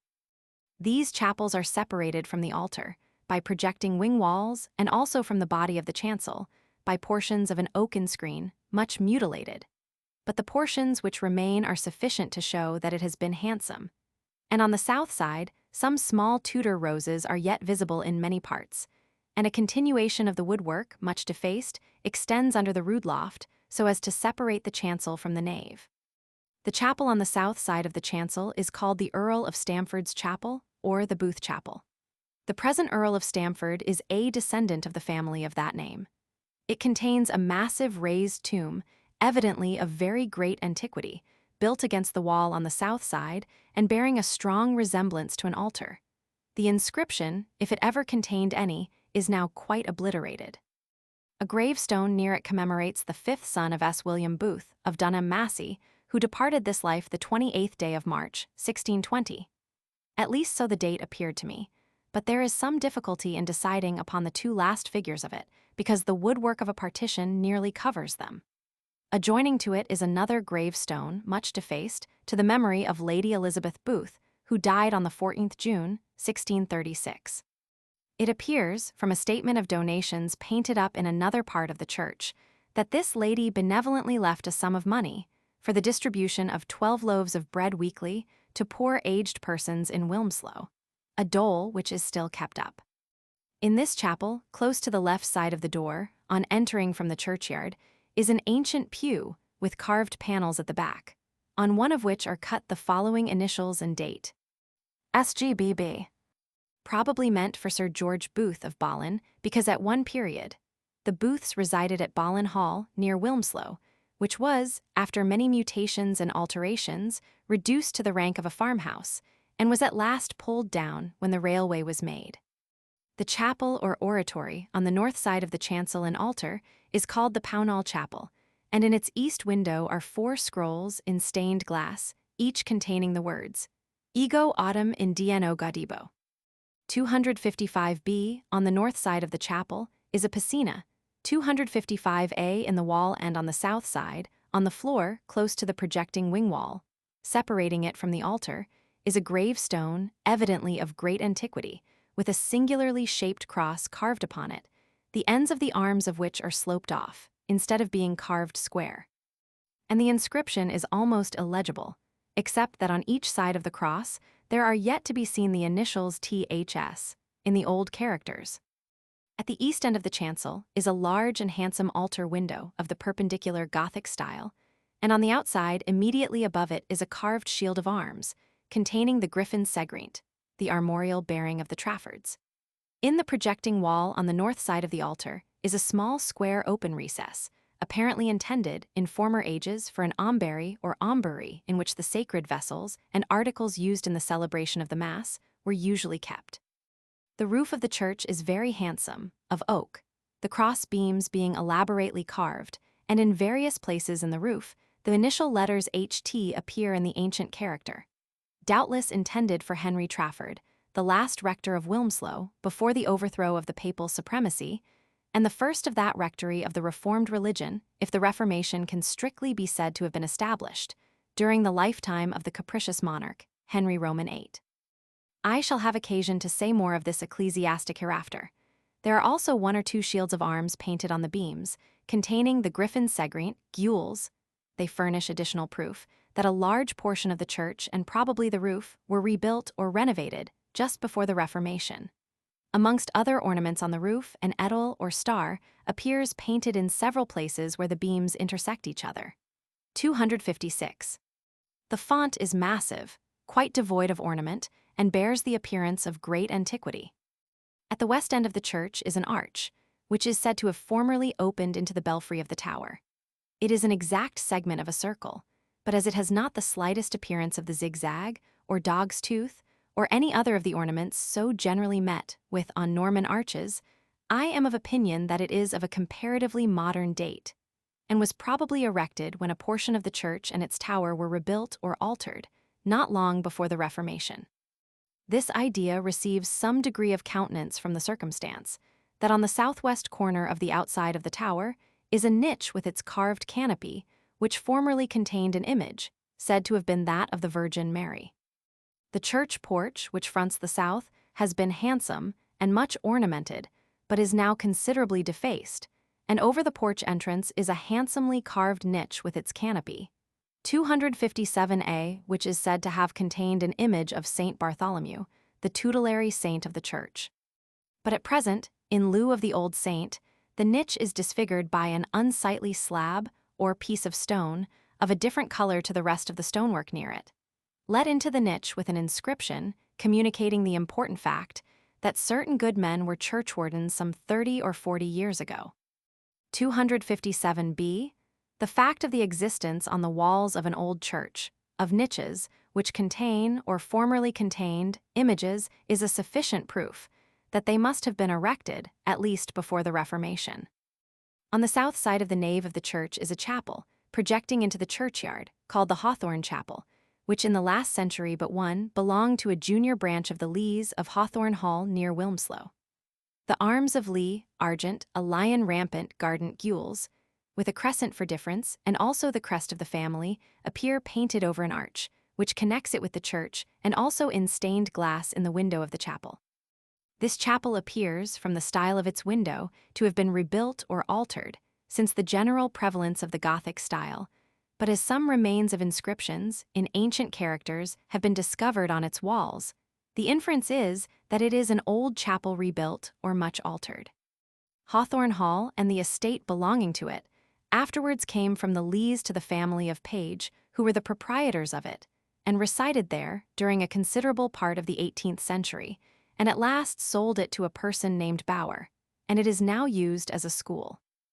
It is about half a mile from Wilmslow, and is an antique brick mansion, with large gables and a small cupola, and much resembles the style of mansions which were in fashion during the reign of William Roman III, said to have been adopted from the Dutch. The same armorial bearings, before mentioned, of the Lees, with the crescent for difference, appears over the principal entrances, on the north and south fronts of the mansion. And on the lead spouts are the initials of one of the Lees, J.L., and the date, 1698, which probably may also give us a hint of the date of the rebuilding of the chapel. In my observations on Wilmslow Church, I ought not to omit mentioning that in the churchyard at the east end is an ancient gravestone with the date 1596, and on the north side of the church is another of the same date inscribed with the names Fee, Dale, 258. Under the altar is an underground chapel or sacristy, which at one time was unworthily used as a charnel house, and when I visited it in January 1849, it was a place of deposit for bricks and rubbish. I am glad to hear that they have since been removed. With some difficulty, I entered it from the churchyard, by an opening which exists under the large altar window. It is not vaulted with stone, as might have been expected, but the wooden floor near the altar forms its roof. 3 recesses, resembling sedilia in the Gothic style, and which, if they had been discovered near an altar, would be at once pronounced to be sedilia, are formed in the wall in front of the opening, and the center one has an inclined groove on each side, cut into the stone, which rather conveys the impression as if a temporary desk for reading had formerly been sometimes fixed up there. It is lighted by loopholes opening into the churchyard, and on the south side is a narrow winding staircase, of which many of the steps remain, which at one time gave access from the altar to it, but the communication is now built up. The steps in it commence under a plain Gothic arch, and the staircase was lighted by a loophole, which still remains. The following is a list of the names of the various rectors of Wilmslow from 1339, 259a. Hugo Fitton, 1339, 2nd September Thomas de Chatterton. Thomas F. Frost, 1412, 28th April Galfredus Bosley. Williamus de Both, 1418, 26th Julii Georgius Ratcliffe. Galfredus Bosley, 1419, 11th September Georgius Ratcliffe, 1425, 20th October Ricardus Ratcliffe, 1456, Radulphus Davenport, 1500, 13th February Robertus Broke, 1522, Auntie Henry Trafford, D.D. 259b, 1537, circa Henry Ryle, 1542, Henry Trafford. 1591, 30th September William Massey, B.D. 1610, 27th August Thomas Wright, 1654, 12th December Auntie John Brereton, 1660, Thomas Wright, 1661, 28th November Peter Ledsham, 1673, 16th February Francis Mosley. 1699, 24th August John Usherwood, A.M. 1705, 9th December Joshua Wakefield, 1718, 21st November Henry Moore, D.D. 1770, 4th March Edward Beresford, A.M. 1787, 16th April Croxton Johnson, LL.B., 1814, 28th March Joseph Bradshaw, A. The Reverend John Matthias Turner, D.D., afterwards Bishop of Calcutta, succeeded to the rectory about 1823, an interval having elapsed subsequent to the death of Mr. Bradshaw, about 1820, during which the living was in sequestration. The present rector is the Reverend William Brownlow, M.A., who succeeded the Reverend Dr. Turner in 1829. Whilst describing Wilmslow Church, although I avow myself a Protestant, and a member of the Church of England, without any kind of leaning towards the Church of Rome, and without even admiration of her rites or ceremonies, I feel myself called upon, as an act of common justice to our Roman Catholic predecessors, to mention that I have remarked, both in Wilmslow Church and in various other ancient churches erected before the Reformation, that they appear better calculated for hearing, or, in other words, for the transmission of sound than more modern churches. Yet we might suppose that the large arches and massive pillars in the former would militate against that effect. It may be that the architects of an age gone by understood the science of acoustics better than those of our time, and I throw out the suggestion, without giving any confident opinion, whether the pillars, arches, and carved oak roof may not have the effect of preventing the too great number of pulses, or repetitions of sound in a given time, by returns from the walls, on the principle that although the human voice in a large room, quite devoid of furniture, carpets, curtains, or a crowded assembly, will often produce a confused and indistinct echo, yet the resonance of the room becomes diminished, and the reverberation of sound becomes less, and consequently we can sometimes hear better when the speaker is delivering his address in the room, when it is properly furnished and contains a number of auditors. I may also add that there is not any place of worship which I have been accustomed to attend where I am more impressed, if so much, with feelings of devotion, than when attending divine service in this and other ancient churches erected before the Reformation. Whether those feelings may arise from the reflection forcing itself upon the mind, that generations after generations of our fellow creatures have worshipped there, and died since the walls of the sacred edifice were erected, or whether the massive walls, pillars, arches, and Gothic windows naturally produce a certain degree of solemnity or seriousness on the mind, I cannot say. I can only speak to the effect which I have mentioned, be the cause what it may. There is a very ancient chest in the vestry, in which are contained the parish books, which is said to be 500 years old. It is formed out of one solid block of oak, nearly 4 feet wide, by 5 feet long, and 3 feet deep. On the north side of the altar, and erected as a continuation of the wing wall before mentioned, is a very remarkable and perfect monument. On an altar tomb, 261, and in flowing ecclesiastical robes, lies, the size of life, the effigy of Henry Trafford, who was rector of Wilmslow, both whilst the Roman Catholic religion was predominant here, and after the overthrow of the papal supremacy. He obtained the living at least as early as 1522 and died in 1537, and the figure is interesting as combining, so to speak, badges of both the old and the reformed religion. The head has the tonsure or shaven crown, but it rests upon a large clasped book, evidently intended for a Bible, a combination which I do not recollect having ever seen in any other monument. On the leaves of the Bible, parts of a short inscription are visible, but I was not able to read more than the words ut non, which are not very legible.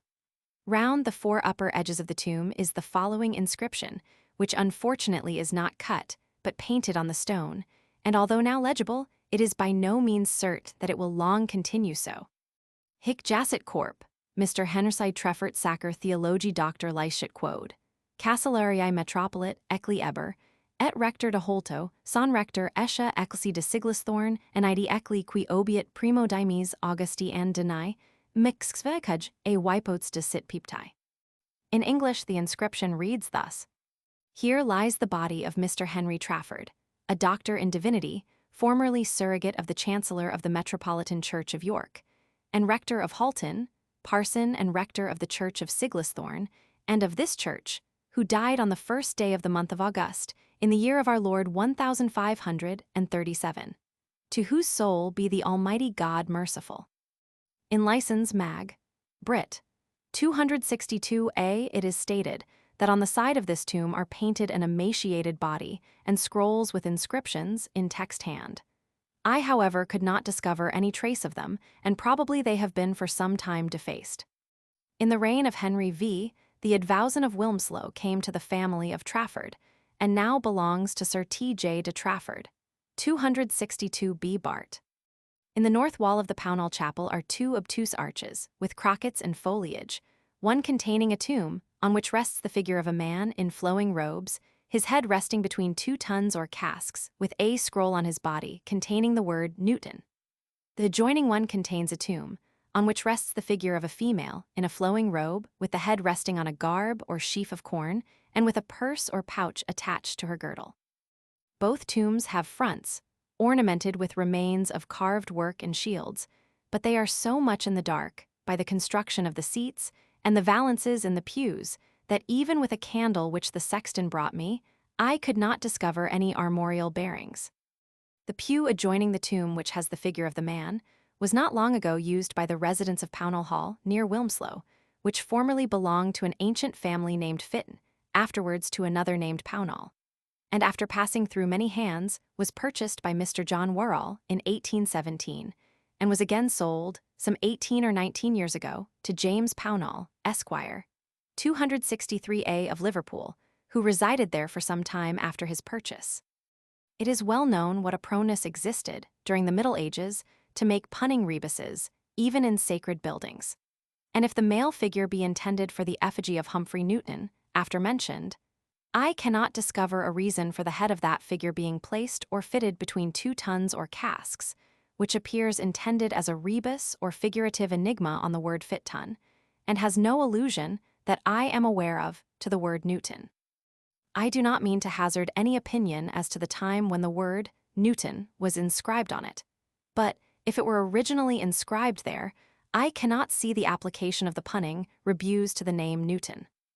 I could not find the slightest trace of any inscription except that on either of the monuments, but we are informed on the authority of Ormerod, 263b, that on the man's tomb was formerly the following inscription: Arate pro Humfredo Newton de Pownall Armigero, et Alina uxor adjus Phil, et heard, though, fitnet Cecily ux adjus qui obiet ad mcccccc.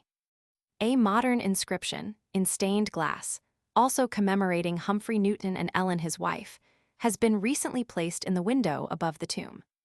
In the chancel in the front of the altar is a gravestone, with brasses, representing a male and female, Sir Robert Booth, Knight of Bollin and Dunham, and Douce, his wife, with the right hand of the former clasping that of the latter.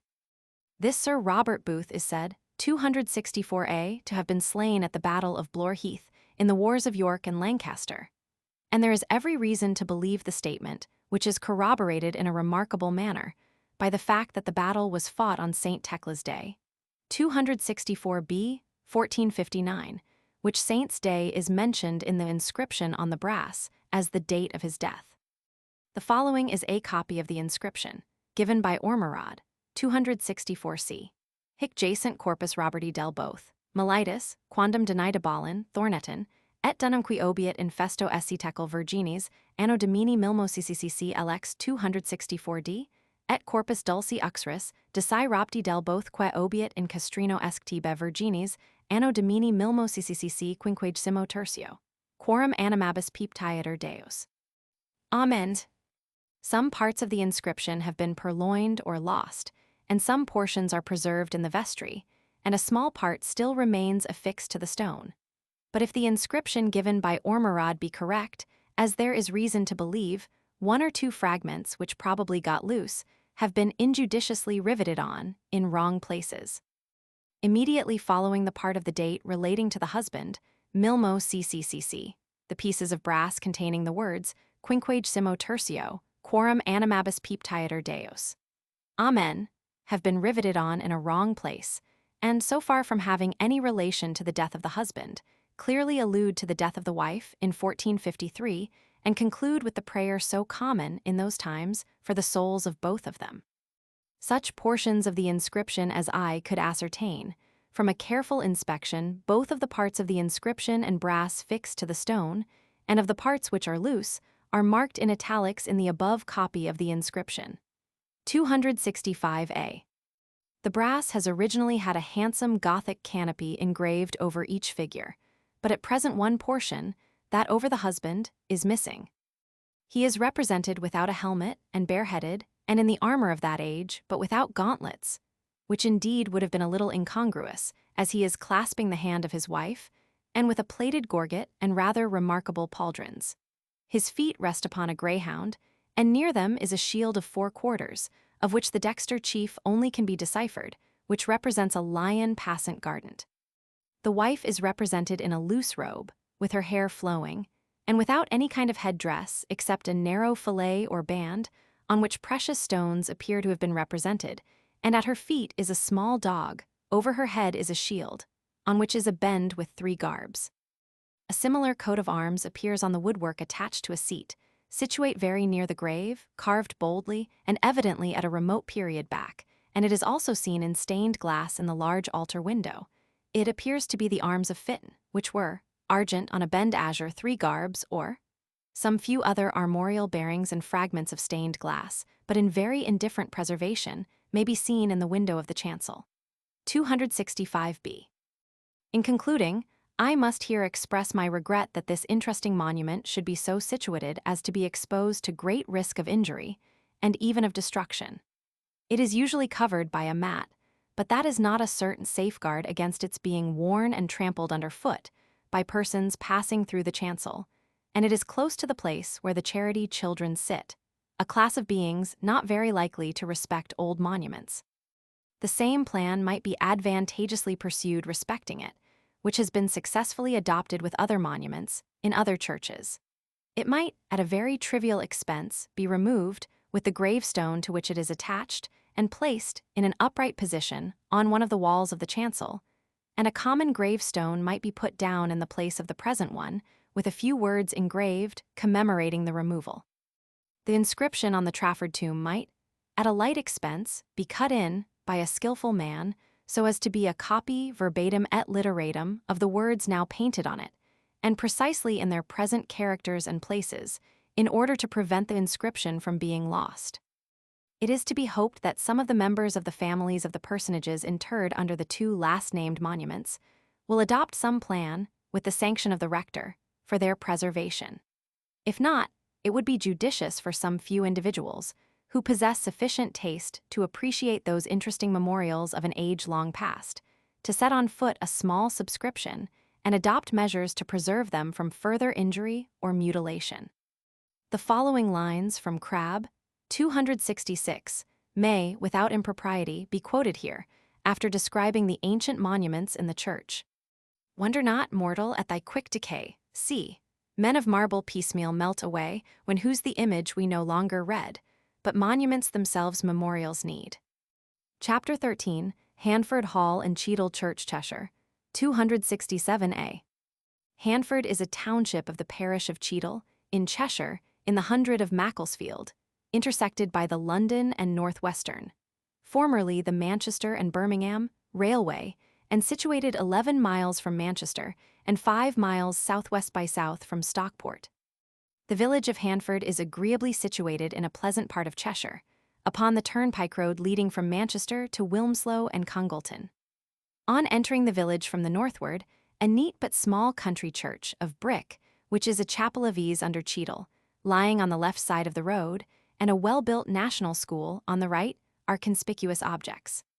The village green is noticed by Sir William Brereton, Bart, of Hanford, whose family I shall soon have occasion to advert to, and whose travels in Holland, England, and C in 1634 and 1635 have been published by the Cheetham Society, in Volume I of the Cheetham Papers. He refers to the village green, 268a, when narrating his travels in Scotland, and in describing one of the places of public entertainment, he calls it a poorer house than any upon Hanforth Green. And again, 268b, he afterwards states that he had been in a small tavern in Ireland, a little low-thatched Irish house, not to be compared unto Jane Kelsall, S. of the Green at Hanforth.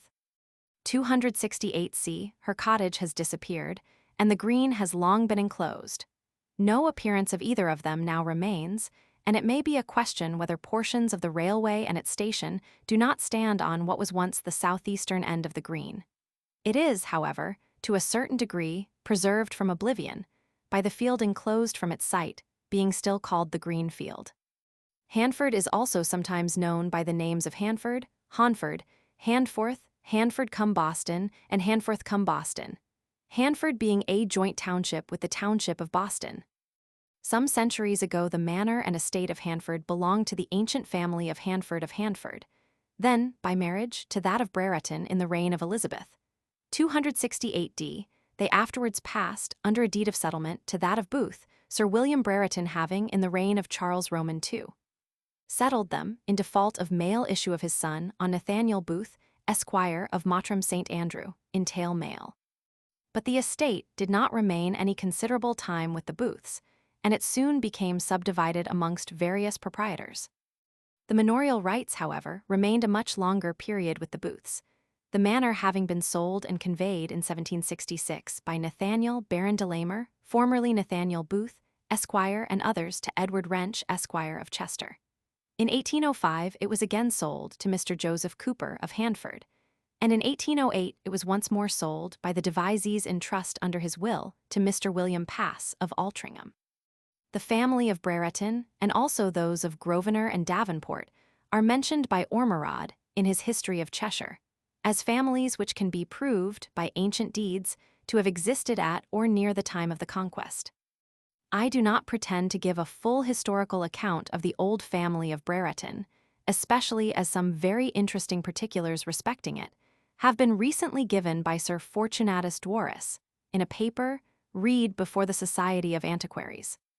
269a Sir Randall Brereton, of Shocklach and Malpass Hall, in Cheshire, grandson of the founder of that branch, was Chamberlain of Chester, in the 19th and 20th years of the reign of Henry Roman VII, and one of the knights of the body to that king. He is mentioned generally as Chamberlain to Henry Roman VII, in the 21st year of that monarch's reign, and that he held that office 26 years to the 23rd of Henry Roman VIII, by whom he was made a knight banneret as a reward for his conduct at Terouenne and Tournai. He built the Brereton Chapel, 269b, in the church of Malpass, in 1522, where he was buried, leaving issue 9 sons and 3 daughters. 269c. Sir Randall Brereton's second and 9th sons were founders respectively of the Tatton and the Handford branches of the Breretons. His 7th son succeeded his father as Chamberlain of Chester, and was groom of the chamber to King Henry Roman VIII. He married Elizabeth, daughter of Charles Earl of Worcester, widow of Sir John Savage, and was beheaded upon a most questionable charge of criminal intercourse with Queen Anne Boleyn in 1536, when he was 28 years of age and a young married man. It may be noticed incidentally that Queen Anne Boleyn's favorite lapdog, an Italian greyhound, was named Urien, the name of a brother of the groom of the chamber, and a family name in the Malpass Hall branch of the Brereton family, derived from the early barons of Malpass. Trifles light as air are to the jealous confirmations strong as proofs of Holy Writ. Sir Urien Brereton, the 9th son of Sir Randall Brereton of the Shocklach and Malpass Hall branch, married Margaret, the daughter and sole heiress of William Handford, Esquire of Handford. His son, grandson, and great-grandson were all of the name of William, and it was the latter, Sir William Brereton, Bart. Who was the distinguished parliamentarian general, 270a, and whose achievements are so well known to persons who have devoted their attention to the unhappy war between Charles I and the Parliament, in which, now that the excess of party heat has long ago subsided, and the history of those times can be dispassionately considered, there is too much reason to believe that both parties were in the wrong. His notorious aversion to church government, noticed by Clarendon, was probably heightened by circumstances, but he appears, by his early travels, to have been always of a sober, serious, and religious turn of mind, with a penchant for spicy sermons. He married a daughter of Sir George Booth, who was considered the cornerstone of the Presbyterian interest in Cheshire, and is described by writers of the day as free, grave, godly, brave Booth, the flower of Cheshire. Sir William Brereton was also the friend and neighbor of Henry Bradshaw, of Colonel Duckenfield, and of Lenthal, the latter of whom afterwards married his daughter. The cruel and unjust execution of the groom of the chamber by Henry Roman VIII rankled in the breasts of his family and connections. The imposition of ship money had led Sir William Brereton into collision with the citizens of Chester, and he had disputes with the church and corporation of that city about exemptions from tolls and for murage on account of his lands of St. Mary's Nunnery in Chester, granted by the Crown to his family. The before-mentioned William Brereton of Handford was created a baronet in 1626-7, and the title became extinct on the death of Sir Thomas Brereton, Bart, in 1673. 271a. A copy of the principal portion of the pedigree of the Breretons, of Handford, 271b, so far as is necessary to elucidate the subject, will be given afterwards. Another branch of this ancient family was that of the Breretons, of Brereton Hall, Cheshire. It is, however, foreign to the purpose to go into any particulars with respect to that branch, here, further than to mention that that branch was ennobled. And, as a proof of the divisions which existed in some of the principal families during the disastrous period of the Civil War, Lord Brereton, of the latter branch, eminently distinguished himself by his devotion to the opposite cause, and raised troops and ventured his life and property on the part of King Charles I. Lord Brereton was taken prisoner, with his wife and son. He suffered sequestration of his estates, and was ultimately reduced to compound for them, and to pay a composition for his son. After the Restoration, Lord Brereton was associated with the Earl of Derby in the Lord Lieutenancy of the County of Chester. He was also member for the county in the first Parliament ensuing, as many of the members of his family had been in prior parliaments. 271c. The Old Hall at Handford, formerly the residence of the Breretons, lies nearly half a mile from and on the southeastward side of the village, and is approached, after crossing the bridge built over the railway before mentioned, by a lane lending from thence into a pleasant and picturesque valley, through which a small brook runs, and after crossing it we arrive at the Old Hall. This mansion, like many others situated in various parts of Cheshire, is principally built of timber and plaster, the timber being disposed in squares, which are filled up with plaster. At the front or main door is a porch, the entrance to which is under a beam of oak, supported at each end by a very large beam of that wood. On the transverse beam, which forms what may be considered a kind of arch, at the entrance, the following inscription is carved in Old English characters. This hall was builded in the year of our Lord God MacLuxai, by Urian Brereton Knight, who married Margaret daughter and heir of William Handforth of Handforth Esqui, and had issue Roman 3 sons and Roman 2 daughters. Underneath the inscription and on each side of the arch of the porch are as follows.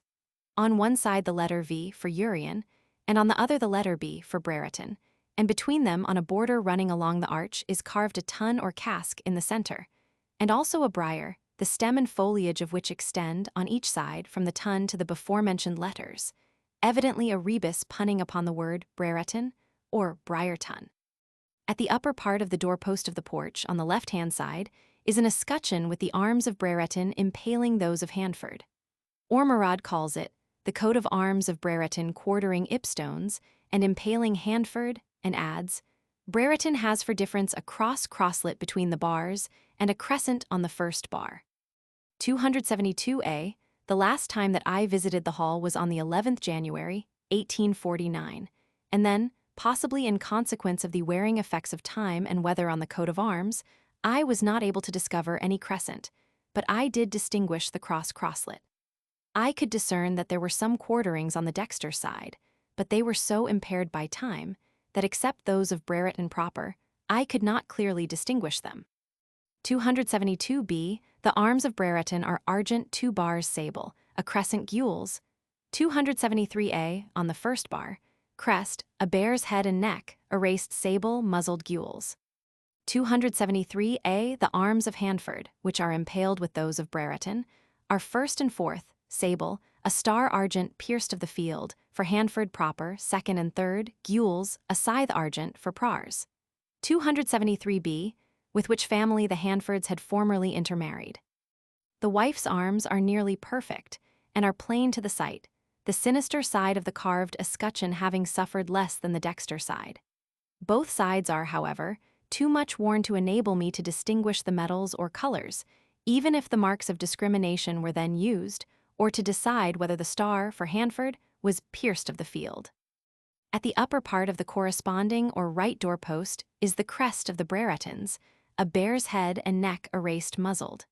273c, the fronts of the doorposts of the porch have also been ornamented with carving, and the before-mentioned border with the briar is also continued down to the ground, on each of the doorposts.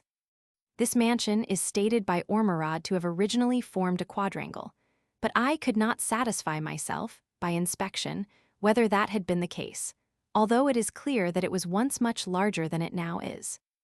Early in 1849, in digging a drain in front of the hall, in a place which had been part of a garden, some human bones were found, with some wood, possibly parts of coffins, conveying an impression as if there had once been a place of interment there. But the remains were inconsiderable, and the researches were not pursued by any further excavation. There were persons, who have not been very long dead, who used to say that there had been gravestones existing as late as in the last century, close to the hall. Traces of foundations have also been formerly discovered at the hall, conjectured to have formed part of a chapel. Of course, such a conjecture must be received with caution.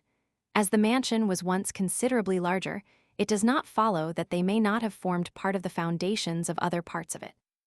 The hall has long been used as a farmhouse, and belongs to the Reverend Henry Wright of Mottram St. Andrew. The brook before mentioned is one of the tributaries of a small river, called the Dean, and flows upon part of an estate at Handford, called the Brooke Farm, belonging to my father, Richard Brooke, Esquire, 274, and which has been for a very long period in my family. The brook separates that estate in part from the adjoining one held with the hall, belonging to the Reverend Henry Wright. Some indications of fish ponds and terraces may be seen in part of the field, which slopes down from the hall, towards the brook, conveying strongly the idea of the spot having been the site of a garden or pleasure ground. As a proof how indifferent and inattentive the families of high consideration in the county were, in comparatively recent times, to many of the conveniences and requisites which respectable families now consider indispensable, I may observe that the only road from the highway and village to the hall crossed the brook, and that there was not any bridge there until about 1846 or 1847. 275. The Breretons must consequently have been obliged to cross it on horseback, or on stepping stones, or have waded through it. And though the brook is quiet and very shallow in dry weather, it is liable to rise and become much swollen after heavy rains, as I have more than once seen, and the act of crossing it in the dark, and after a continuance of wet weather, must have been a feat frequently attended not merely with much inconvenience, but with some danger. That circumstance may be mentioned as exhibiting a feature in the habits of the country gentry of consideration in Cheshire, in the 16th and 17th centuries, when the Breretons resided at the hall. The interior of Handford Hall has been much changed, and the rooms considerably altered. The alterations, however useful they may be to a farmer, are sad desecrations in the eyes of an antiquary, but still something remains to interest the latter.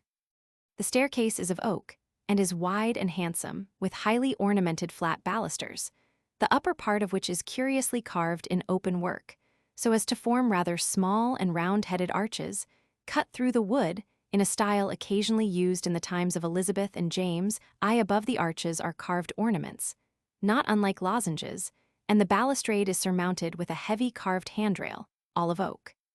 And the whole balustrade, though handsomer than that of Sauce Moss Hall, described by me in a former paper, has some resemblance to it. On the landing on the first floor at the head of the stairs is a large folding door, each fold of which is laid out in panels, on the lowest of which were formerly 4 ornaments of fleur-de-lis, placed at the top, bottom, and on each side respectively, and each 4 pointing towards the center of the panel. Several of these fleur-de-lis ornaments still remain. Above them are other panels, each decorated with 4 lozenge-shaped ornaments, also disposed so that each points to the center. I was struck with the resemblance to the lozenge-shaped carved ornaments which are to be seen on the pulpit of Wilmslow Church, only a mile distant from Handford, and mentioned in a former paper. The folding door before mentioned opened into what was the principal apartment on that floor, but which is now quite stripped of all appearance of antiquity.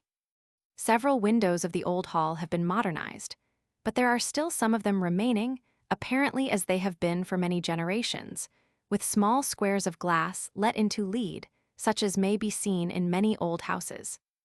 There are several modern additions of brick and other alterations in the hall which detract from its appearance.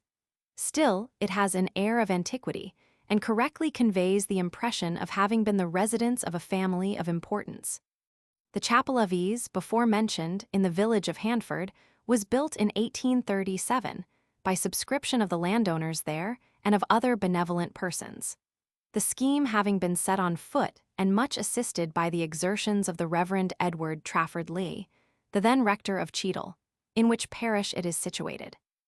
A handsome brick viaduct of the railway crosses a picturesque valley at Handford, through which the River Dean flows, and, after joining the Ballen near Wilmslow, the combined rivers fall into the Mersey near Altrincham. The place of interment of the Breretons of Handford was in the parish church of Cheadle, distant nearly 4 miles from the hall.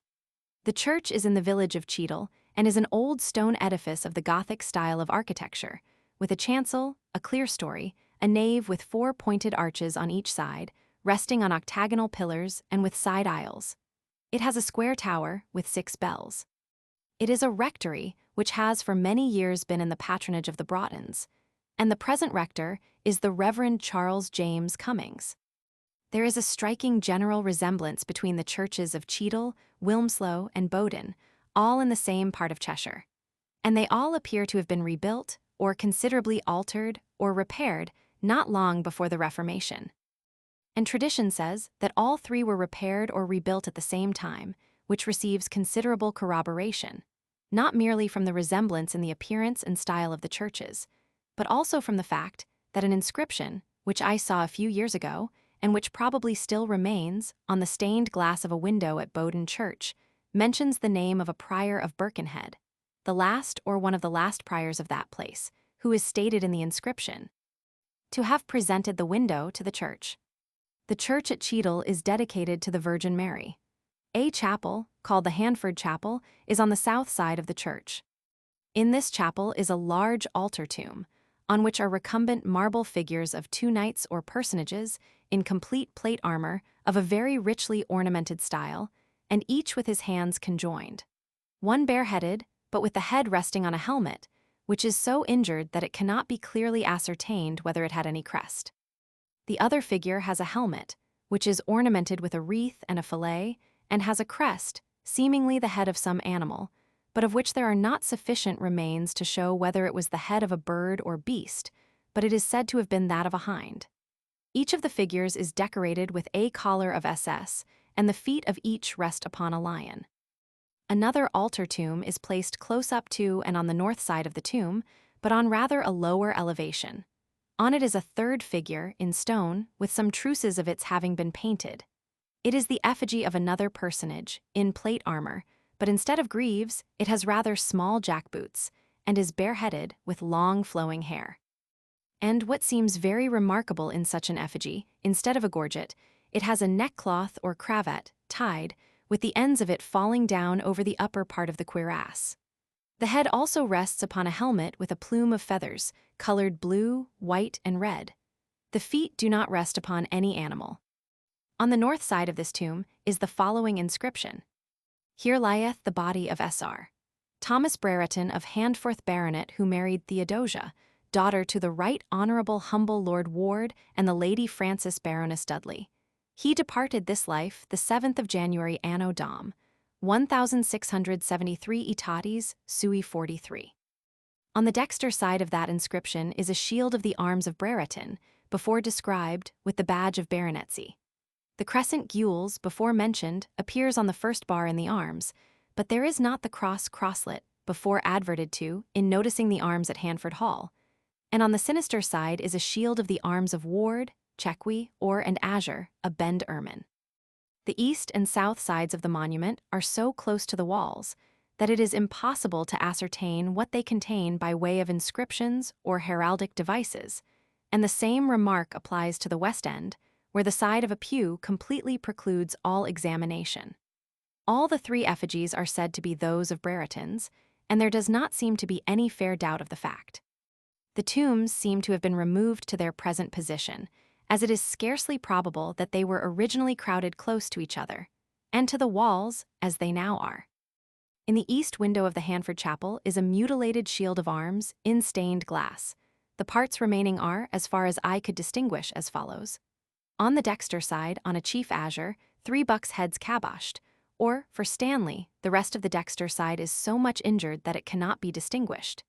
Impaling the arms of a female, evidently one of the Handfords, of which only the following quarterings remain distinguishable, viz. Second, gules, a scythe argent for prars. Fourth, sable, a star with 6 or 8 rays. It is not easy to distinguish the number. Argent for Handford. The crest is rather defaced, but seems to be an eagle's head erased, holding in its beak an eagle's leg and claws erased. Ormerod describes the arms in the window as the arms of Stanley impaling Handford on a chief engrailed azure, 3 bucks, or impaling Handford first and fourth, sable, a star of 6 rays argent. Second and third, gules, a scythe argent, prars, crest, an eagle's head erased, or holding in the mouth a claw gules. 279a. It is probable that the stained glass, with the arms, was more perfect when Ormerod wrote than at present, but he seems to have fallen into an error in mentioning 3 bucks instead of bucks' heads on the chief. On the dexter side of the arms is the inscription, Vanitas Vanitatum. The chapel has a carved oak screen or framework, enclosing it on the west and north sides, with some carving not very dissimilar to lacework but much injured, with a cornice containing the before-mentioned rebus of a briar and a tun, for Brereton, repeated 13 times, with the initial letters V and B between each alternately, for Urian and Brereton on the north side, but the rebus has been destroyed on the west side. 279b. At the bottom of the screen, on each of those sides, are panels, carved so as to resemble drapery, in upright folds, with 2 arrows showing themselves upon the drapery on 1 or 2 of the panels, and which probably may also have formerly appeared on some of the others. On the north side of the church is the part called the Moseley Chapel, and sometimes called the Bamford Chapel, which has on the south and west sides a screen or framework of carved oak, of a plainer style and apparently of an older date than that of the Handford Chapel. It is much mutilated, and there are on it traces of an inscription, in the old characters, of which only a few letters are still visible and legible. But I was informed by Mr. George Smith, the clerk, that the pulpit, which has been removed and placed close to the screen, now conceals other imperfect portions of the inscription, which, however, he had previously carefully copied, a measure highly creditable to him, and that the imperfect portions which exist are as follows. Argenis, artu millimo yojtismo Roman 29. The latter being meant for the date, millesimo quingentesimo undetrisimo, 1529. The roof of the church is of oak, supported by elaborately carved oak beams, with cross rafters, also handsomely carved, and with bosses at the intersecting points of the rafters. In several places, the edels or stars, similar to those mentioned in my account of Wilmslow Church, are also carved on the bosses. Some modern bosses have been recently introduced in the roof of the chancel and of the side aisles where the old ones had disappeared. They have been carved in good taste by Mr. Smith, in strict conformity with the remaining ancient ones. He is not only the clerk of the church, but also a mason, and the Gothic font, which was presented by him and is now used in the church, is of his design and workmanship. On the east window, which has been sadly altered for the worse, is a mutilated inscription in stained glass, which may, however, have originally belonged to a much older window, with the date 1556. The chancel is separated from the nave by a slight screen of carved oak, nearly denuded of all ornament, which seems to have been the lower part of the rood loft, the upper portion having been long since destroyed. On a gravestone near the altar is a small brass plate with the arms of Bulkeley, 3 bulls' heads cooped, and the following inscription: Hic jacet Humfordus Bulkeley Armiger, filius et hers Richardi Bulkeley, Armigeri, et Catharine Uxoris, filii Georgii Nedum de Thornset, in comitatu Derbii Armigeri. Richardus filius fuit primogenitus Richardi Bulkeley, Melitus de Beaumaris et Cheadle per uxorum priorum. Humfordus Bulkeley predictus obiit octavo die septembris anno Domini, 1678. From the style and appearance of the present east or altar window, it is very probable that it was made during some general alterations and repairs of the church in the 17th century. A supposition which receives some corroboration from the date, 1634, which has been put upon the church porch. And it presents us with another striking and lamentable proof of the ignorance of many of the persons to whom the repair of our churches has been entrusted, and of the debased and retrograde state of the science of church architecture which prevailed at one period. An ugly square-looking window, with little cottage panes of glass, not unlike those often seen in country schools, is put in the place where, no doubt, there was formerly a handsome Gothic altar window. 281a. The following is a copy of the pedigree before mentioned. Chapter 14. Part 1. The Office of Keeper of the Royal Menagerie in the reign of Edward Roman IV. 283a. Letter from Richard Brooke, Esquire, FSA, to Sir Henry Ellis, KHF, R.S., Secretary to the Society of Antiquaries of London, upon the office of Keeper of the Royal Menagerie in the Tower of London in the reign of Edward Roman IV. Liverpool, 17th November, 1849. Dear Sir, I have been recently much interested in reading Mr. Collier's Annals of the Stage. My curiosity was excited by the passage in volume IPP 35 and 36 in which he gives in a note a copy from the Harl, MSS. Number 433 of a warrant of 1st Richard Roman III. 283b to John Brown, appointing him keeper of the king's bears and apes, and Mr. Collier their slates, that if a keeper of those animals were known before the reign of Richard III, he is not aware of any earlier record of his existence as a licensed court officer. On reading the passage, I felt a strong impression that the Rochley Parliamentorum contained proofs of the existence, at an earlier date than that reign, of an officer of a similar description to the one alluded to by Mr. Collier. Although I have not succeeded in discovering that any person is previously mentioned as being the keeper, by royal authority, of bears and apes in England, I have discovered in the 5th volume of the Rochley Parliamentorum proofs in 3 different instances in the reign of Edward Roman IV. One of which is as early as 1461 of the fact of a keeper, Ralph Hastings, Esquire, having been appointed, by letters patent of that king, to what would in more modern times be called the Royal Menagerie in the Tower of London. Lions and lionesses are there mentioned as being kept in the Tower in all the 3 instances, and leopards are mentioned in the first of them, as Edward Roman IV only came to the throne on the 4th of March, 1461, and as the references to the grant of the office are worded in a commonplace manner, as if it were nothing extraordinary, it is only fair to presume that the keeping of foreign animals in the Tower and the appointment of an officer to have the custody of them not only existed in the reign of Edward Roman IV, but may have occurred at least as far back as the reign of Henry Roman VI. It is probable that the passages in the Rochley Parliamentorum, to which I have alluded, are well known to many of our society. Still there may be some who are not aware of them, and I am induced to subjoin extracts and request them to be read before the society, under the impression that all information of this nature is useful, as tending to give us an insight into the customs and habits of an age gone by. I remain, dear Sir, yours faithfully, Richard Brooke. To Sir Henry Ellis, K.H., F.R.S., Secretary to the Society of Antiquaries and C&C. Extract from the active declaration of the royal title and of resumption of 1st Edward Roman IV, A.D. 1461. Rot. Parl. Volume V. Fo. 475.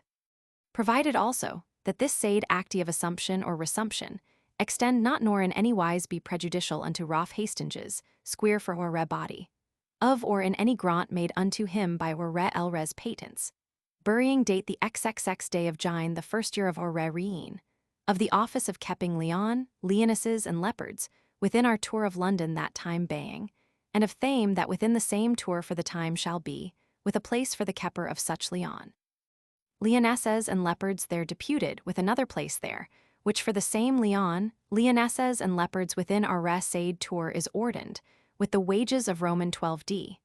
By day for himself, and for sustentation of every leonesses and leopards above said Roman 6d. By day, during the life of the said Roth. But that our said res patents stand good and effectual after the contenu of the same. The said acti, or any other acti in this parliament made, or to be made notwithstanding. The Act of Resumption of 4th Edward Roman IV, A.D. 1464 Rot. Parl. Volume V. Fo. 533 contains a very similar proviso and reservation of the office in favor of the before-mentioned Ralph Hastings, except that it does not mention the leopards, and that the allowance is stated to be 16d. a day instead of 1s, for fees for himself, besides what was also allowed for the keep of the lions and lionesses. The following is an extract from the Act. Of any grant made by us to him, by any of our res patents, of the office of keeping of lions and lionesses within our tour of London, or of any grant made by us to the said Roff by our res patents, of a place within the said tour for keeping of the said lions and lionesses there deputed, or of anoder place, which for the said lions and lionesses within the said tour is ordained, or of Roman 16d. By the day, by us granted to the said Roff, for his fees and occupation of the said office, or of Roman 6d. By the day, by us granted to him, for the sustentation of every lion and lioness.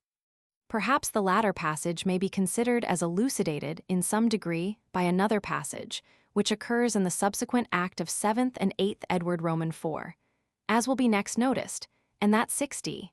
A day was allowed for the keep of each lion, and c. no trifling sum at that time. The Act of Resumption of 7th and 8th Edward Roman 4, AD 1467 and 1468, Rot Parl, Volume V. Fo, 598, also contains a proviso and reservation to the same effect as the last, respecting the grant of the office to Ralph Hastings, but mentions 1s. A day only for his fees, besides a further allowance for the keep of the animals. It provides that the act should not prejudice the grant to Ralph Hastings, of the office of keeping of lion and lionesses within our tour of London, or of any grant made by us to the said Roff, by our letters patents, of a place within the said tour, for keeping of the said lions and lionesses there deputed, or of an other place which for the said lions and lionesses within the said tour is ordained, or of Roman 12d. By the day by us granted to the said Roff, for his fees and occupation of the said office, or of Roman 6d.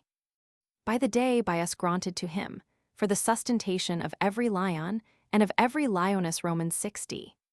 Part 2, on the probable period of the extinction of wolves in England, 287a. Cruel as death and hungry as the grave, burning for blood, bony and gaunt and grim, assembling wolves in raging troops descend, and pouring o'er the country, bear along keen as the north wind sweeps the glossy snow. All is their prize. They fasten on the steed, press him to earth, and pierce his mighty heart, nor can the bull his awful front defend, or shake the murdering savages away. Thomson's Winter. Several descriptions of wild animals were, at one period, inhabitants of Great Britain, which, with the increase of population and civilization, have become extinct, amongst which may be mentioned the wolf, bear, 287b, and wild boar. 287c. We may, however, perhaps regret the extinction of other animals, which were not of a destructive kind. For example, the beaver 288a is generally admitted by naturalists to have been, and the roe deer certainly was, formerly, a native of England. The beaver is no longer to be found amongst us, and the roe deer is not now to be met with in any part of this country to the south of Scotland. The latter, however, remained wild in England and Wales until the reign of King Henry Roman VIII. 288b. The fox would probably have also disappeared ere now, if it had not been for his superior cunning and his conducing to the sports of the field. The otter is become rather scarce, and the seal is now rarely found upon the coasts of England. The poor harmless badger, although still occasionally met with in some unenclosed or wild parts, has, notwithstanding his inoffensive and unobtrusive habits, been exterminated in several of the English counties, and is become rare in most of them. The inquiries pursued in this paper will, however, be with reference to the wolf only. It is admitted by all writers upon the natural history of the British Isles that wolves once abounded in England, Wales, Scotland, and Ireland, and it is an interesting circumstance that we know with tolerable exactness something of the dates of their extinction in Scotland and Ireland. The last wolf that is known to have been wild in Scotland was killed about the year 1680. 288c, and the last presentment for killing wolves in Ireland was made in the county of Cork about the year 1710. 288d. It is remarkable that when Buffon wrote in the last century, he or Daubenton, who assisted him, did not believe that wolves had become extinct in Great Britain. The following remarkable passage occurs in Button's Natural History. Les Anglais pretendent en avoir purgé leur isle, cependant en Emma assuré, que il y en avait en Ecos. Comment il y a plus de boys, dans la partie méridionale de la Grande-Bretagne, on a eu plus de facilité pour les détruire. Buffon's Natural History, Volume Roman 7, p. 50, title Du Loup, in which work Buffon was assisted by Daubenton, the naturalist. As Buffon was born in 1707 and Daubenton in 1716, it is quite possible that one or both of them received the information upon that point from some person who had lived in Scotland before the extinction of wolves in that country. And, consequently, it might easily be believed by either of them that wolves were to be found there, at the time when that passage was written. Holinshed wrote his chronicles in the reign of Queen Elizabeth, and he mentions that wolves then abounded in Scotland. First of all, therefore, in the fields and wild places of the country, there is great plenty of hares, red deer, fallow deer, roes, wild horses, wolves, and foxes. The wolves are most fierce and noisome to the herds and flocks in all parts of Scotland, saving in one parcel of Angus, called Glenorstale, where these beasts do no manner of hurt unto the domestical cattle, but prey only upon the wild. Holinshed's Chronicles, Description of Scotland, Volume Roman 2, p. 14. We also know from Camden, who likewise wrote in the reign of Queen Elizabeth, that at the time when he wrote, wolves were very common in Scotland. 289, he also informs us in another place that Scotland was grievously infested with fierce wolves, which not only make dreadful havoc of cattle, but even fall upon men, with such inveteracy and mischief, not only in this but in many other parts of Scotland, that by Act of Parliament, the sheriffs and inhabitants in every county are obliged to go out 3 times a year to destroy the wolves and their young ones. 290a. We also learn from Camden that at that time Ireland swarmed with wolves. 290b. Although it appears to be known with some degree of certainty about what period they ceased to exist in Scotland and Ireland, there is a great difficulty in ascertaining at what date they became extinct in England. And in consequence of its greater population, its not having many mountainous and wild districts, and, as suggested in Buffon's work, its not having extensive woods, it is certain that wolves would be much sooner exterminated in England than in Scotland or Ireland. At the time of the Anglo-Saxon sway, wolves abounded in great numbers in England, and in the 10th century, in the reign of Athelstan, a place of retreat was erected at Flixton, in Yorkshire, in order to protect travelers from being devoured by wolves. 290c. It has been said that in the reign of Edgar, also in the 10th century, an annual tribute was imposed upon the Welsh princes of 300 wolves' heads in order to effect their destruction. If that be true, it is only reasonable to suppose that considerable numbers would be destroyed by the adoption of that expedient.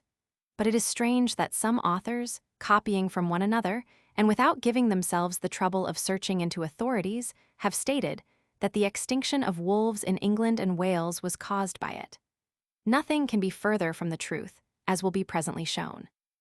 Mr. Hume, in his History of England, indeed, even goes far beyond other writers in his unqualified assertions on that subject, without any proof, and shows, as is too often the case in his work, his ignorance of the authorities relative to it, and he has not adduced, and in fact he seems to have been unable to adduce, any authority for making the following assertion, viz.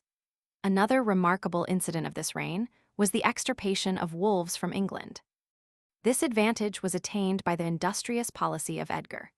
He took great pains in hunting and pursuing those ravenous animals, and when he found that all that escaped him had taken shelter in the mountains and forests of Wales, he changed the tribute of money imposed on the Welsh princes by Athelstan his predecessor into an annual tribute of 300 heads of wolves, which produced such diligence in hunting them that the animal has been no more seen in this island. 291a. It is surprising that Mr. Hume should have ventured to make an assertion so easily refuted, and it is remarkable that his History of England should find a prominent place in so many libraries, when it is now admitted that its author is very frequently incorrect as a historian, and that the statements in it, when he omits, as he often does, to quote authorities, cannot be relied on. That work has never been regularly reviewed, which ought even yet to be done. Lord Brougham, in his Lives of Men of Letters and Science, who flourished in the time of George Roman III, very properly exposes the faults and incorrectness of Mr. Hume's History of England thus. there is continual proof that he took what he found set down in former works, without weighing the relative value of conflicting authorities, and generally resorted to the most accessible sources of information. There have been instances without number, adduced of his inaccuracy in citing even the authorities to which he confined his researches. Nor can we acquit him on another charge, not rarely brought against him, and partaking of the two former, neglect or carelessness about the truth and infidelity in relating it. 291b. The Abbey of Fors in Wensleydale in Yorkshire was founded in the year 1145, which is nearly 2 centuries after the reign of Edgar. And some time afterwards, Alan Earl of Bretagne gave to the monks of that abbey the privilege of taking, by themselves or their servants, the remains of the deer which had been killed and partly devoured by the wolves in the forest of Wensleydale. 292a. In the 10th year of the reign of William I, 1075, Robert de Herferville, Lord of Tours and Vienne, otherwise called Robert with the Beard, being a kinsman to the king, obtained from him a grant of the lordship, valley, and forest of Riddisdale in the county of Northumberland, with all the castles, manors, lands, woods, pastures, waters, pools, and royal franchises, which were formerly possessed by Mildred, the son of Acman, late Lord of Riddisdale, and which came to that king upon his conquest of England, to hold, by the service of defending that part of the country for ever from enemies and wolves. 292b. In the first year of King John, 1199, he granted to William Brewer a license to hunt the hare, fox, cat, and wolf throughout all Devonshire, and likewise the goat out of the regard of the forest, and to have free warren throughout all his own lands for hares, pheasants, and partridges. 292c. In the 9th year of Edward I, 1281, wolves existed in such numbers in several parts of England that a royal commission was issued by him to Peter Corbet for the destruction, by means of men, dogs, and engines, of wolves in all forests, parks, and other places in Gloucestershire, Worcestershire, Herefordshire, Shropshire, and Staffordshire. And all bailiffs and see were commanded to be aiding and assisting Peter Corbet in the destruction of wolves in those counties. The commission is alluded to by Bingley, the naturalist, but it is remarkable that he has altogether omitted to give the date or any reference where an account of it was to be found. Dr. Whitaker does not notice it, although he more than once, in his History of Craven, adverts to the existence of wolves in England after the reign of Edgar. As the mandate is a curiosity, it is given here precisely as it appears in the Foedera. AD 1281, and 9 Edud, IPAT 9 Edwa, IM 20 Inter Land. Rex omnibus balavis etc. Ciedes quad injuncimus dalcto and fideli nostro Petro Corbet, quad in omnibus forestis and parsis and aliis locis, infracomitatus nostros Gloucester, Wygorn Hereford Salop et Stafford in quibus lupi potrunt inveniri, lupos, cum hominibus cannabis and ingeniis sues, capiat and destruet, modis omnibus quibus vidrit expedere. Et ideo vobis mandamus quad idem petro in omnibus, qui ad captionem luporum in comitatibus predictis, pertinet, intendens citus and auxiliants, quotiens opus furit, and predictus petrus vobis, sire faciat ex part nostra. In cujus and si durator, quamden nobis placurit, test regia pud vestum, decimo quarto daimai. 293. Translation. The king to all bailiffs, and see know ye, that we have enjoined our dear and faithful Peter Corbet, that in all forests, parks, and other places, within our counties of Gloucester, Worcester, Hereford Salop, and Stafford, in which wolves may be found, that he take and destroy wolves with his men, dogs, and engines in all ways in which it shall seem expedient. And we command you therefore that you be aiding and assisting the said Peter, in all things that relate to the capture of wolves, in the aforesaid counties, as often as occasion may require, and the said Peter may make known to you on our part. In witness and see, so long as it shall be our pleasure. Witness the King at Westminster, the 14th day of May. Enough has now been stated, for the purpose of showing that it was an idle tale to assert that the extinction of these animals occurred in the reign of Edgar. Evidence has been already adduced to show that they existed here, in a wild state, a considerable period after the conquest. But it is the intention of the author of this paper to go much further. and some proofs will be brought forward of their being in existence for centuries after that event, and some conjectures will be hazarded, respecting the probable period of their final extinction in England. In the 25th year of Edward I, 1296, John de Wingane, Lord of Blatherwick, died, seized of lands in Pides, or Pides in Northamptonshire, found to be held of the king, by service of hunting the wolf, fox, and badger. 294a. In the reign of Edward Roman II, 1820, John le Wolfhunt, or Wolfhert, son and heir of John le Wolfhunt, or Wolfhert, held lands at Wormhill, in Derbyshire, by the service of chasing and taking all wolves that might come into the king's forest of the Peak in that county. 294b. In the 11th year of Edward Roman III, 1336, John Lord Roos of Hamlake had a charter granted to him by the king of free warren in lands in Nottinghamshire and Oxfordshire, and also to hunt the fox, wolf, hare, and cat throughout the king's forest of Nottinghamshire. 294c. In the 33rd year of Edward Roman III, 1358, Vitalis and Gane died, seized of part of the lordships of Laxton and Pitches in Northamptonshire, held by petty sergeanty, to hunt the wolf whensoever the king should command. 294d. In the 41st year of Edward Roman III, 1366, Thomas de Wingane, Lord of Blatherwick, died, seized of lands, meadows, and rent in Pides in Northamptonshire, held by the service of finding, at his own proper costs, certain dogs for the destruction of wolves, foxes, martrons, cats, and other vermin, within the counties of Northampton, Rutland, Oxford, Essex, and Buckingham. 295a. Of course, it is not pretended that upon the deaths of any of the before-mentioned personages, who died seized of lands, held by the tenure of hunting or destroying wolves, such a tenure is conclusive evidence that those animals existed at the times of the deaths of those personages respectively, because it may have happened that the lands may have descended from father to son, several times, after the dates of the original royal grants or charters creating such tenures. Still, even in that case, enough has been shown to prove that they were not extinct until centuries after the time of King Edgar. Besides which, it must not be forgotten that the charter before mentioned, of the 11th year of Edward Roman III, 1836, to John Lord Roos of Hamlake, then gave him a license to hunt the wolf in the king's forest of Nottinghamshire, and see, which would have been useless if there had not then been any such animal to hunt. We therefore have some evidence that wolves existed in England in the 14th century, but it is very probable that they had been destroyed in the more populous and cultivated counties, although for more than a century longer they might continue to be occasionally met with in the wild and thinly peopled parts of England, especially in the northern counties. In the 15th century, they probably became scarce.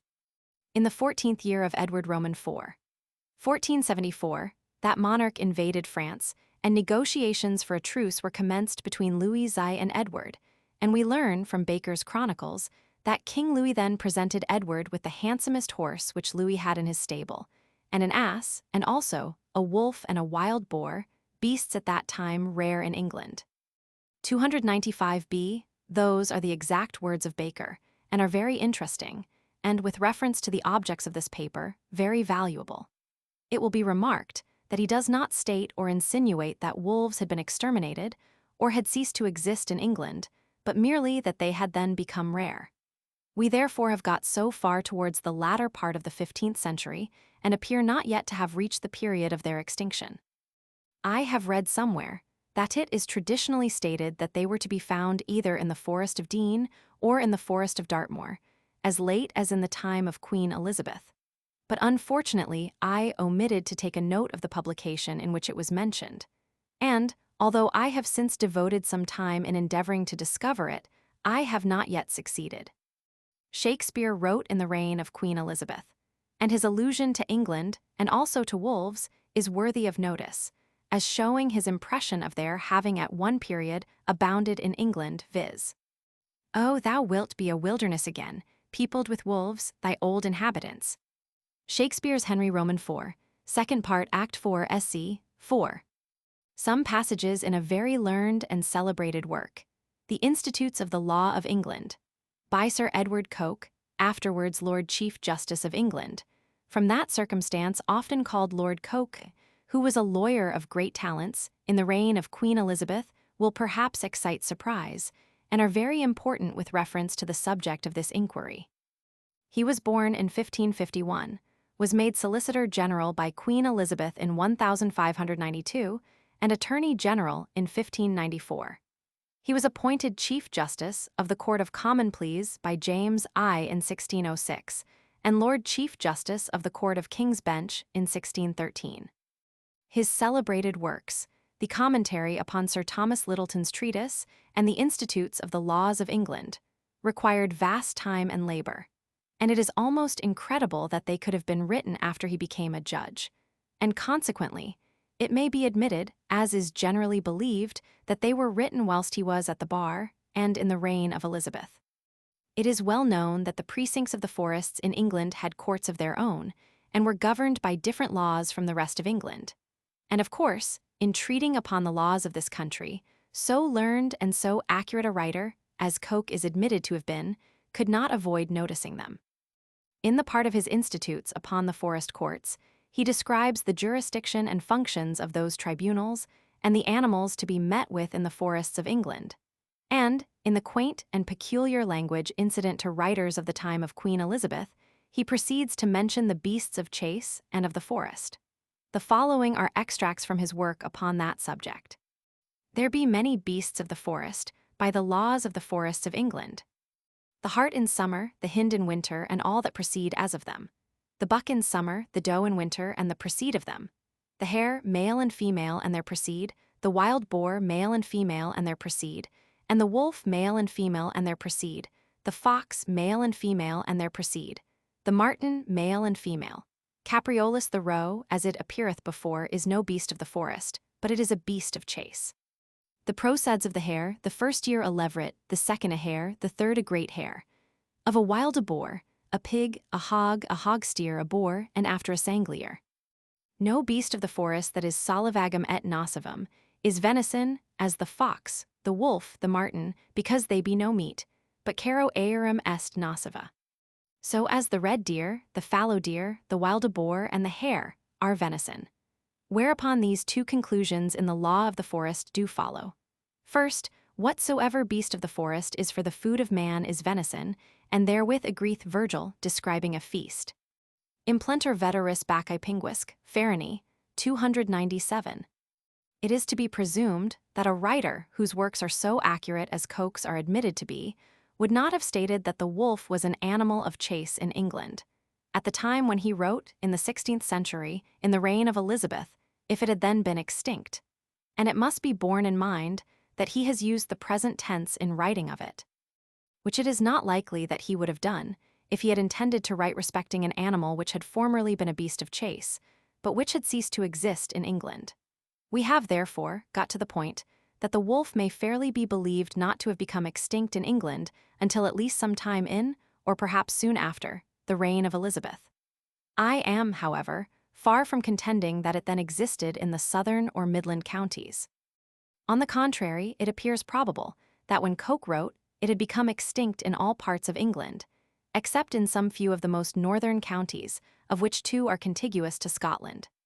In the southern parts, it may perhaps be presumed to have ceased to exist about, or soon after, the period of the accession of the Tudors to the throne, and it will be borne in mind that only 73 years elapsed between the accession of the first of that family, Henry Roman VII, in 1485, and that of Elizabeth, who was the last of them, in 1558, and that no very extraordinary change took place in the cultivation or population of England during that period. As we have the clear evidence of writers of such authenticity as Holinshed and Camden, that in the time of Elizabeth, all parts of Scotland abounded with wolves, and as there was nothing to prevent those animals from rambling across the border, either in search of prey, or for bringing forth their young, or in consequence of any other natural instinct, it would be impossible, at that time, with a scanty population, and with the desolation incident to the unsettled state of the borders, to keep the northern counties of England always free from them, and to prevent their breeding there. 298. Those parts of England were exposed to the incursions of borderers and freebooters from Scotland, whose lawless and dangerous habits were almost as intolerable to their own countrymen as to the English, and who principally subsisted by pillage and rendered life and property insecure, and, as a natural consequence, those parts were very thinly inhabited. Many very large districts in the northern counties consisted of wild wastes, forests, hills, woody valleys, and swamps, with a very scanty and semi-barbarous population. Disadvantages which militated very much against the early extermination of savage animals. A change for the better, however, took place in the population, the civilization, and the appearance of the country about the close of the reign of Elizabeth. I, however, am not aware that any English writer, since the time of Coke, has given us any reason to suppose that wolves were to be found in England after the termination of her reign. We can scarcely suppose that Coke was incorrect in mentioning wolves as beasts of chase in England at the time when he wrote. It seems, however, only reasonable to believe, under all the circumstances, that they were at that time extinct in all the southern parts, but that a few then remained in their fastnesses and retreats in forests, hills, and wild districts, in some of the northern counties of England, and especially in the parts adjacent to Scotland, and furnished employment and sport to the hunters, and that, with the increase of population and cultivation, the clearing away of woods and forests, and the more general use of firearms, they at last became extinct in the northern counties, about the commencement of the 17th century, which was near the period of the close of the reign of Elizabeth.